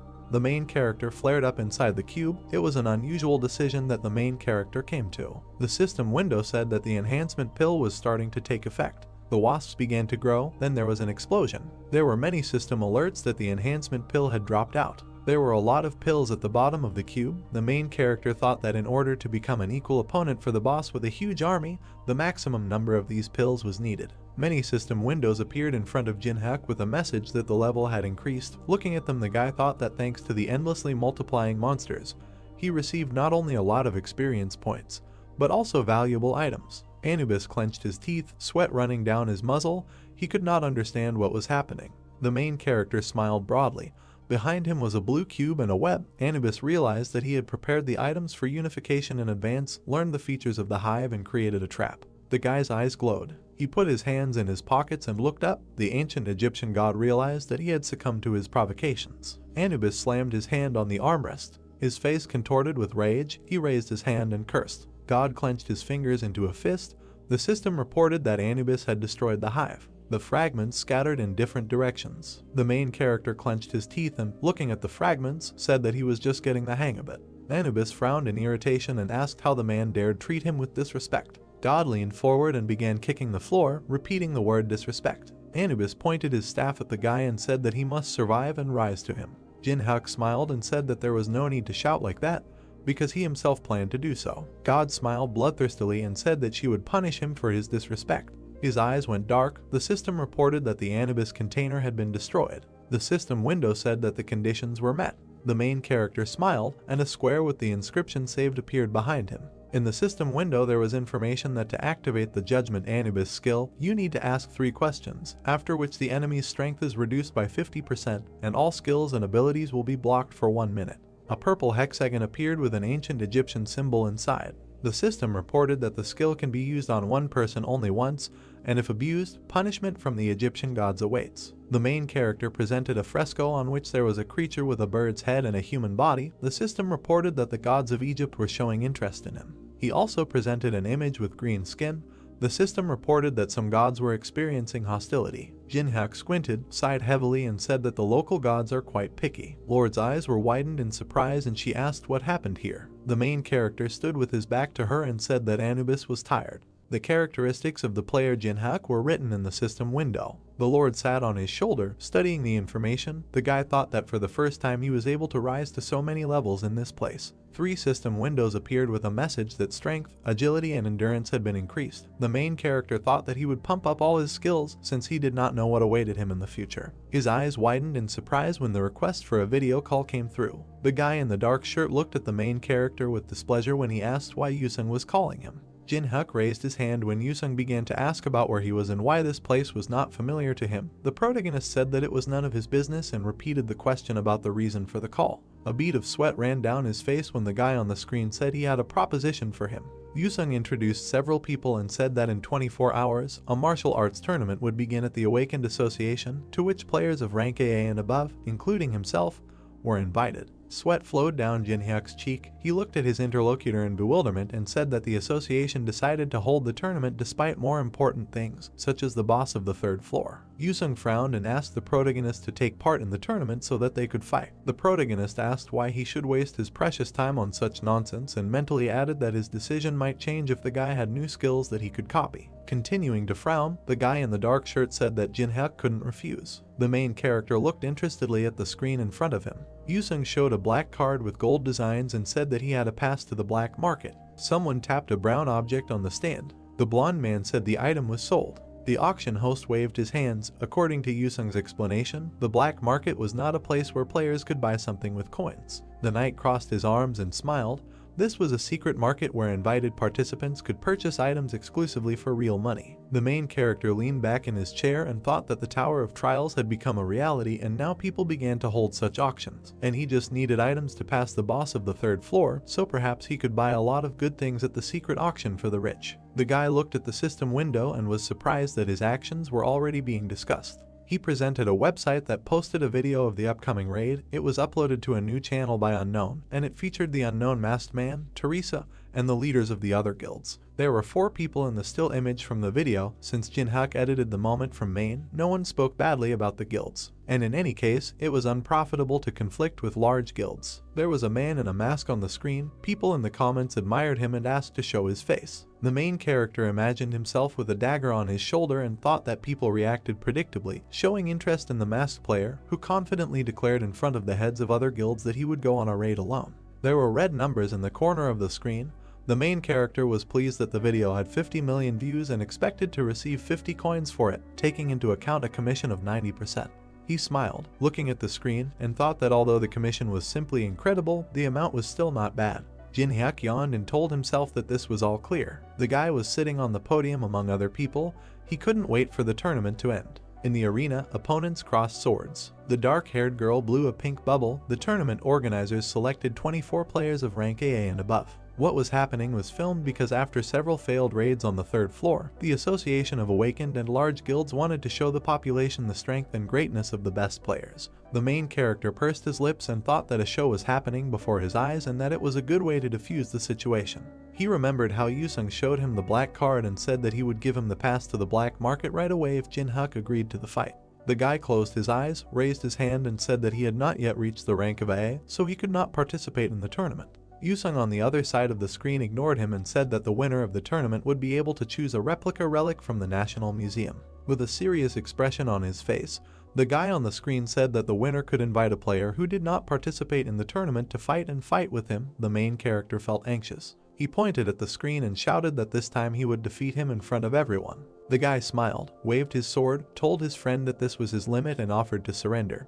His opponent replied that he was deliberately fighting half-heartedly so as not to harm him. He raised his head. Anubis stood behind them. The tournament participants could not believe that the summoning had happened. The players scattered screaming. Other participants in the tournament were caught in the fire. There was a fire burning above Janu's palm. Someone said that these two were not bad either. Guild representatives in black suits sat on the podium and discussed which player they should recruit. A blonde man, the head of the Black Fortune Guild, named Dokpyo, said that he only liked one. The man pursed his lips and thought that the guy in black clothes was gorgeous. Yusung swung his sword. Watching him, Dokpyo thought that he had control of the battle, a wide view and most importantly many types of attacks. He remembered how the assistant opened a suitcase with gold. The head of the guild invited the guy to join them, but he refused, saying that he was not interested. The man frowned in irritation and thought that it was the first person who refused to join his guild. This ambitious guy was different from the rest. Blonde Dokpyo thought that he couldn't watch the tournament anymore because he was too nervous. Another man adjusted his glasses and said that if he had participated in the tournament,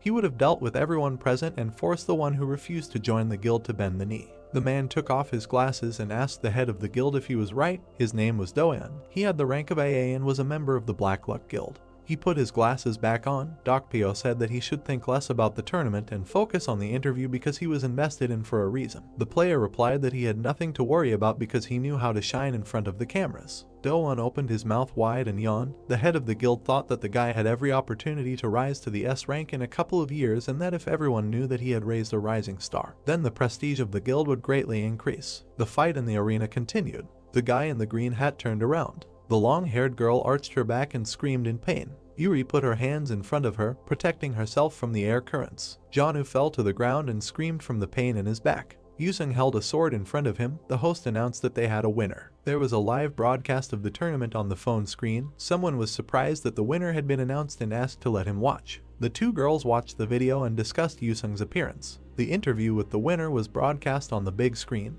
The guy said that instead of a line he was choosing the right to choose an opponent. People in the square were discussing his choice. Someone suggested that he wanted to fight a master from some guild. Yusung raised his sword. People were eager to find out who he would challenge to a duel. The guy pointed his sword in the direction of the podium and demanded that the enemy come out. Doan smiled widely and said that he approved of this choice. He froze in confusion. The guild leader put his hand on his back, demanded that he sit down quickly and said that Yusung did not choose him.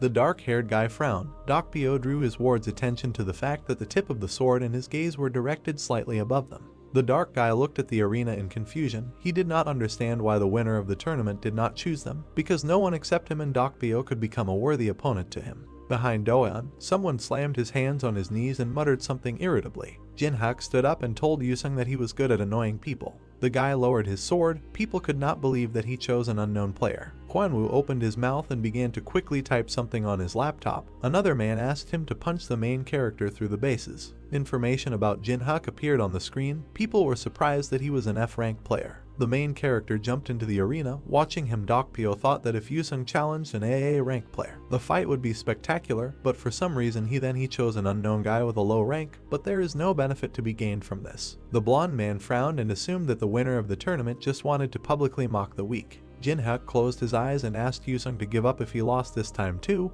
because it was time to learn to admit defeat. The opponent frowned and asked how he could be so sure of his loss after seeing him win the tournament.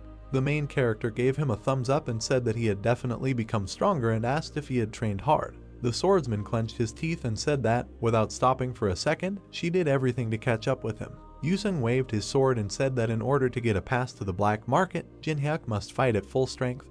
The system notified that the player was using the sword soul skill. Blue streaks appeared when the guy activated the second stance sword soul technique. He gritted his teeth and activated the blazing swordsman soul technique. The main character tiredly closed his eyes and thought that Yusung had taken up his task again. He raised his hand, summoning fire magic, and said that he was ready to fight. Jinhyuk spread his arms to the sides and shouted that Yusung was a stalker. White clouds floated across the blue sky above the city. The beam pierced the roof of the building. The blue sky was visible through the hole. There were blocks of ice in the arena. The guy was surrounded by smoke. There were holes in the swordsman's clothes. He annoyedly asked how many skills his opponent had. Exhausted, the guy fell to the ground. The main character got down on one knee and began to look for something in Yusung's pockets. He believed that he was simply taking what was his since the enemy promised to give it back. He clutched the black and gold card and said that he would gladly take advantage of the invitation to the black market. People in the stands were discussing the battle that had taken place. Jinhyuk used a huge ice projectile and with some kind of beam smashed the ceiling. The audience doubted that there was a person in front of them. The main character sat down in front of Yuri and John and said that they had not seen each other for a long time. The girl pressed her hand to her chest. The old man said that this was their first meeting after the museum. The guy smiled, said that their first meeting was a little rough and suggested leaving everything in the past. John and Yuri were told that they don't want to be his enemies. Jinhyuk squatted down and said that since they decided to live peacefully, he wanted to ask for Yuri's phone number. He handed her the phone and said that if she didn't want to, then she didn't have to do it. The girl thought that in that case she would refuse. He opened his mouth and said that everything is not so simple. The main character turned the phone towards her and said that Yuri should be confident that she can cope with the consequences. She squeezed the black phone in her hands and thought that this was a request only in words, but in reality it was blackmail. The people in the stands screamed in fear. Someone jumped down behind Jinhyuk and said that it was amazing. He didn't expect an F-rank player to be able to win. The main character's eyes turned yellow. The system reported that the Eye of Truth of the second level was activated. The system window contained player Doan's data. The guy waved his hands and said that he did not expect to see such a show. The system notified that in order to copy the giant's hand skill, it is necessary to unravel the hidden intention of this person. Jinhyuk squinted and thought about how the system determined the intentions and desires of the object every time. He believed that this was beyond the capabilities of artificial intelligence. Doan raised his hand and said that there was no need to look at him so hostilely. Because he didn't come to fight, the main character asked why he came in that case. The guy smiled and said that they have the same field of activity and most likely they will see each other often. He extended his hand to the main character and said that he was showing common courtesy to his colleague. Jinhyuk smiled and activated the third level Eye of Truth. The system reported that Doan's words were lies. The guy continued to smile broadly and hold out his palm. The main character thought that behind such a calm expression of face, anger, rage, and hatred were hidden. He was also embarrassed by the reporters. He imagined the blonde man and thought that the guildmaster Dark Fortune was waiting for something. The main character introduced the giant and thought that Doc Pio wanted his guild member to defeat the newcomer who defeated the winner of the tournament in front of reporters in order to draw attention to himself. Jinhyuk smiled and thought that they were like an open book to him. The system notified that he had figured out Doan's hidden intentions and that the copying conditions had been met. A golden hexagon appeared. The system reported that the giant's hand skill had been acquired. In the system window it was said that the giant's hand increases the grip strength and makes it possible to lift objects that weigh 10 times more than it does. The main character presented a machine with prizes and thought that when the challenge tower was a game, it was not possible to copy this skill, because there were few users who had it. But now that the game has become a reality, skills that others have difficulty obtaining are just waiting to be. He collected them. His eyes turned purple. He said that it was unusual to hear his colleague call him and asked if it could be considered that this greeting came from the head of the Black Luck Guild. Doan opened his mouth and said that Jinhyuk doesn't seem to be in the guild, so they would be happy for him to join. The guys smiled broadly at each other. The main character asked if they would give him a deposit if he decided to join. Doan replied that he only needed to name the amount. They shook hands. The dark guy tensed. The main character looked at him with displeasure and asked if he really thought that he could defeat him with sheer force alone. Doan smiled brightly. He stuck out his tongue and said that it goes without saying that the system sent an alert that Doan had activated the level 5 giant's arm. The guy opened his mouth wide and said it was obvious. They continued to stand holding hands. A purple silhouette of a woman with scales appeared behind him. The system reported that Anubis's court was activated. Doan could not understand why his skill did not work. The guy frowned. He got down on one knee and screamed in pain. Jin-hyuk said he had to admit he was holding up well. The main character's eyes became their normal color. He said that Do-eun seemed confident in his strength, asked if he was ashamed to writhe in pain like that and why he forgot about his pride. Purple discharges surrounded their hands. The guy opened his mouth wide and screamed in pain. Golden lines appeared between them. Do-eun asked Jin-hyuk to stop. The main character hit the guy in the stomach and called him wretched. Something came out of his mouth. The strong blow sent Do-eun flying backwards. The protagonist clenched his hand into a fist and said that this was because he pretended to want to make friends. He squinted and looked at the red smoke. A pit appeared in the arena. The eyes of the main character turned yellow. The system reported that the Eye of Truth was activated. Red smoke came from the hand of the head of the Black Luck Guild. He was outraged by it. That Jin-hyuk dared to beat one of his best players and said that he put in a lot of effort for this day. The system window contained information about the player Dokpyo. The system reported that in order to copy the ability to the energy of bloody rage, the main character must break the man's pride. The guy pressed his hand to his chest and said that he understood that the head of the guild was angry, but he should have behaved more restrainedly. Dokpyo's face contorted with rage. He assumed that Jin-hyuk was scared. The main character looked at his palm and said that he simply did not plan to defeat the guildmaster yet. The man's eyes were black. He jumped up and called the protagonist's names. The system reported that the energy of bloody rage was being activated. The man extended his hand forward and shouted that it was impossible to defeat the guildmaster. Jin-hyuk raised his hand. The system notified that he was using the daylight ability. The spectators covered their eyes with their hands, protecting themselves from the blinding light. They could not see what was happening in the arena. A dagger appeared in the protagonist's hand. Dokpyo clenched his fingers into a fist. The system notified that the power surge stat was being activated. The system window said that 99 points were used. The difference in level was reduced by 33. The man winced and thought that Jin-hyuk reflected his energy, although this was impossible. He imagined the white and gold armor and thought that in the raid of the boss of the second floor, the Divine Warrior, he was the leader of the Vanguard, and therefore a guy with an F rank could not even entertain the thought of competing with him. Dokpyo opened his mouth wide and told Jin-hyuk that he was just being ridiculous. The guy turned his head. Someone told them to stop. The body of the guild leader was enveloped in green smoke. The system announced that the 4th level arbiter was activating.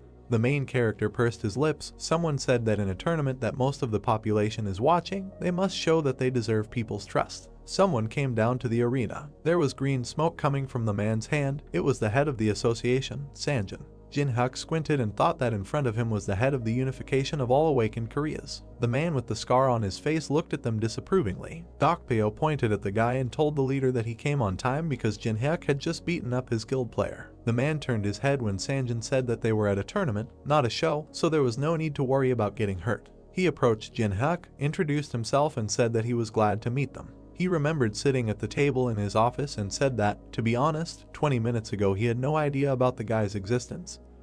But the director in charge of the tournament contacted him urgently. A man sitting in the stands was talking on the phone. He told the head of the association that he had to come as soon as possible, because something incredible was happening in the arena. Sanjin introduced the man with glasses and said that he rechecked his test results due to the fact that there were many inconsistencies and found out that Jin-hyuk influenced the examiner. He looked closely at the main character and called his name. The association representatives bowed, congratulated him on receiving Korea's 16th S rank, and apologized for the association's mistake in giving him the wrong rank. Spectators jumped up in the stands upon hearing the news. People ran into the arena, eager to see the special player. Do-eun continued to lie on the ground unconscious. Dokpyo gritted his teeth and thought about what was happening, because this tournament was supposed to glorify the Guild of Black Luck, but it simply trampled them. He opened his mouth and asked them to wait when he decided he had to take control of the situation. The man grabbed the reporter's hand and said that he had to report that their guild was planning an attack on the boss of the 3rd floor. The reporter's jacket remained in Dokpyo's hands. He said that they would talk about this another time and asked him to contact the editor. The man froze with someone else's jacket in his hands. The journalist was filming Jin-hyuk. Dokpyo's eyes turned black with anger. He turned around and walked away from the crowd. The system reported that the conditions for copying the Dokpyo skill were met. A red hexagon appeared. The system reported that it had received a unique ability, the energy of bloody rage. A news site was open on the screen. There was a photo of the main character smiling. The comments discussed Do-eun's loss. Jin-hyuk smiled. Looking at the phone, he was pleased with the public's reaction. He remembered Sanjin raising his finger and saying that as an apology, the association would provide him with a plane to fly to Las Vegas. The guy leaned back in his chair and said that everyone wants to have a high rank because the attitude towards such players is radically different.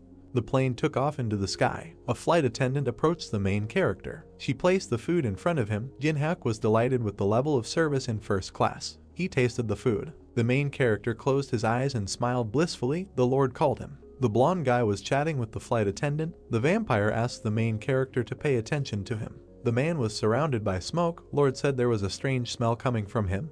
His blood smelled so bad that she didn't even want to taste it. Jin-hyuk looked to the side and asked what she was complaining about. The vampire said that this was not a joke and that guy was not an ordinary person. His eyes turned yellow. He thought that if the Lord, who considers people to be mere bags of blood, speaks like this, then something is really wrong with that person. The system notified that the Eye of Truth of the 3rd level was activated. His eyes widened in surprise. In the system window there were characteristics of a player named Alex Jedro. The guy waved his hand. The system said that depending on the degree of closeness with the object, you can copy one of the skills, but for the maximum degree of closeness you need to join the Mana Association. The main character pursed his lips and thought that he couldn't even imagine that guy was one of the Mana because he walked around with such a calm face. Alex walked past Jin-hyuk. He pointed his finger at the main character and asked if he was the same player from Korea who received S rank. Jin-hyuk imagined a man in a black mask and thought that Alex had boarded the plane on purpose and assumed that after the news came out, not only large guilds were interested in him.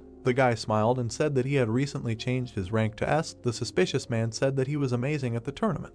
Alex handed over his business card and introduced himself. He gave us a thumbs up, said it must be fate, and suggested they have a drink together to pass the time on such a long journey. The main character took the black business card, decided to play along and said that he was right. There was a bottle of alcohol on the table. Taking out expensive cognac, Alex began to talk about himself. They sat opposite each other. The new acquaintance told Jin-hyuk about his cosmetics business and the difficulties he had to endure after the appearance of the test tower. The main character closed his eyes, smiled, and thought if this man knew that he knew who he was. The blonde guy smiled back. He raised his glass and said that to be completely honest, he didn't come to Korea for the cosmetics business. Alex tilted his head and said that he wanted to expand his business and start doing business with the awakened ones to keep up with the times. The guy raised the glass to his mouth and said that he had a problem. Jin-hyuk asked him to tell him more about it. Alex put the glass on the table and asked if the main character had heard about the masked player. The interlocutor realized that he was talking about the unknown. Jin-hyuk raised his glass and said that he seemed to have seen a video in which the unknown suggested attacking the boss of the 3rd floor and asked Alex how he was related to him. Main smiled and said that they also wanted to take part in the raid on the boss of the 3rd floor, but the masked player got in their way, so an unpleasant situation arose. Alex narrowed his eyes and said that despite the fact that the unknown said that he was doing this to protect his comrades, he refused them, saying that he needed to do something alone, so they should not interfere with him. They continued to sit opposite each other. Jin-hyuk suggested that Alex personally knew the unknown person. The man said that it could be said that way. The main character smiled falsely and said that the unknown person turned out to be greedy. The interlocutor agreed with him. Jin-hyuk was delighted with his ability to lie with a calm expression. The man put an ice cube into a glass. He poured himself more cognac and said that the main character would provide them with invaluable help if he went with them to the 3rd floor to the room. The guy raised his hand, expressed surprise at the invitation, and said that the unknown was going to fight the boss alone. Alex handed him a bottle and said that S-rank players are given the right to freedom of action, so that no one will touch them and they will be able to get items from the 3rd floor. The main character closed his eyes, thought that even the large guilds allowed the unknown to go through the floor alone and agreed to block the entrance to the boss's room and assumed that the main wanted to get there with his help. He opened his eyes and said that Alex's request was too serious because he had just received rank S and his new acquaintance wanted him to go against large guilds. The man smiled and said that he was a businessman and that he not only asked a lot but also offered a lot. A vial appeared above his palm. Main said that there is a medicine that helps with incurable diseases and even with cardiac arrest. His eyes lit up and he showed the main character a bottle of elixir. Jin-hyuk's eyes widened in surprise. He took the bottle in his hands, said that his interlocutor's offer interested him, and thought about how the Mana Association was able to get such a rare thing. Alex hid his hand under his jacket and said that many people wanted this elixir, but he was ready to give it to a new acquaintance as an advance. He put the contract on the table and asked Jin-hyuk to sign it. The system reported that Main would activate the contract with the 6th level dead man. The main character's eyes turned yellow. Main Alex said that such a chance is rare. The main character extended his hand to a piece of paper and thought that visually this agreement was no different from ordinary ones. He imagined a dagger surrounded by smoke and thought that the violator of the terms of the contract would be overtaken by a mortal curse. But if he didn't sign anything, then there was nothing to worry about. The guy closed his eyes and said that he could not sign this because he was very reasonable and was not ready to confront large guilds. Alex raised one eyebrow, said that it seemed that the valuable elixir was not enough, expressed regret about his decision and said that he was counting on him. Jinhyuk clutched the bottle to himself when Main said that now he had better forget about the elixir. The man looked at him irritably and asked what he was doing. The main character showed the bottle and repeated his words that he is very reasonable. Jinhyuk's eyes glowed purple and he said that he is also very greedy and always gets what he wants. Alex clenched his teeth and said that he was talking nonsense. Passengers inside the plane began to shake. The man grabbed the armrest of his chair, thought about what the main character was going to do with so much mana and assumed that he intended to blow up the plane. The board lit up. The pilot reported that the plane had encountered sudden turbulence and asked all passengers to take their seats and fasten their seat belts. Jinhyuk closed his eyes, asked if Alex heard the alert and said that he should return to his seat. The man clenched his teeth and asked if he really knew from the very beginning which association he belonged to. The main character replied that he guessed and praised Main for her good game. Alex opened his mouth, said that he did not advise him to irritate them and that the unknown would make him pay the appropriate price for this situation. Jinhyuk turned his head and said that Main had a good sense of humor and that it was stupid to claim that he was on the same side as Unknown after they were kicked out of the Olympus meeting. The man's eyes widened in surprise. He was wondering who this guy really was and whether he knew the Unknown. He put his hand on the armrest and thought that it might just be a bluff and that the big guilds could share information with him after he was given the S rank. The guy waved the vial and said that it was possible to share information about the Unknown if Alex behaved well. The plane was landing. Jinhyuk suggested we meet another time. The plane's wheels touched the ground. The signs were shining with lights. There were many light bulbs on the ceiling. A Ferris wheel could be seen in the distance. There was an advertisement on the wall. The girl opened her mouth and asked incredulously if this was a city of people. The Lord walked next to Jinhyuk. She said that she liked it here. The main character asked her to be quiet and threatened to send her to the ring if she did not listen. He imagined the blonde-haired Main and thought that as gratitude for the fact that the Lord had smelled Main, he released her from the ring with his current amount of mana. Her height was 150 centimeters. Golden rectangles appeared. The main character evoked memories of the world. A red hexagon appeared. The main character united the Eye of Truth and the energy of Bloody Rage. Another red hexagon appeared. The system reported that the merger was successful and he received the Greedy Look skill. In the system window it was said that the Greedy Gaze allows you not only to view the status of any player, but also to share vision and read thoughts. The system reported that due to the characteristics of the Blood Devil energy, the personality of the skill owner can be changed if used frequently. In addition, the separation of vision and mind reading can only be used on players with a lower level. The protagonist imagined a blue hexagon and thought that he wanted to combine this skill with a safer spiritual skill, but he urgently needed the Greedy Look. The guy clenched his hand into a fist. Someone called him. The Lord showed the casino and asked if they would go there. The main character reminded her that they did not come here to have fun. They went further. Jinhyuk said that it is forbidden to use magic in ordinary casinos. The hotel employee hurried to the car. The main character thought that he could take the money by force to spend it at the auction, but he could not take the earnings from ordinary people. The Lord turned to him and asked where they were going.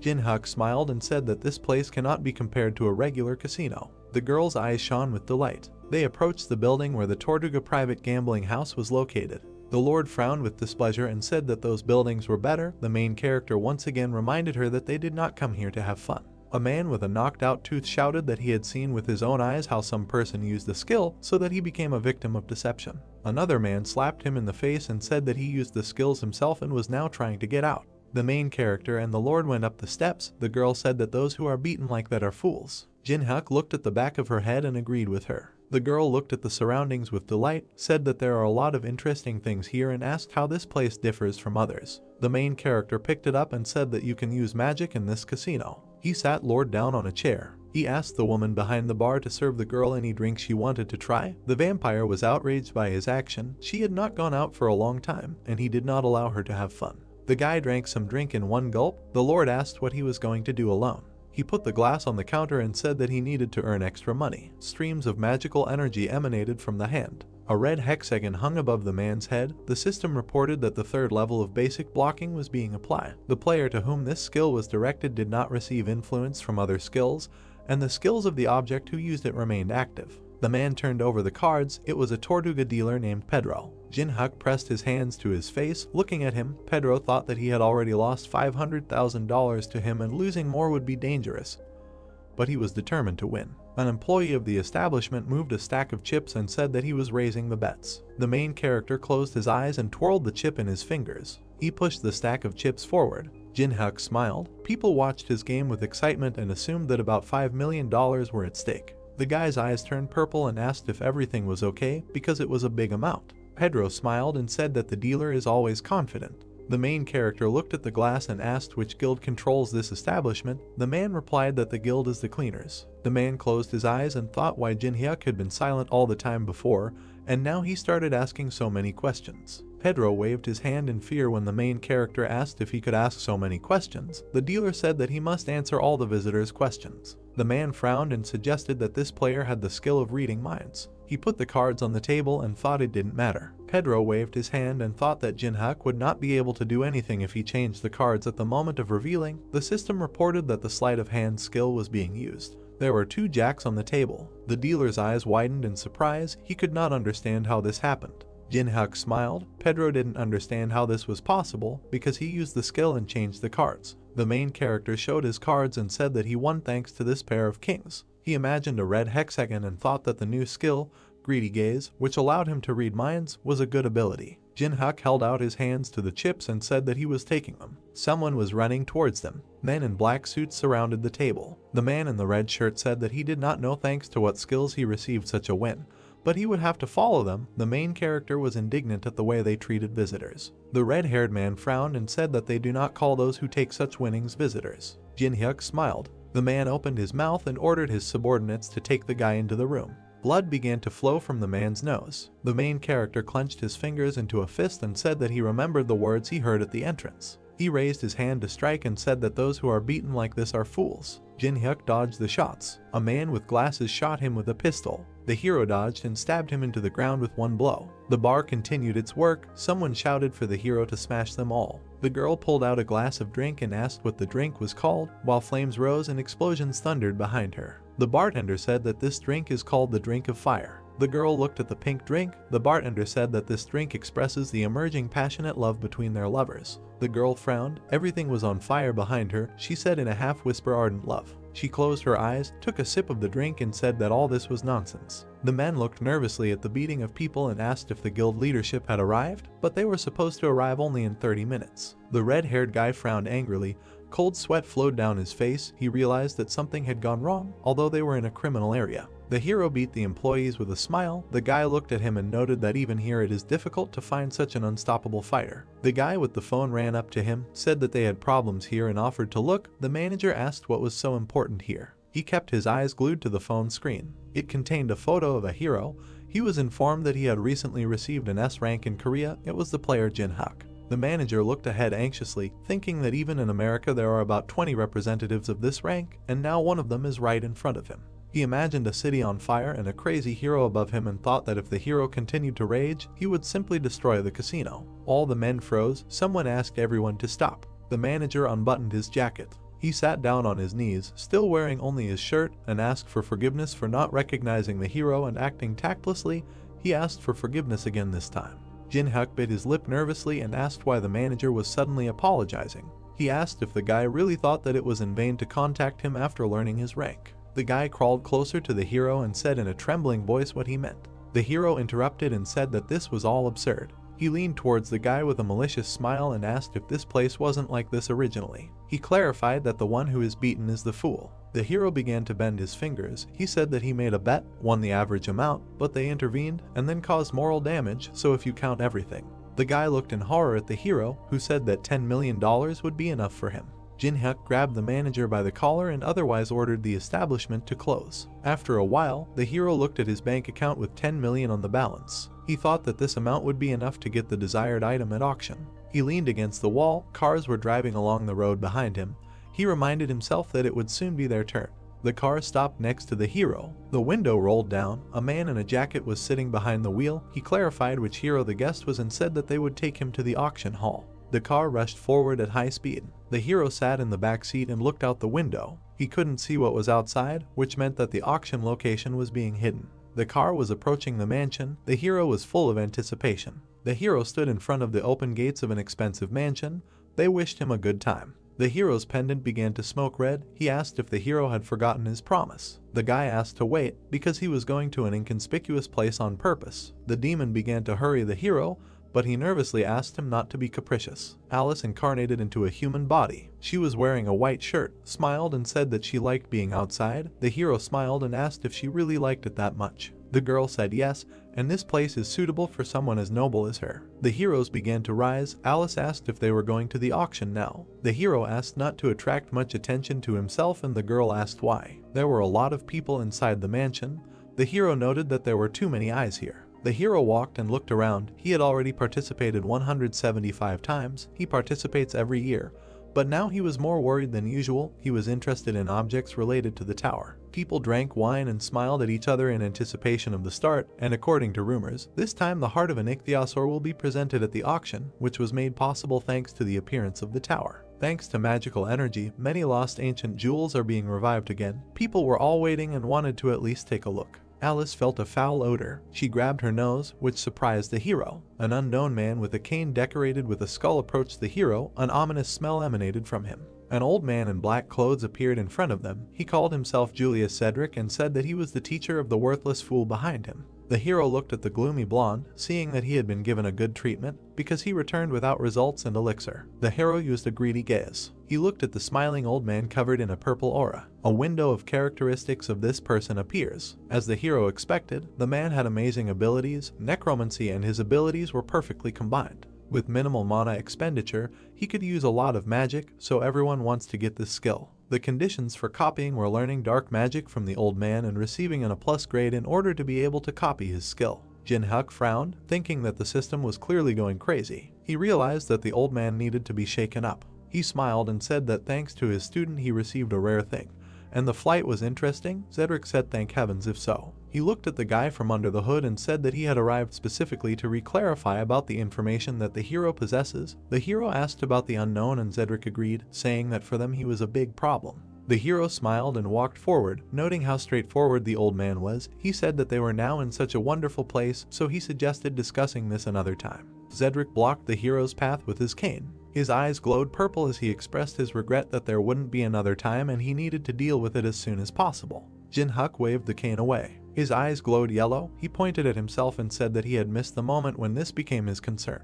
He and Alice went ahead. She stuck out her tongue. The blonde was terribly angry, calling him a bastard. Cedric put his hand on his shoulder with a smile and asked him to leave him, saying that there were still ways. Jin-Hyuk was annoyed, but Alice was amused and said that smelly people annoy her. She suggested getting rid of them. Jin-Hyuk asked her to leave them as there is no need to make a fuss here. They went out into a large hall where people were already sitting in their places. The guy said that he would just buy the desired item and that's all. The host on stage drew the attention of the ladies and gentlemen to himself. He said that everyone had been waiting for this for a very long time. The hero decided to hurry. The presenter raised the gavel up and said that they were starting the 175th black market auction. The screen showed a smoking meteorite that fell into Arizona, USA. The hero kept his hands in his pocket, thinking that this stone was now emitting strong magic after the tower appeared. The man pointed to the crowd and said they were starting at $100,000. The heroes sat down in their places. People began to inflate the price, and other, higher prices began to outbid them. Jin-Hyuk smiled. At the moment there was no craftsman who could process the meteorite, so this item cannot be used in any way. Now there was an opportunity to buy it cheap.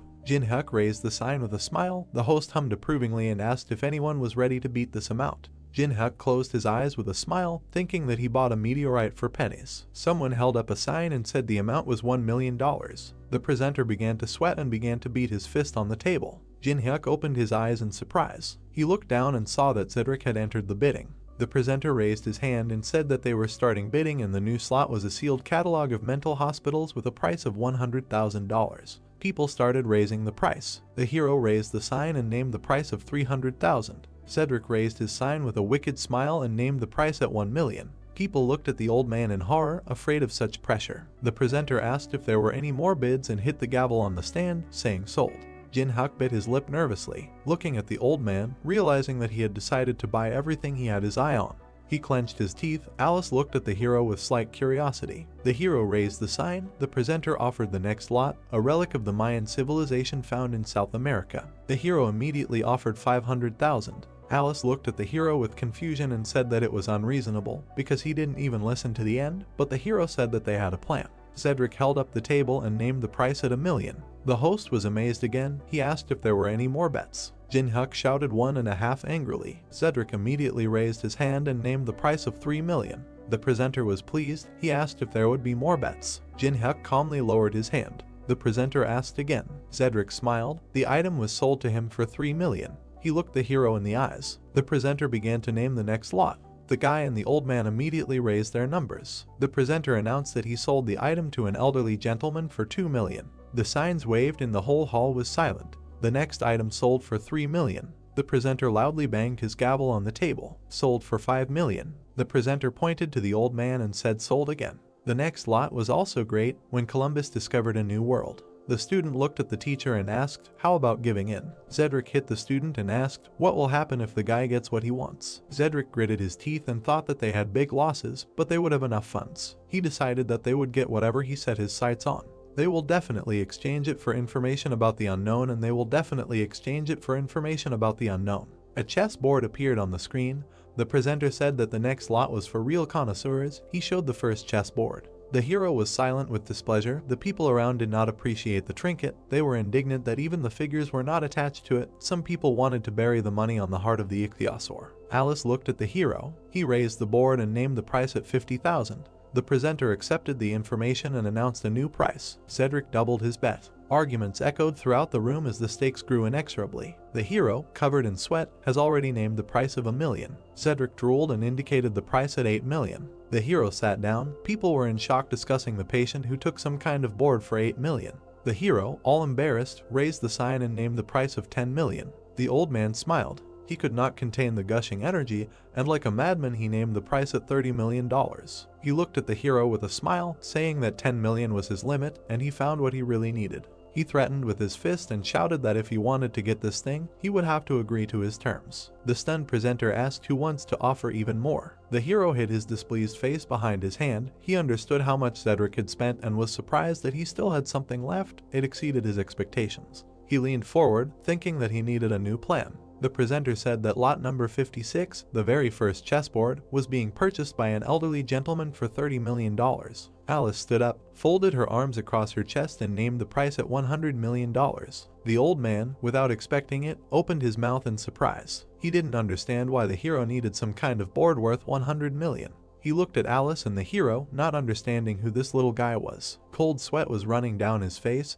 He had spent more than 70,000,000 on all sorts of rubbish, and if he stopped now, it would be a complete failure. He shook his head and named the price at 110,000,000. But Alice immediately named a new price of 200,000,000. Cedric pointed his finger at her. She became covered in red energy. He said not to cross the line and asked if she really had $200,000,000. The presenter excitedly raised his hand and asked the girl to show her a certificate of her account balance. Alice began to cast a magic ball. A huge pile of gold appeared under her. The girl asked if this was enough. One man ran up with a special device and checked the gold crown for authenticity. He said the crown alone was worth more than $500,000,000. The old man looked at the girl in surprise. She winked at him slyly while the old man suggested that she was not an ordinary person.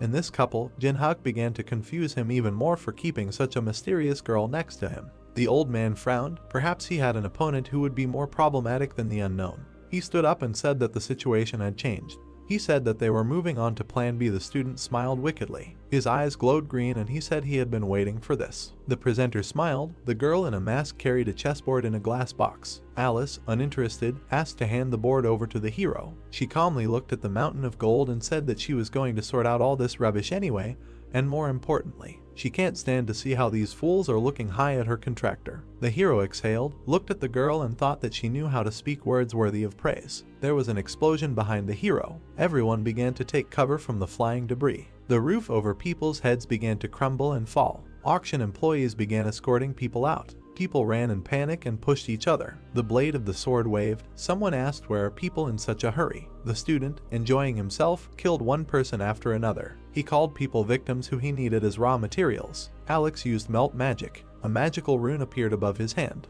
The floor under people's feet began to crack and emit light. People's skin turned gray. One man grabbed his head and said that it was torn. People fell to the ground. The little boy was crying and calling for help. The hero was covered in energy here. He looked at Alex and said that he was crossing all boundaries.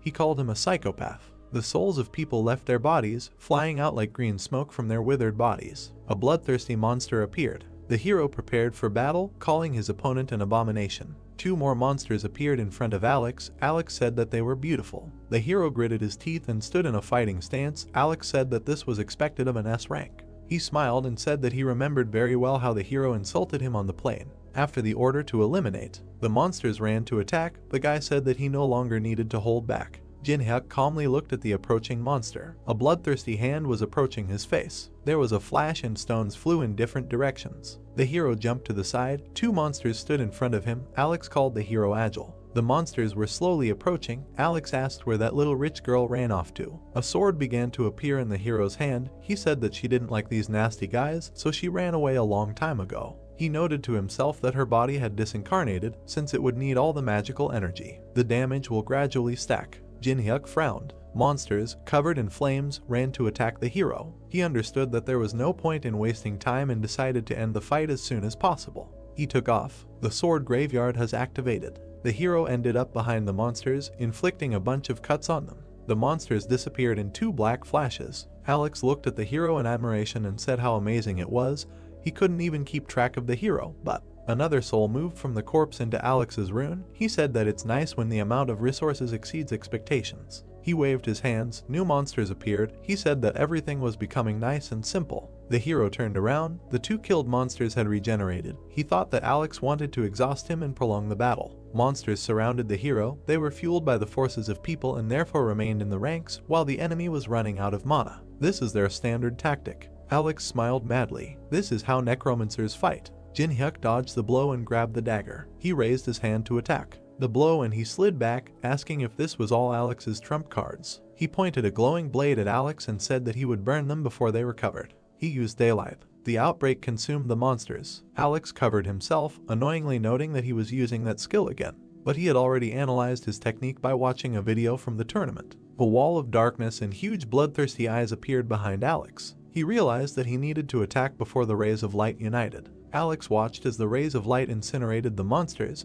He asked why they weren't moving. The monster's legs were covered with ice. Steam poured out of the hero's mouth, and his fingertips were covered with ice. Alex opened his mouth in surprise, realizing that the hero had hidden the ice skill with a flash so that he could not see anything. "Leave me alone." A cold flash appeared. A deadly beam hit Alex from it. A powerful light came from the mansion. It became as bright as day. Alex was lying on the floor. He looked at the hero, saying that this was impossible. He looked at the bloody scraps that were left of his cuties. The hero came up from behind and said that the cuties were a little blown away. Alex waved his hand, but a beam of ice hit him. The hero waved his dagger, and a light flashed in front of his face. Alex jumped out of the cloud of smoke. He was sweating. He realized that he had lost, but he had a huge advantage. He decided to quickly run and find a teacher. An invisible blade pierced his body, and a knife blade protruded from his stomach. Alex began to fall to the ground. The hero was hiding in the smoke. He stood in a throwing stance and smiled. He approached the wounded Alex and said that he had created chaos and asked if he was really going to run away. Blood flowed from the guy's mouth. The hero grabbed the handle of the knife. He said that he would tell Alex how he would die. Blood sprayed from the guy's mouth. Jin-hyuk said that for the next half hour, blood would accumulate in his lungs, and when they were filled with blood, the guy would begin to choke. The hero's eyes burned. He said that in the first place, perhaps death by fire, but suffocation is no less painful. He said what he thinks. What can make sure a guy doesn't suffer for too long? He showed a bottle of elixir and said that if he tells about the main association, Alex decided that he could survive. Anu smiled and grabbed the hero's leg. He couldn't speak because he was choking. He clenched his teeth. Blood seeped through them. He decided that he could write in blood. Jin-hyuk stepped on his hand. He smiled and said that if the guy can't talk, then nothing can be done. Alex realized that he was not going to listen to him. The hero put his hand in his pocket and said that he didn't need it now. He threw something to the guy and offered to take it away. Alex's business card fell into a pool of blood. The hero asked to do a favor. He turned around and walked in the other direction, asking the guy to die as long and painfully as possible. The entire auction hall was in ruins. Something caught the guy's attention. He saw a safe created by Michelangelo in the heart of an ichthyosaur. With this combination, he can create a subspace for items. He combined both artifacts. He clenched his hands and pulled out his tongue from effort. The system reported that the hero had successfully created a huge subspace for 5 tons of inventory. The hero twitched. Someone turned to him. The leader behind him smiled and thanked him for saving them. The boy pressed himself close to the leader and said thank you to the guy. He thought that he would have to pay for these items. He frowned and said that he didn't take the items for nothing, but the host said that everything was fine. Jin-hyuk looked questioningly. The presenter smiled and said that he lost consciousness, and then he saw the hero and he saved their lives. He hugged his only son. He said that he had never even thought of informing on the hero. Jin-hyuk was silent in surprise. This was the first time for him. He closed his eyes, smiled and walked away, noting that this was not a bad feeling.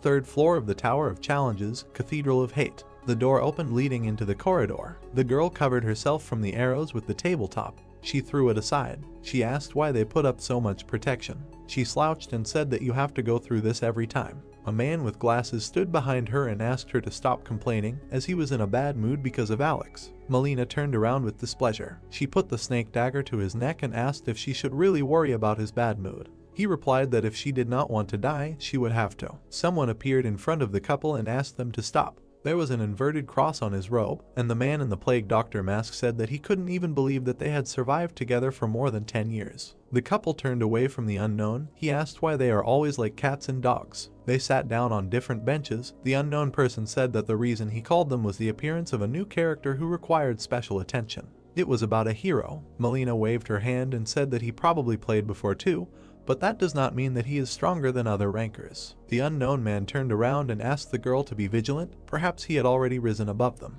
Melina said that those who rose to 20 are considered covered. She did not think that he could. The man said that he also thought that they shouldn't have done that. He looked at the unknown person and said that they had chosen the unpopular virtual reality, the Tower of Tests, to hide from the surveillance of the international police, and therefore they knew the tower well. Melina said that others simply had no need to bother themselves like that. She leaned back and said that perhaps the hero was playing this heartless game out of idleness. She looked at the chandelier and said that only a sick person could try to get into this game. The unknown man was silent. The couple did not take his words seriously, but at least they understand each other. He understood that the hero should not be underestimated. His eyes flashed red as he knew he needed to eliminate the threat. He ordered to keep an eye on Kedrick. He disappeared and asked to be told that this was not a fiasco. Melina smiled and called the unknown man a troubled old man. It was a sunny day. Yewa swung her leg. Teeman was on the defensive. He managed to block, but the blow was too strong. The guy's defense fell off. He fell to the ground. Yonghwa asked if he was okay. He raised a trembling thumb. They washed up after training. Teeman called Nuna over to him. He pointed to the screen. An unknown person was depicted there. He said that he was not so simple. Yewa sat next to him on the sofa and said that he might be bluffing like the others. Teeman said there was something special about him. They looked at the stream. Yonghwa asked, "Is there really an unknown person standing in the Tree Man Temple in the boss room of the 3rd floor?" Teeman said that this place was very popular, and if you answer 3 questions from the Tree Man, he will give you a skill item as a reward. Teeman tensed. He said that the problem is the complexity of the questions that the tree asks. An unknown person stood in front of a tree with a human face. An unknown person was commenting in the chat. The tree smiled and said that it had not had visitors for a long time. It asked if he had come to solve its riddles. The unknown person put his hands in his pocket and asked to ask the most interesting questions. The tree frowned and said if a person guessed 3 riddles, then it would give him a leaf that he would choose. Wooden legs appeared. It said that if a person even makes a mistake. The unknown man was surrounded by several wooden giants. The tree said that otherwise it would punish the hero. It announced the first question. It introduced the sea dragon and asked what is the optimal depth and temperature for a Kellhorn to live in seawater. Teeman and Yewa looked at the screen in confusion, asking who could know the answer to such difficult questions. The unknown person raised his hand and said that the depth was 175 meters and the temperature was 1.5 degrees Celsius. Yenwa and Teeman froze. The tree opened its mouth wide in surprise. The unknown person suggested asking the next question. The tree said that it had not yet answered whether the answer was correct or not, but the man said that he knew that the answer was correct and therefore suggested asking the next question. The tree frowned and said that the next question was not an easy one. The guy and the girl watched the stream in bewilderment. The tree asked how to use Feliani's spongy body. The unknown person said that it was necessary to simmer for 5 hours the salt of the sunny desert and the holy water of a priest who had changed his profession. The tree said that this answer was correct. The unknown remained calm. The tree called the last question. The giant eagles from the heavenly plateau only mate once a year. When? The unknown person pressed the button. He pointed his finger at the tree and said that when the first snow falls in the tower. The tree smiled. It laughed and said that the answer was correct. The unknown person rubbed his nose through the mask and said that he was interested in talking about the tower. The hour was going crazy. The tree calmed down and said that it would give the man the leaf he chose. It suggested choosing red, yellow, or green. Red is a fire modifier, yellow is a defense boost. Timon smiled and said that he knows that green increases movement speed. Yahello proudly pointed to herself and said that there would be a long battle with the boss. She was interested in what the unknown would choose. She said that she would choose speed. The unknown person said that he did not need these sheets. He said that he wanted to get something else. He touched the tree and asked for the black leaf it was hiding. The tree looked at the man in fear and asked how he knew about the black leaf. The guy and the girl looked at each other, not understanding what we are talking about. The tree smiled and said that it couldn't give it to the hero, but agreed to give the hero an extra green leaf if he chose red. Wouldn't it be beneficial? The unknown man turned around and deliberately said that the great and venerable tree man said that for the correct answers he would give the leaf you wanted. He said that it would charm his teeth. He extended his hand and asked to give the black leaf under the threat of calling the tree a dishonest liar. The tree was oozing tree sap from excitement. The unknown person asked what the managers would think about this. All the leaves fell off the tree. The system reported that the spirit had kept its promised word and the hero was receiving a well-deserved reward. The hero received 1280 black leaves. The unknown person squeezed the piece of paper in his hand and thought that the last element of the puzzle was ready. He asked if it was time to start. He took out a lightning dagger, looked at the tree giants and said that he would deal with them first. One guy turned to the other and asked if he had heard. Two guards stood in front of the portal and one said that the unknown person had already started a raid on the boss of the third floor. The second asked, "Is it really so fast?" They told him that they could sit here and go home. There were still soldiers in front of the guards. The guard asked if there was any point in protecting the entrance. "Will someone come?" "Only crazy." The second guard said that they were ordered, so they are on defense. He ordered them to do what they say. The guy smiled and said that they had a plan of action, and if he bothered too much, nothing would work out. The soldiers in front of the guys turned into purple smoke.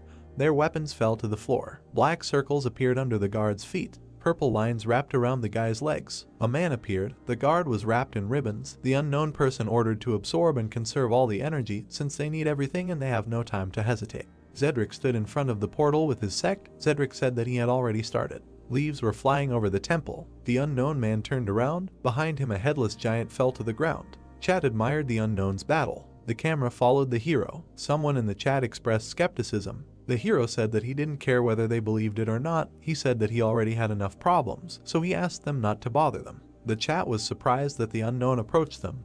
This idea began to refute this theory, saying that the unknown would not communicate with the audience like that.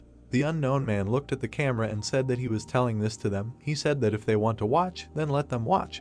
But if they don't want to, they can leave. Many streamers curry favor with viewers to increase views. The guy looked at the phone in surprise. But if from the very beginning I come out with a concept, I do what I want. The guy smiled and asked what is he doing. Then a fandom will be formed from those who are interested in such a concept. In the chat they admired the hero's audacity. The hero walked silently towards the gate. There was a purple flash above the mountain. The hero turned around, surprised that there was someone else here. He grabbed the camera and asked to cancel the broadcast. This was not appreciated in the chat.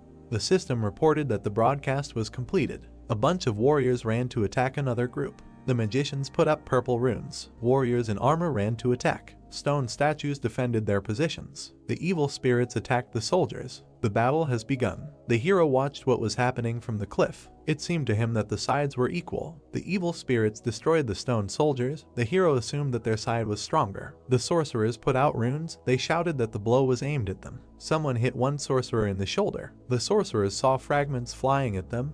They began to demand that the shields be turned around. The fragments began to bounce off the magic discs. The sorcerers could not understand where the attack was coming from. They saw a masked man behind the stone army. The sorcerer ordered the undead to eliminate the masked man. Skeleton archers began to shoot at the hero. The hero began to hide behind the stone soldiers. He put out his hand, rays of light swirled in it. He used the protection of heaven. A flash of light illuminated the undead. The sorcerers looked at how the undead suffered from the blow. They realized that they could not control it because of the holy skill. They decided that they needed to concentrate on controlling thoughts. A huge warrior in a horned helmet began to attack the sorcerers. One of the subordinates shouted to the master that Team 3 had been destroyed. Zedric clenched his teeth and said that he could see it that way. The unknown ran forward. He thought that there were 4 teams created to effectively control the undead. He presented the battle plan. One of the teams was destroyed. If you destroy the first one and break the network, then control is completely destroyed. A fiery flash appeared next to the hero.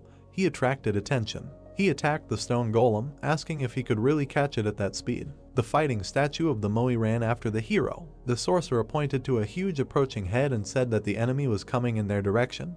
He was ordered to stop him. The unknown person found himself behind the sorcerers. Moe jumped. The sorcerers looked in shock at the approaching death. The statue stuck into the ground with a roar. The sorcerer shouted to the master that the first team was destroyed, and if this continues, they will be surrounded. Cedric said that he knows all this. He shouted furiously and asked what kind of enemy they were facing. He said that he throws ash into the cooked rice porridge every time. He held out his staff and began to activate the Pyramid Guardian. They shouted to him that if he used this skill, he would have no mana left to attack the boss, but he ordered him to shut up. His eyes glowed and he said that he would concentrate all his power and kill him. He ordered to wake up. Ghosts and bandages began to appear around the necromancer. These were the guardians. Exhausted, Cedric fell to the ground. They asked him if he was okay. The old man replied that he was a little overtired. He turned around and ordered to come closer. He grabbed the sorcerer. He looked in horror as the master's hand began to suck out his life. In an instant he withered away. Cedric regained his strength and said that if the guy twitches, the pain will only get worse. The unknown dodged the attacks, noticing how Cedric absorbed his own comrade. All that was left of the assistant was hollow clothing. Cedric's eyes glowed red. He asked how long the hero had been waiting for him. He stood in the middle of the army of guardians and smiled madly. He suggested that the fun begin. The guardians rushed to attack. Cedric screamed and asked the unknown how he liked his strongest army. The guardian extended his hand and the bandages, like snakes, stretched forward. Cedric said that it was his mummy soldiers who were free to use bandages as strong as steel. The bandages easily destroyed the stone soldiers. Cedric shouted that the undead could not be stronger. The hero dodged the soldiers' fragments and bandages. The necromancer shouted that he had to hold them back for the battle with the boss of the third floor, but if he killed the unknown, then the game was worth the candle. Cedric began waving his staff, stuck out his tongue like mad and asked the hero to die as quickly as possible. The two watched the intense battle from the sidelines. Melina and her partner said that the eccentric in the mask was amazing and she had not seen Cedric give all his best for a long time. The guy said that his plan to destroy the bases was, of course, good, but the fact that he didn't leave after that was stupid. He said that Cedric had miscalculated the balance of forces and paid for it.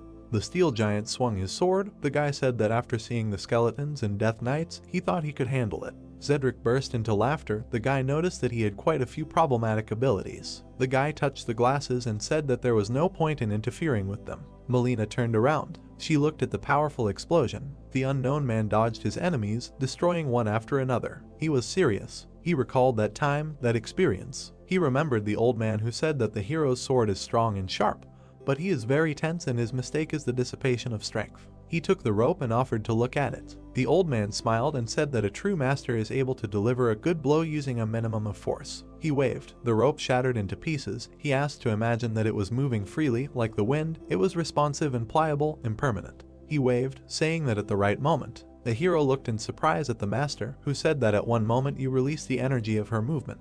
The master smiled and asked if he wanted to learn his spiritual sword art, Shuhangamu. The system reported that part of the spiritual art skill had been restored and could now be reproduced. Something dug through the earth in an arc. The bandages began to be pulled off the mummy's face. The hero attacked with a dagger. The system reported that the understanding of the Chuhangamu sword spiritual art skill was growing rapidly. Cedric began to cover himself from the pressure of energy. He looked at the hero in confusion, thinking that the whirlwind from his spiritual art was so powerful that it attracted everything around him. A tornado of energy began to form, sucking everything inside itself. The hero frowned. He used the fifth type of sword dance, soul destruction.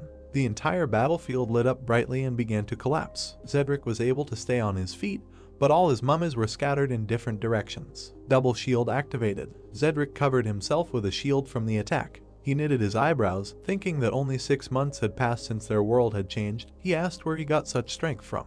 The skull on the staff began to crack, and a moment later it burst, spewing out energy. Cedric was thrown to the side and screamed. The tornado went out, leaving only twilight. The necromancer lay among the debris and bodies. He looked ahead and realized that he needed to run. He realized that he could not win this fight. He looked at the pile of bodies around and the approaching army and began to ask to protect himself and delay the enemy. He shouted that this was an order. A hero approached him from behind and said that the apple does not fall far from the tree.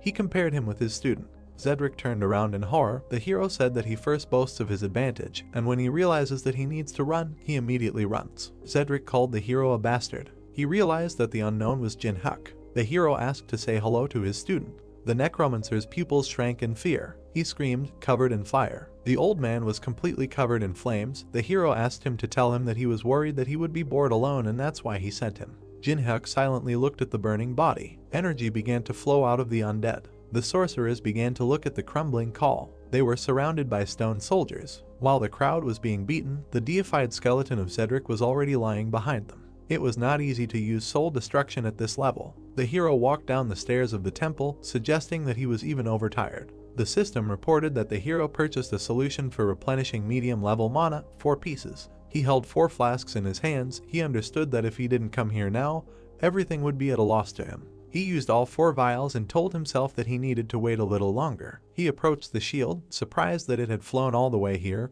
and remembered that he used to love shields. He threw it on his back, starting to feel nostalgic. He took the shield in his hand, got into a fighting stance. He looked at the stone soldiers. The giants began to advance. Temple Guard, Lord of the 4 Principles. The hero stood in front of 4 giants. The giants attacked the hero. He began to repel attacks with a shield, saying that he liked their silence. He began to accelerate, dodging blows. He began to make cuts on the giants. He asked them to spit out the key already, as he was tired. The giants with evil faces continued to attack. One of them has already fallen to the ground. Jinhyuk grabbed the shield with both hands and asked if they had such a pattern.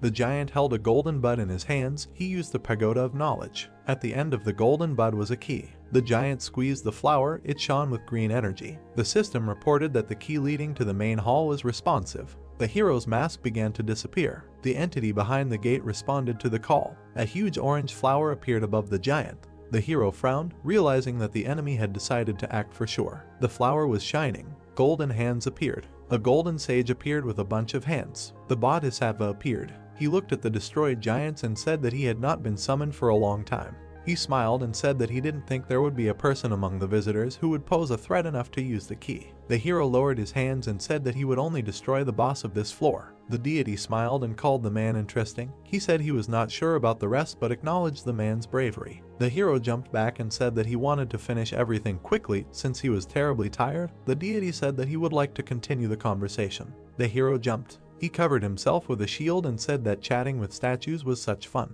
Spears appeared in the hands of the statue.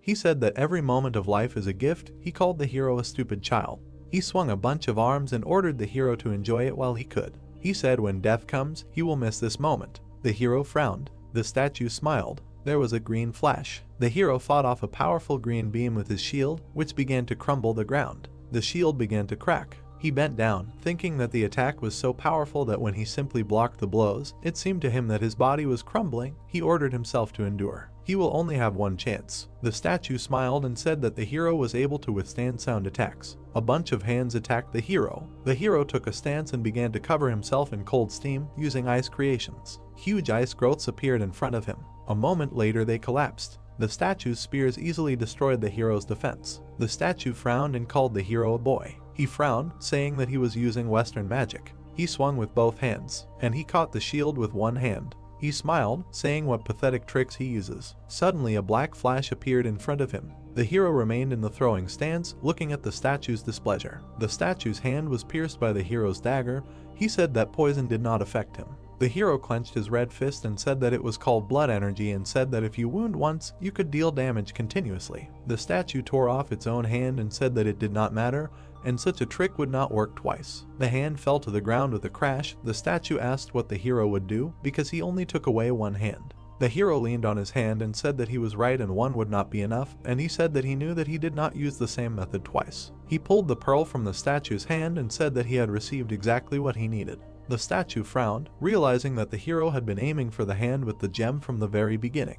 The hero began to combine the artifacts and told the deity to blame himself for giving away one of his hands so easily. The grimoire and the pearl began to unite. The golden dawn of S-rank Lemageddon has appeared, allowing one to learn magical abilities. The hero used a greedy gaze. He began to study the characteristics of the statue, but could not see anything except the name. The deity bowed its head in disappointment. The conditions for copying were as follows. It was necessary to infuriate the opponent within 5 minutes using ice magic, and to fulfill the conditions, suitable music and attire were needed. The hero froze in bewilderment in front of the system window. He didn't want to believe what he saw in front of him. He thought that the system was going more and more crazy. He pressed something and was glad that he could do it. The statue asked what he was doing. The hero ordered the gramophone to appear and said that the conditions are strange, but he cannot give up. He said that if he takes the lower 25 floors, then he can only get the mandala here. The deity got angry and asked what the boy was doing. Music started playing.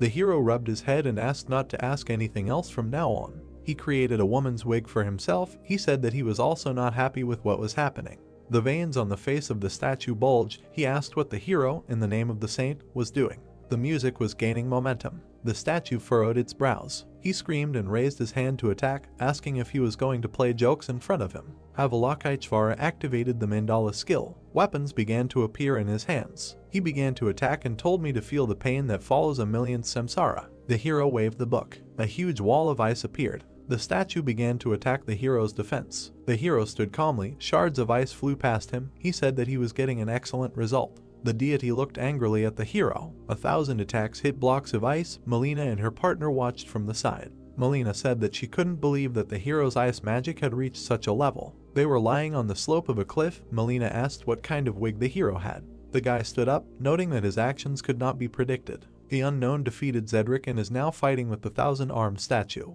Avalokiteshvara's strength is great and can hardly be dealt with. Even after reaching the 10th floor, she is called the second boss of the 3rd floor. The guy looked at the hero, appreciating the hero's strength, noting that he went beyond the capabilities of people. Melina looked at her friend and asked if the two of them could handle it if they attacked. The guy said that it would be difficult. The girl turned around and offered to retreat. She said that they could not cope unless they received support from management.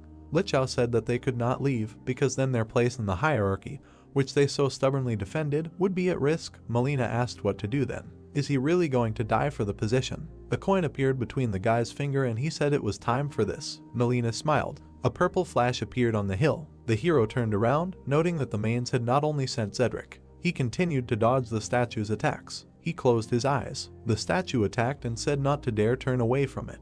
The hero sat down. His hand caught fire. He used the element of fire and apologized to the statue. The grimoire flipped through the pages on its own. He straightened his hair so he couldn't concentrate. Ice creation activated. A pile of ice shards rushed towards the statue. The hero said that thanks to him he even worries. The statue screamed furiously and attacked again. The hero used ice magic. The ice blocked every attack from the statue. The statue called the hero a fool. The barrier trap was activated and the green dome covered the statue and the hero. The deity waved one of his hands and asked if the hero could really only defend himself. She asked where the confidence went. The statue jumped and attacked again. The blows began to ricochet off the dome. The hero fell into a trap from a pile of golden cuts. He used ice magic again.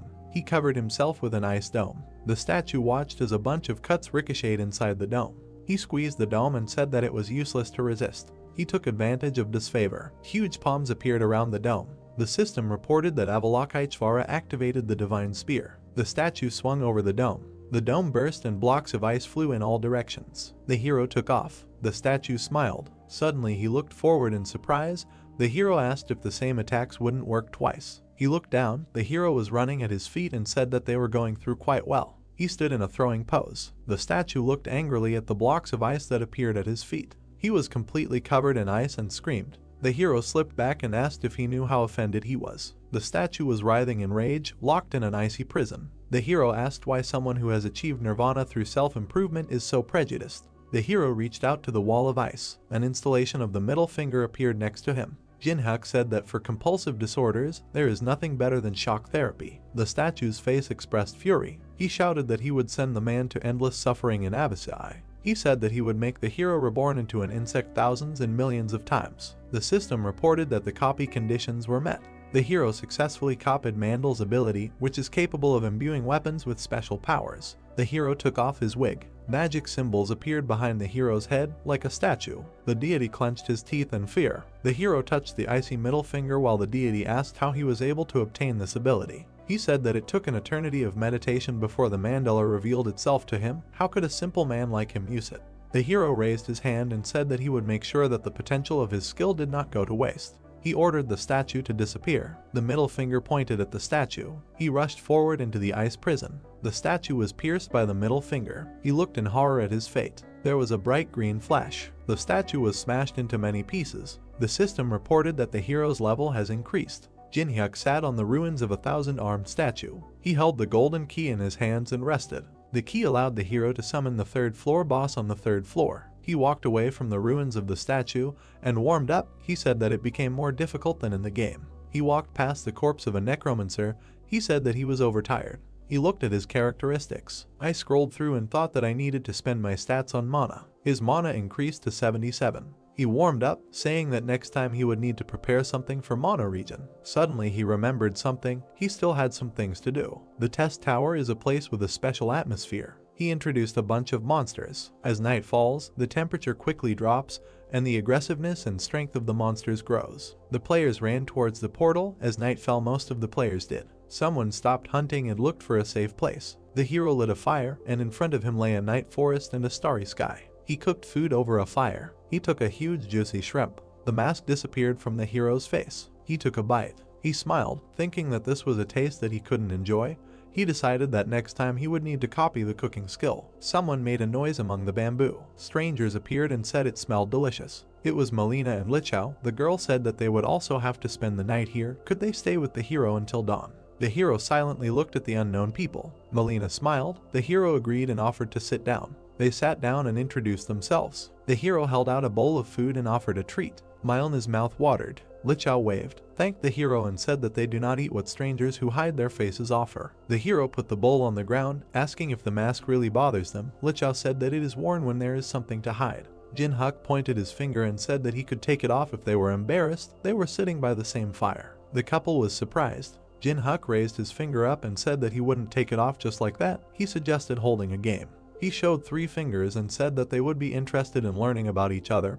He suggested asking 3 questions, and if they answered his questions, he would take off his mask. Lichao looked at the hero, thinking that the answer to the question does not necessarily mean the truth, because you cannot know the truth of the words. He didn't know what the hero was up to, but it certainly wasn't a disadvantage to them. He nodded to the girl. Jinhuk gave a thumbs up. Melina tossed the coins and began to catch them. She smiled and offered to decide with a coin who to start with. She chose Obverse. With the help of magic, an Obverse appeared. She grabbed the coin and said that they were the first. The hero thought about barely noticeable magic. Caligula coin. Choose a target and pour magic into the coin for 5 minutes, and you can influence the mind of your opponent. Melina thought about it. She decided that if she asked the name or guild, the hero was unlikely to answer. She smiled and asked if any of his comrades were here. The hero noted that this is a practical question. He looked at the couple and said that he came here alone. He said that now it was his turn to ask questions. He said they were hunting the boss and asked why they were only watching. It was clear that he was fighting.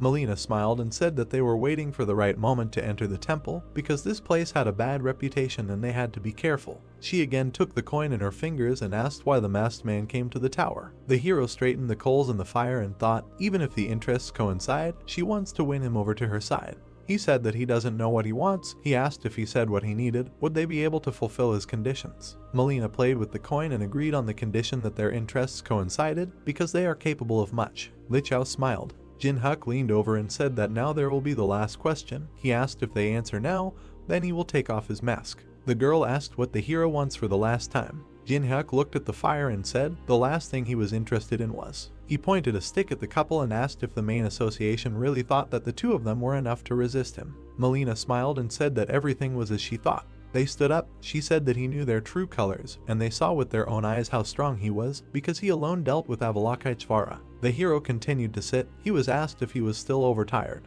They realized that he was very weak. She raised her hand and said that 2 of them would be enough. She pointed a coin filled with magic at the hero. They looked at each other silently. Melina looked at the coin in surprise and asked why it didn't work. Lichao asked what the girl was doing. The hero took the bowl of shrimp and said that the Caligula coin was fine. A purple scale appeared behind the couple. The hero said that she couldn't use it now. The judgment of Anubis was used, which reduced stats by 50% and blocked abilities for a minute. Lichao shouted that they had been discovered.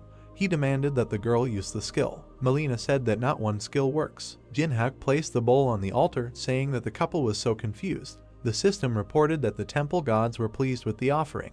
The system offered to select a subject to conduct the court of Anubis. The pillar with the furious face glowed blue. A great commander has been chosen by the enemy. The second pillar shone red. The afterlife commander was chosen by the enemy. Melina and Lichao looked in horror at the 2 stone statues they had never heard of. Guardians of the Earth, great and afterlife commanders. They were approaching the couple. Lichao remembered the shrimp sacrifice. He realized that it awakened the pillars, and it turns out that it was not a simple meal. The hero collapsed by the fire, saying that he was very tired. Deciding that it was better not to move rashly, he said that he would not be able to escape anyway. The afterlife commander used a ban on exit. A fiery barrier of totems surrounded the space. Liqiao took off. He approached the resting hero, saying that if he died, they would disappear. Jinhyuk said that he asked not to move. A huge hand hung over the guy. The great commander used a warning. The blue pillar hit the ground. Liqiao, with broken glasses, covered in blood, lay under a stone paw. The pillar hit the ground again. The coin fell and rolled on the ground. Melina clasped her hands, realizing that she had to run before it was too late. The commander raised his hand for a new blow, but the hero ordered to stop. He approached the girl and suggested starting a conversation. The greedy gaze was activated. The system reported an error due to a difference in levels. The hero frowned, noticing that even the luck stat did not help him this time. He looked at the corpse of Liqiao, lying in the hole from the blow. Jinhyuk said that he hoped that this time the girl would answer the questions more sincerely. Melina asked what the hero was interested in. He looked at the girl and said that he had heard a lot about the mains, but he could not understand the motives. He said that if they do not climb the tower, all humanity will disappear. Why are they bothering the players? Melina started to speak, but someone said she couldn't. Liqiao, covered in blood, crawled out of the pit and demanded that he close his mouth and not say anything. The commander swung his stone paw. Liqiao shouted that she would never do anything. Melina looked at her friend in horror. The paw rose, covered in blood. Jinhyuk said that being true to an idea to the end is cool, but only at the right time and in the right place. Melina turned around in fear. Jinhyuk said that he does not leave alive those who are trying to take his life, only if she tells him the information.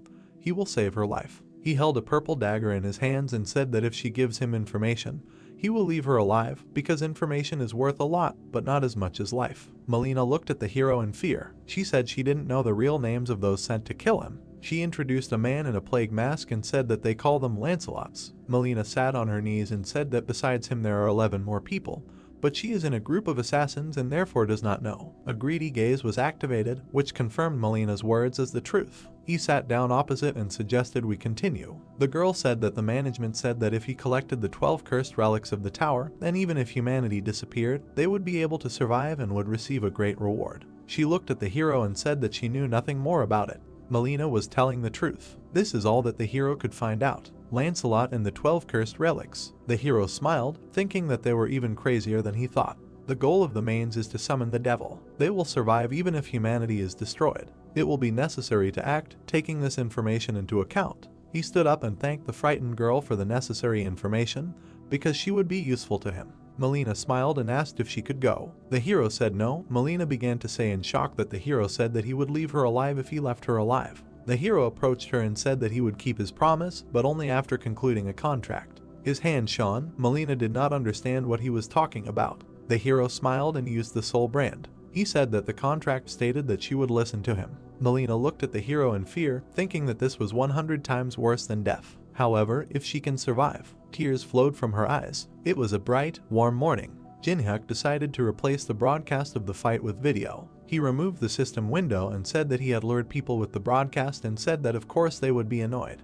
He moved on. There was a temple ahead. The hero suggested starting. He smiled and held the key in his hand. He used the call. A purple beam shot out of it and something began to appear. A purple sphere shone in the air. The birds flew away in different directions out of fear. The boss of the 3rd floor answered the hero's call. A gate appeared and began to open. A stone foot stepped out of the purple portal. The stone army began to appear. A man came out with a cup of sake. He asked who dared to disturb his rest. The hero activated his greedy gaze. The system reported that the luck and adaptation stats compensated for the difference in levels. The boss of the 3rd floor appeared. A long-haired man sat on a stone throne. His name was Muhan. The system window of its characteristics opened. Copying was impossible due to the difference in levels. Muhan drank sake and said that many tried to fight against his army, but only the hero summoned him using the key. He sat on the head of a huge warrior, under which there were also many giants and warriors. It was a huge Muhan army of 100,000 souls. Jinhyuk smiled and asked about his army. He activated the first chessboard.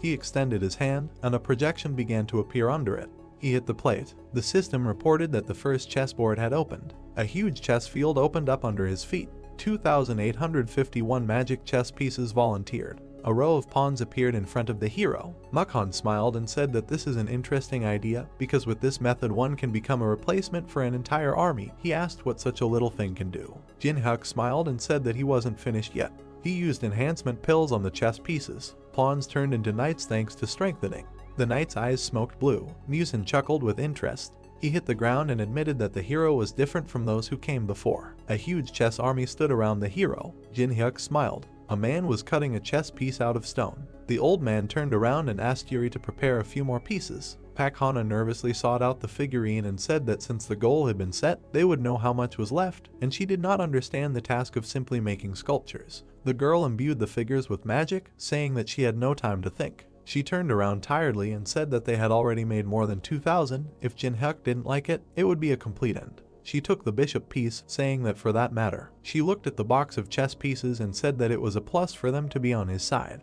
Jin-hyuk smiled and said, since he is recognized. He touched the figure and said that to hear recognition from someone who just sits on his third floor and hides behind the servants is bluffing. He mounted his horse, taking a spear. He said that he doesn't care, not nice. Mukhan frowned and asked again. Jin-hyuk said that Muhang defeated a couple of weak players and is now showing off, which is why he is stuck on the third floor because he does not have the ability to go higher. Muzan is covered in energy. The monsters of the test tower guard each floor and use the energy of this floor. In addition, not only the players, but they too can climb the tower and increase their strength. Mukhan laughed, calling the hero a nice fellow.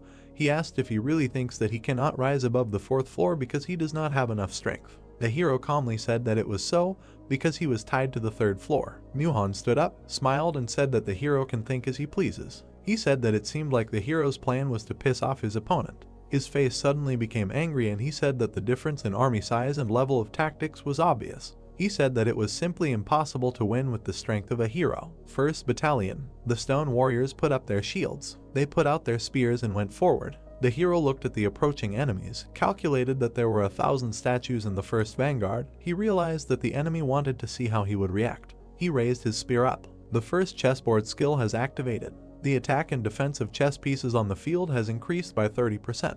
The chess warriors were beaming with energy. The hero presented a diagram of the upcoming battle. He ordered the outermost pawns to take 3 steps forward, and he ordered the first detachment to prepare for defense. The warriors moved forward. The pawns activated the shield wall. They put their weapons forward. The enemies were approaching. The hero ordered to maintain the battle formation. The shield warriors collided with each other. The soldiers stood in line angrily. The pawns were pushed back. The hero ordered everyone to fight to the death. The shield warriors were pushed back. The hero ordered to shoot. The boats began to shoot from crossbows. The arrows flew towards the shield warriors. They began to pierce the enemies. The warriors raised their shields. The elephant figures activated a wave of fire. They raised their staffs and fiery flames poured out at the enemies. The warriors held shields and fire seeped through the cracks. Burnt bodies fell to the ground. Muhan smiled. A purple mark appeared on his forehead.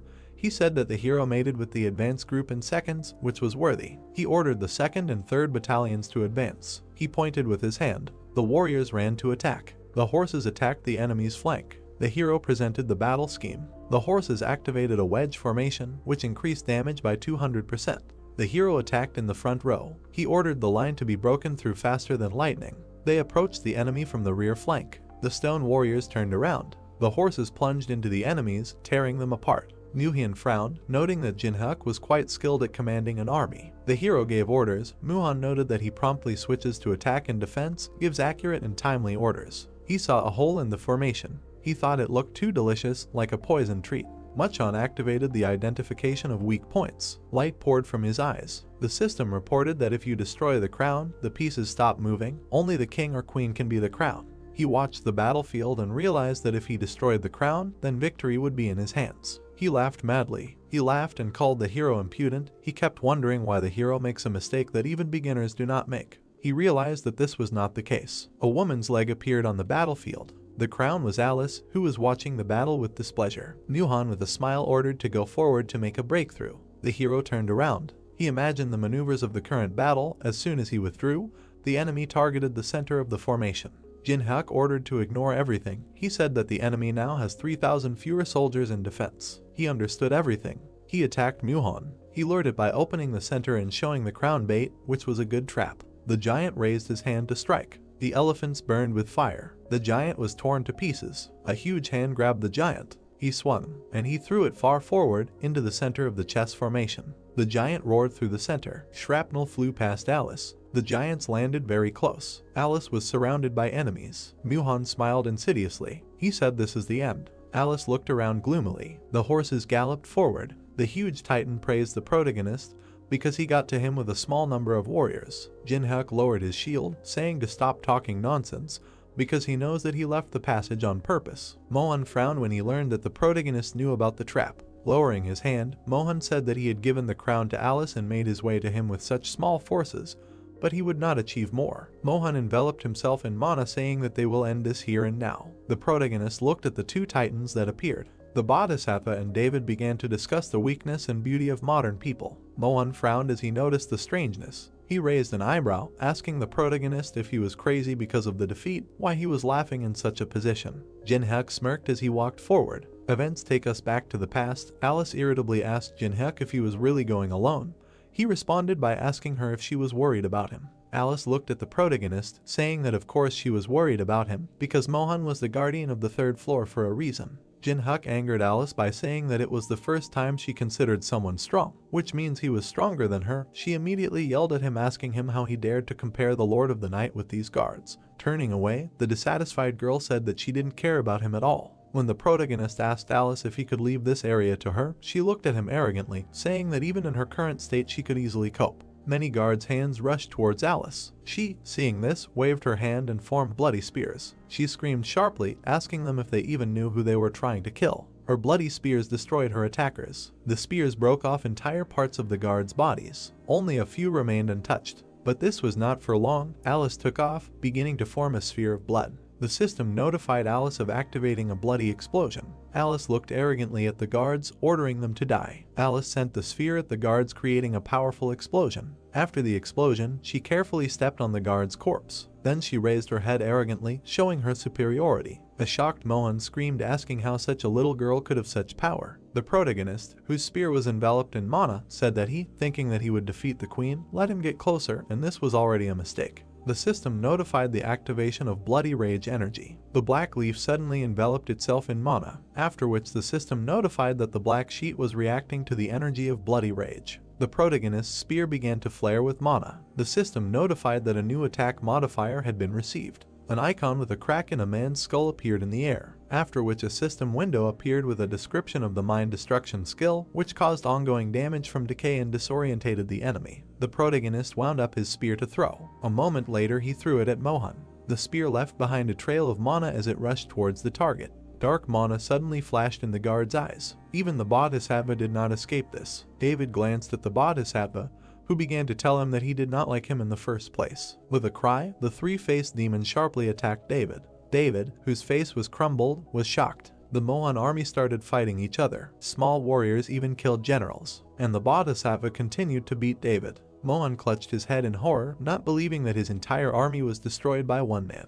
The protagonist's call made Mohan look at him in horror. Jin-hyuk grinned and told Mohan not to be nervous, otherwise he looked too pitiful. The system notified that ice creation had been activated. A wall of ice formed behind one of the generals. A nervous Mohan called the ice nonsense. Jin-hyuk began to form a bow out of ice, asking the floor guard if he was going to escape from certain defeat. Mohan rushed to run and ordered his soldiers to stop the protagonist. One of his generals immediately attacked the protagonist after the order. The general's fist struck even his allies. Jin-hyuk's horse was cut in half and flew away along with the fragments. Jin-hyuk himself jumped into the air, forming an arrow and telling Mohan that he was still the same. At that time the system notified the activation of the mandal. Afterwards, the system notified about the skills ice creation and mandala that worked together. Jin-hyuk smirked as he knocked an arrow. A moment later, the protagonist released the bowstring. The arrow struck the general's outstretched palm. Suddenly an arrow flew out of the general's back, after which she rushed towards Mohan, almost overtaking him. The arrow pierced Mohan's chest, causing hellish pain. He fell to his knees and began to glow brightly. Mohan released mana from every crevice in her body. Soon a powerful explosion occurred at the Mohan site. The system notified that the boss of the third floor had been killed. Alice smiled at the explosion. A moment later, the system notified the opening of the fourth floor of the test tower. Yuri and Yangwa were very happy when the system notified them of the remaining time to complete the fourth floor. The system window showed that there were 89 days and 24 hours left. Maria and Jinho were very surprised by the notification they received. With happiness at the sight of the notification, tears appeared in Teresa's eyes. At this time, behind Jin-hyuk, the Mohan army was falling apart. The system notified the protagonist that he had successfully completed the third floor of the test tower. While the explosions were happening behind Jin-hyuk, he looked sadly at the system window. Jin-hyuk walked across the battlefield. He received many system notifications about leveling up. Looking at the system windows, the protagonist decided to invest stats in mana and then look at the drop. Jin-hyuk was a little taken aback when he saw the awards. Treasures that could be obtained after eliminating a monster were divided into ranks by color. Red treasures, the lowest rank, dropped from the first 10 floors. But there was an orange chest in front of Jin-hyuk, shocking him. The protagonist was overjoyed, guessing that this was due to the effect of the monopolization skill, which was triggered when he received a reward alone. When the chest opened, cards immediately flew out of it. The system notified the receipt of such items as pink diamond, first right, soft grain, living water, sunseed, and snail that breathes fire. Jin-hyuk smiled as he placed the items into his inventory. A moment later, he turned his attention to one of the objects. Looking at the sunseed, the protagonist was amazed by the effect of the monopolization skill. Alice felt awkward when Jin-hyuk started grinning, saying that with this item it would be possible to easily pass the 4th floor. But then she smiled. Looking at the protagonist with tenderness, she considered him incorrigible. Events are transferred to the office, where 4 heads of guilds have gathered. Frederick smiled nervously, saying that Jin-hyuk was actually able to walk the floor. Jin-ho laughed sharply, calling the protagonist a hero, and Maria sighed, saying that it was good that they got another 90 days to prepare for the next floor. Tenwei frowned at Mary's words. He slammed the table, shouting, asking if they thought the success of this kind of raid would be good for them, since Jin-hyuk got everything. Loot, views, everything.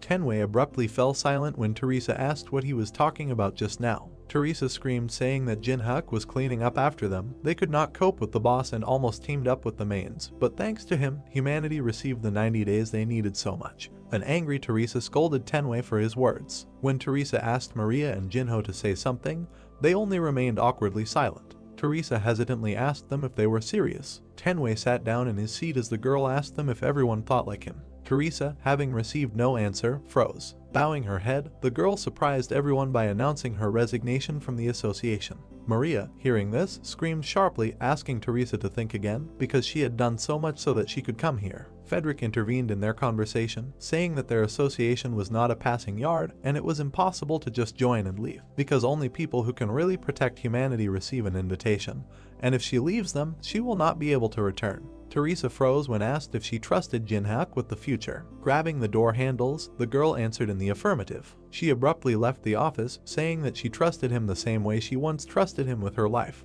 Events take us to the beach along the edge of which the protagonist was walking, saying that he could go to a good hotel and relax. Manhwa called Jin-hyuk, surprising him. While climbing the stairs, the protagonist said that he had been in the tower before and could not answer. Manhwa bowed her head and said that her grandfather did not open his eyes. Jin-hyuk became wary and asked where she had been. Manhwa was the granddaughter of the legendary martial artist Chunin. She was always resilient, active, and cheerful. But looking at her now, the protagonist was amazed. She looked at him crying. It was the first time he had seen her in such a state. Jin-hyuk grabbed the girl by the shoulder, asking her to tell her what happened. In the hospital, a girl's voice was heard saying that this started around the appearance of the test tower, after which she asked if he remembered the incident in Incheon. The protagonist remembered the incident when he was with Pakhana in the labyrinth. Looking down, Jin-hyuk said that he seemed to see it on the news. A despondent Manhwa said that then grandfather was there and defeated the monsters that awakened after the outbreak, but was severely injured and did not recover. She pointed to her lying father, saying that now he felt even worse. Jin-hyuk, seeing the sick look of the old man, could not believe that this man was considered the strongest in Korea.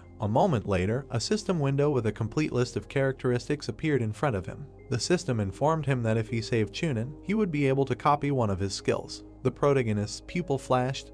He could not believe that in front of him was a person who had never entered the tower. Suddenly, a doctor entered the room, asking Manhwa what was going on here. Entering the room, the doctor said that she left the room too abruptly, coming to a man who could do nothing but fight. A dissatisfied Hajin approached and said that even an S-rank person could not help here. Jin-hyuk turned around, telling Hajin that he came to see if he could do anything for his friend. Walking past him to Chunin, Hajin asked for forgiveness, saying that he was embarrassed when he thought that he, the famous Jin-hyuk, had decided to also become a brilliant doctor. Manhwa made Hajin shudder by saying that she was so desperate that she called a friend who is not a healer, although he is strong. Manhwa shouted sharply, saying that the best local specialists in this field are here, but even so, her grandfather did not recover. Hajin took off his glasses, saying that they are doing their best. A moment later, he put them on, telling Manhwa that even with the help of modern equipment, they have no time to study the diseases that appear due to the influence of the tower. After his words, everyone in the room fell silent. Yeonhwa became desperate, asking for forgiveness. The system notified about the activation of the greedy gaze skill. Yeonhwa glanced at Jin-hyuk, asking him to leave so as not to interfere with the doctor's work.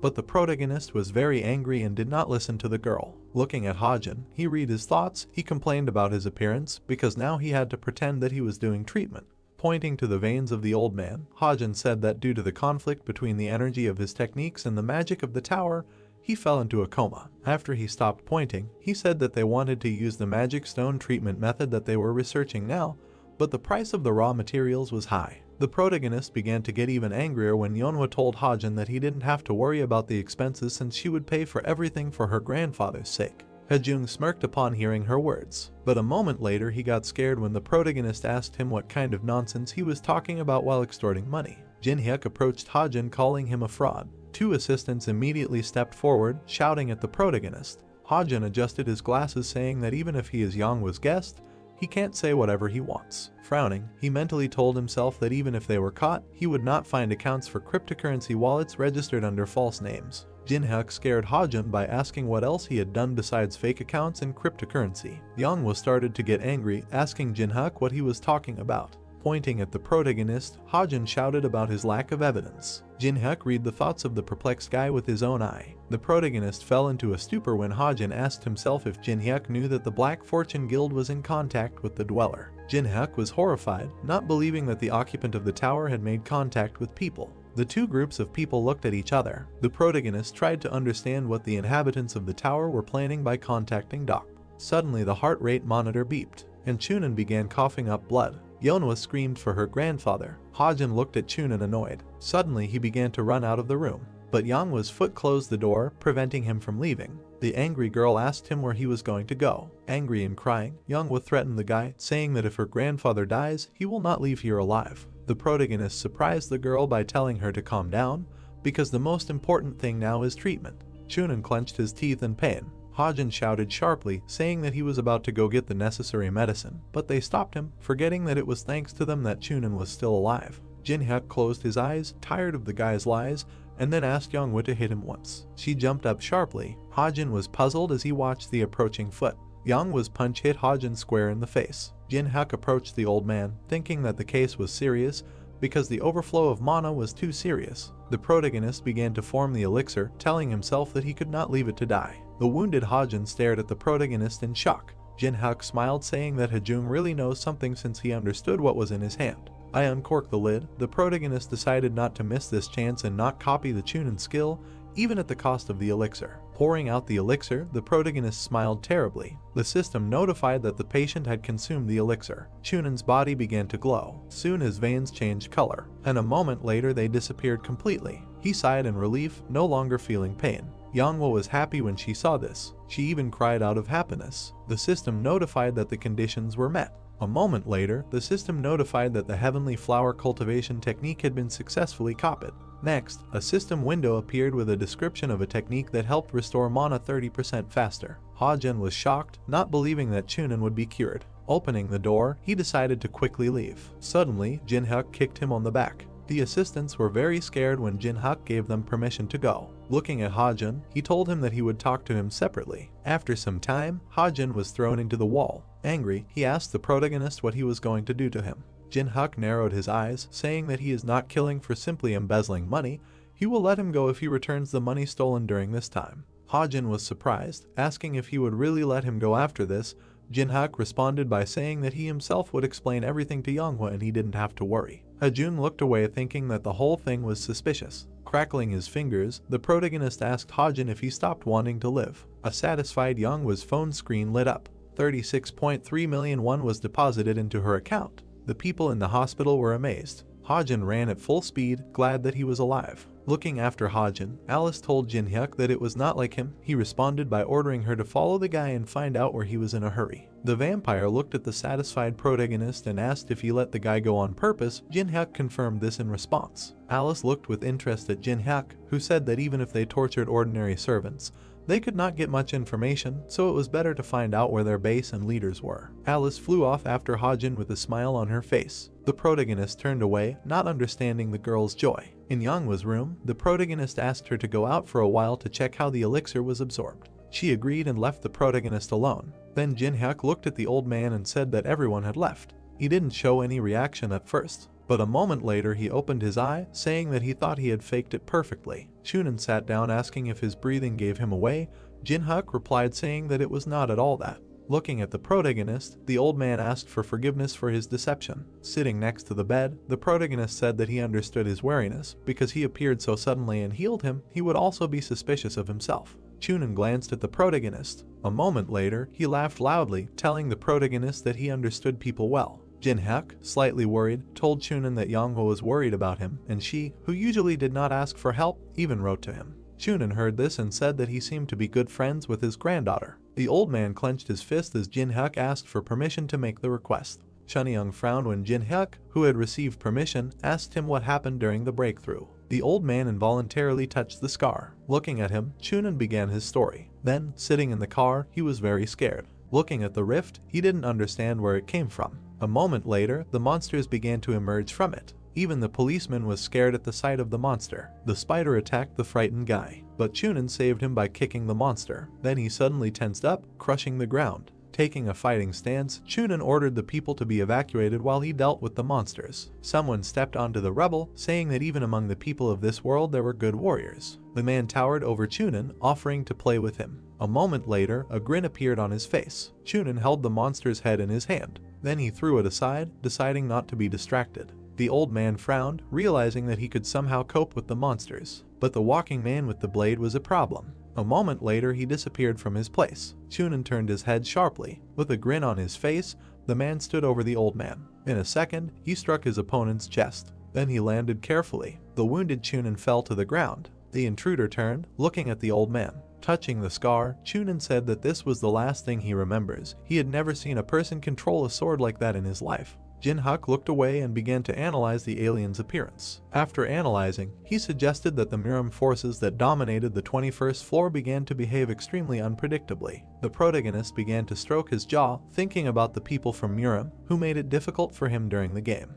His eye widened. He tried to understand what these people wanted to achieve by going out into the outside world. Jin-hyuk, looking at the old man, surprised him by saying that those who attacked him were the residents of the tower. Because of them, the situation is complicated. While Yanghwa was sitting outside the door, Chunin asked Jin-hyuk how long he had known Yanghwa. The protagonist answered him by saying that it had been a long time. The old man smiled broadly, offering to arrange a wedding, but the protagonist refused him, saying that they were not in such a relationship. Closing his eyes, Chunin said that although he was not very smart, with age he began to understand many things well. Opening his eyes, he said that he began to understand people. Massaging his hand, the old man said that it takes 10,000 hours to become proficient in any field. Jin-hyuk heard this and looked at the time spent in the game. Recalling the awakened ones, Chunin said that the tower had only appeared a few months ago, and the awakened ones who were considered experts were already overrated. After which Jin-hyuk said that he stood out, he was different, as if he had been through this many times, a person with experience gained through all sorts of trials. The protagonist closed his eyes, telling the old man that he was exaggerating. He grinned and said that even being modest, he could not hide anything from the fact that he was a master of his craft. Placing his hand to his chest, Chunin said that he wanted to repay the one who saved his life. Jin-hyuk grinned as he received the gratitude of Korea's most prestigious martial artist, after which he asked if he could ask for anything. Chunin smiled, telling him not to worry and to talk. Soon the protagonist came out to Yanghwa. She immediately turned around, starting to ask about her grandfather's condition. The protagonist answered her by saying that the elixir entered the body and began to act, and in a few days the grandfather would be healthy. The girl scratched her head, asking how she could return the favor. Jin-hyuk grinned, saying that grandfather had fully compensated for the losses. Chunin smiled, pleased. Tears were streaming down his face. He never thought that Jin-hyuk would ask for this. At this time, the elevator reached the 101st floor. Jin-hyuk entered his room. He smiled as he approached the window. While in a luxury skyscraper, Jin-hyuk said that the money was always good. The protagonist called for lunch on the phone. Soon the food cart arrived at his room. He carefully cut off a piece of steak, and he put it in his mouth. A moment later, he was happy to enjoy the taste of steak, but just a few months ago he ate whatever he had, often ramen. Alice, who was lying on the sofa, said that he ate too deliciously. But a moment later she was looking at the TV, which was broadcasting a program through the tower of tests. Their guest was Yoon-seok, a ranker from the Tangun Guild, considered the strongest in Korea. Sitting on the sofa, the girl asked Yoon-seok what was the key moment in conquering the tower. He answered by saying that the most important thing was to become stronger as quickly as possible. Pointing to the girl, the guy said that there are two methods for this. The first is to simply raise the level of skills in your level. Alice looked sadly at the TV while listening to Yoon-seok say that the second method was coins. The guy smiled, saying that being able to purchase useful and powerful items through coins was the best opportunity for a ranker. While Yoon-seok was talking, Alice glanced at the protagonist and said that he quickly ate everything. Alice sat down abruptly, asking Jin-hyuk where he decided to go. But a moment later her lips stretched into a smile. She took the wine and stopped listening to Yoon-seok and the girl. The guy was filmed by several cameras while he said that the one who cleared the third floor first would be the first to get to the fourth. Yoon-seok pointed at the screen, saying that the fourth floor was a special dungeon where it was necessary to withstand and clear 100 attacking waves, and the key to clearing was to capture and hold the base. The problem was that if the player who entered was unable to defend the strong point, then the fourth floor was completely blocked for 20 days like an hourglass, without opening a minute earlier. When the image of the unknown appeared on the screen, Yoon-seok said that due to the huge risk, even the unknown would not act so rashly. The protagonist turned the shower handle, listening as they began to discuss the threat of the tower on TV. As the water poured out of the watering can, Yoon-seok said that a scenario in which humanity would disappear could happen. Jin-hyuk stood motionless in his soul, listening to all this. The interviewer approached Yoon-seok, asking if they should have waited a month. Looking at the girl, Yoon-seok smiled, saying that if they wanted to boldly enter the fourth floor, they would need a month to prepare. Standing near the car, the guy offered to relax this month with him. When he got into the car, the system window that suddenly appeared puzzled him. The system notified the player unknown, who began passing the fourth floor. Yoon-seok's eye widened as the system asked players planning to participate in the passage of the fourth floor to prepare. Next, the system notified about the first wave, which would begin in 8 hours. Yoon-seok spun his car around. Ignoring the girl's screams, the guy ordered to gather all the rankers. System messages from players began to appear one after another. Yoon-seok was very angry.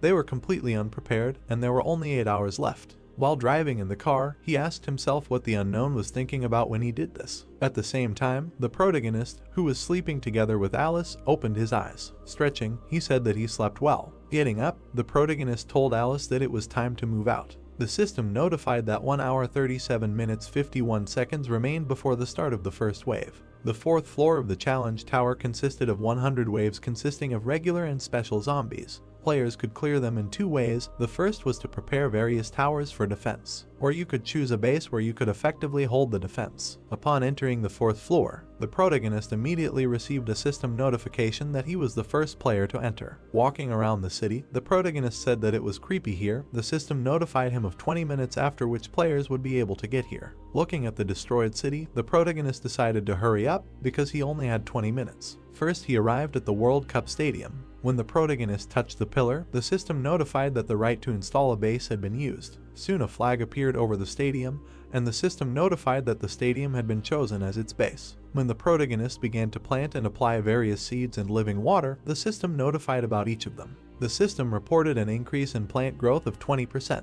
At this time, the players had already gathered in the starting area. Looking at them, Jin-hyuk realized that all the famous guilds had sent their players. He flinched when he was called. Taemin and Yanghwa were his names. Teresa also greeted the protagonist. Suddenly, Taemin and Yanghwa were shocked by Teresa's treatment. Jin-hyuk came down to them asking for forgiveness for being in a hurry. Taemin and Teresa immediately said that there was no need to apologize. Teresa turned away and embarrassedly said that it would be better to be with Jin-hyuk. Some people began to discuss the protagonist's group. Jin-hyuk smiled and asked if everyone was well prepared. Yanghwa and Taemin expressed their doubts due to the strength of their opponents. The protagonist grinned, saying that if it was easy, it wouldn't be fun at all, so he specifically chose the stadium as a base. Yanghwa and Taemin were horrified by his words, realizing that 100 people were needed to hold such territory. Teresa looked at the embittered couple and the protagonist with puzzlement. After hearing Yanghwa call the protagonist a masochist, the shy Teresa asked if Jin-hyuk was a pervert. But she did not receive an answer. The dissatisfied screams of Yanghwa were only heard in the creepy city. Teresa approached Jin-hyuk asking permission to ask him something.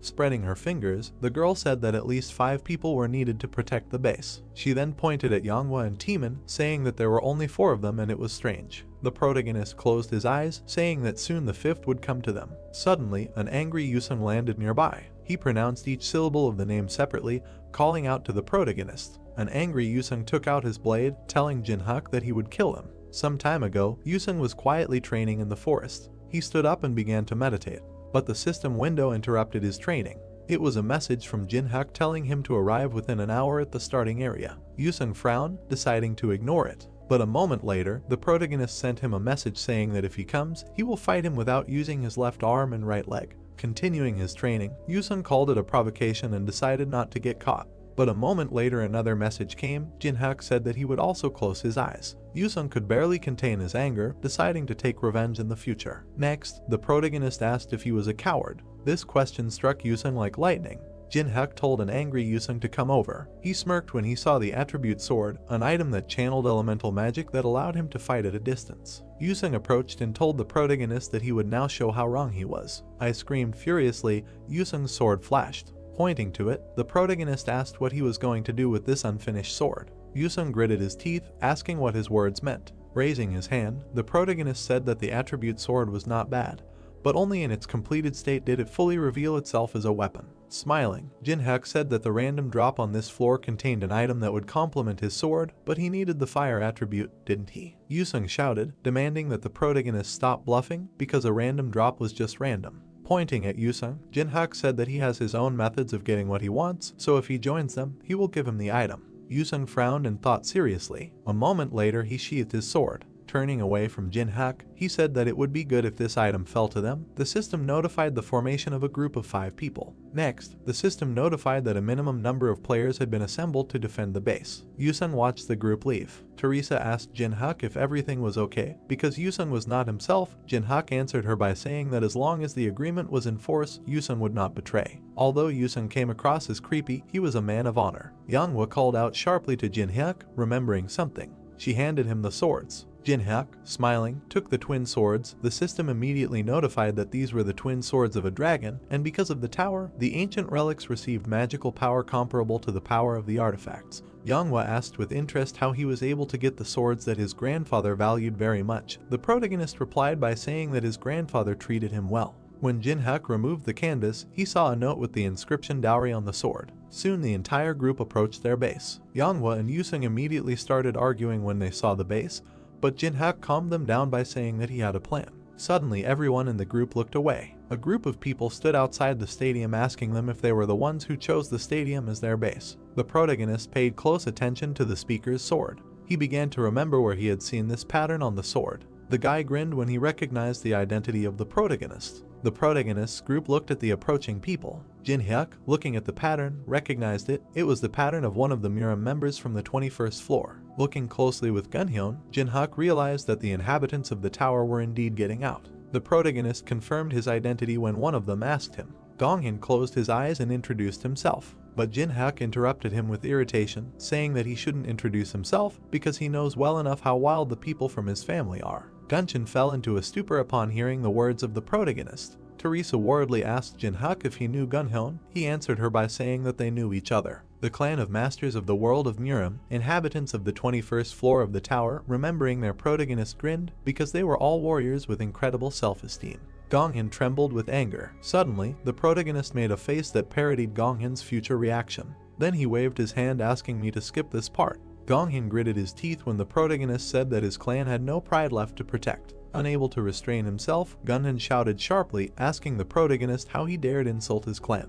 He unsheathed his sword in preparation for battle. Next, the protagonist saw a system window with a complete list of Gunhyun's characteristics. The system notified that if he found all the inhabitants of Miram, he would be able to copy the skill. The protagonist thought about it, realizing that there were other people besides Gunhyun. Teresa asked the protagonist their further plan of action. Jinhyuk smiled evilly, deciding to simply copy the skill and ordering the group to prepare for battle. The people from the Gonghyun group ran to attack under his orders. While Manhwa was happy about the fight, Taemin was tense. He activated the Machine King skill, and the system also notified him about this. Soon a tank was formed, and the system notified the mechanism was called. When Manhwa's body was enveloped in mana, the system notified the activation of the skill, not a step back, thanks to which the damage received is reduced by 15%. Teresa began to form her armor, saying that she would cover the rear. Yusung glanced at Jinhyuk, saying that every time he saw him, he realized that he did not care about the circumstances. The protagonist looked at his comrade, asking him to hold out for 3 minutes. Looking at the enemies, Yusung said that even 3 minutes would be too much for him. In an instant, he swung his sword dozens of times, eliminating a dozen enemies. When Teresa swung her shield, the system notified the activation of the sacred power-up and battle psalm. Teeman and Yang were rejoiced as their stats increased by 5. Immediately, Teeman launched missiles at their enemies. Fashion explosions began to erupt on the battlefield. Yangwa dealt with her opponents by kicking them. Teresa threw back the opponents with her shield. Gonghyun silently watched the frightened subordinates. Yusung instantly hit 3 opponents as he rushed to the next target. He stopped, hitting the last 2 opponents. Yusung glanced to the side when Gonghyun said that it wasn't just weaklings gathered here. Yusung barely managed to block Gonghyun's attack. The next attack hit Yusung's shoulder. He became very angry when he was wounded. Standing in front of him, Gonghyun praised Yusung for his good reaction.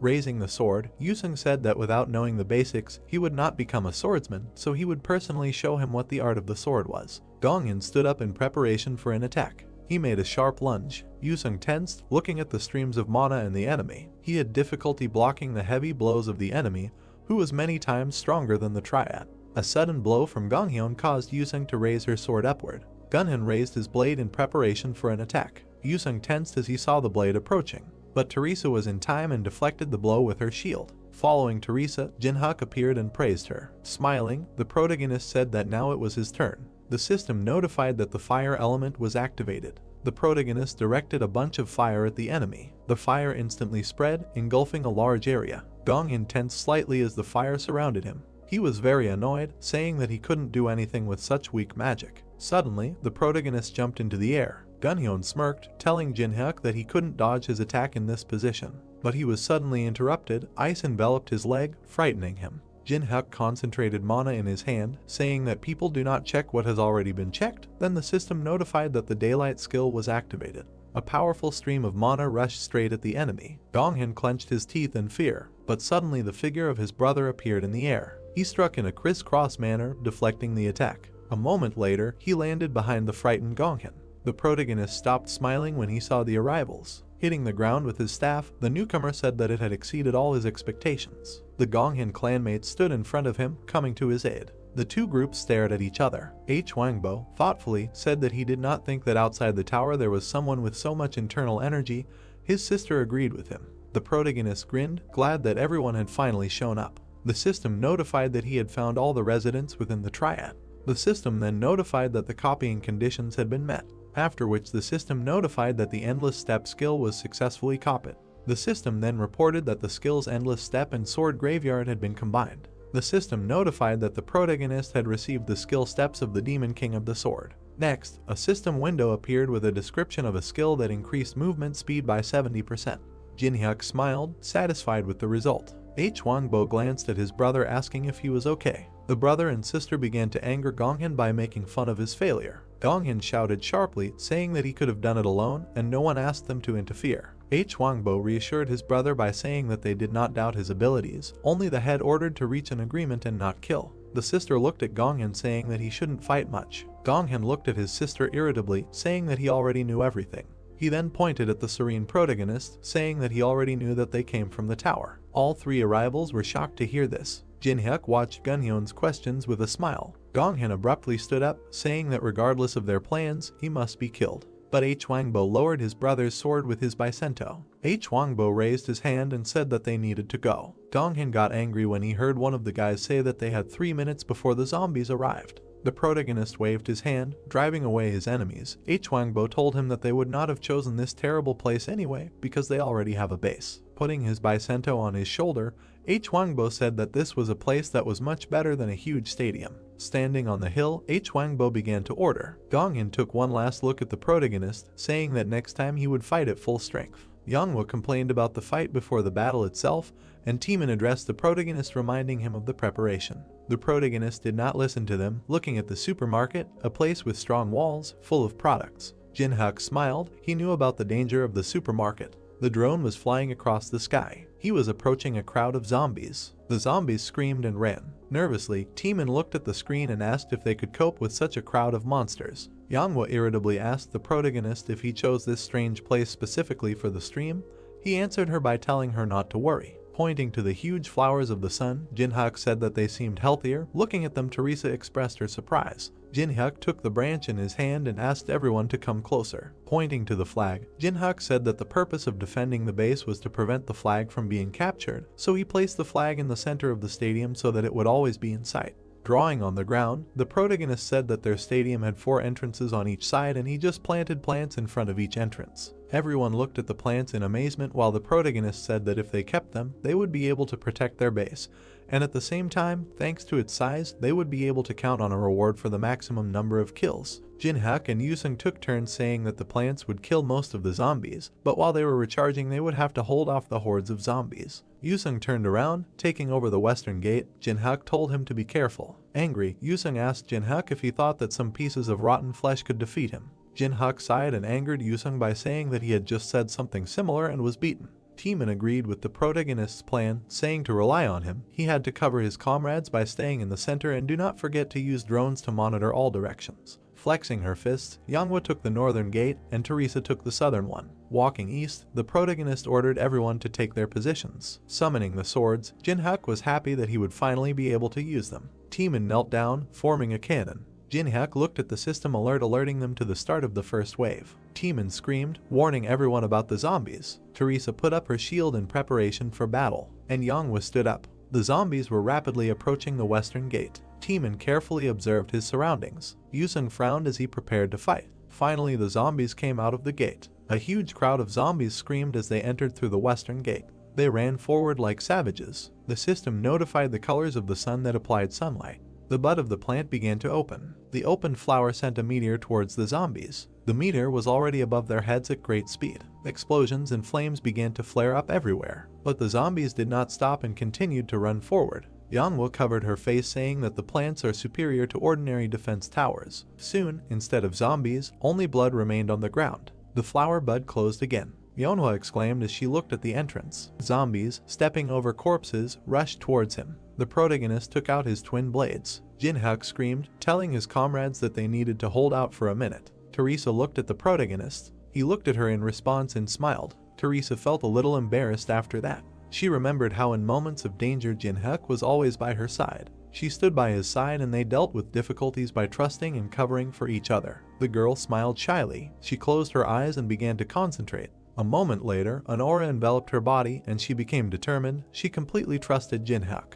The bloody humanoid monster fell dead after being hit by the blade. The first wave was over. A system alert appeared about the start of the second wave in 3 hours. Wiping sweat from his forehead, the dark-haired guy said that it was very difficult from the first wave. The man added that the team members should not overexert themselves and rest. Chongwon, raising his fist with his finger out, said with a smile that they should think only about objects and experience, and if something goes wrong, they can run away. The guy said they would be careful. It was written on the information window that the best moments of the battle from each base would be broadcast for popularity voting. Putting his hand to his mouth while viewing the entry on the information window, the bald guy asked if the supermarket was the base of the Triad Guild. He added that they are said to be using a new type of tower to protect the narrow passage. Looking at the system window, the guy said that they were good. Turning towards the guy and pointing his finger at the system window, he called Youngwon and said that there is a team that took Sanam Stadium and there are only 5 members in it.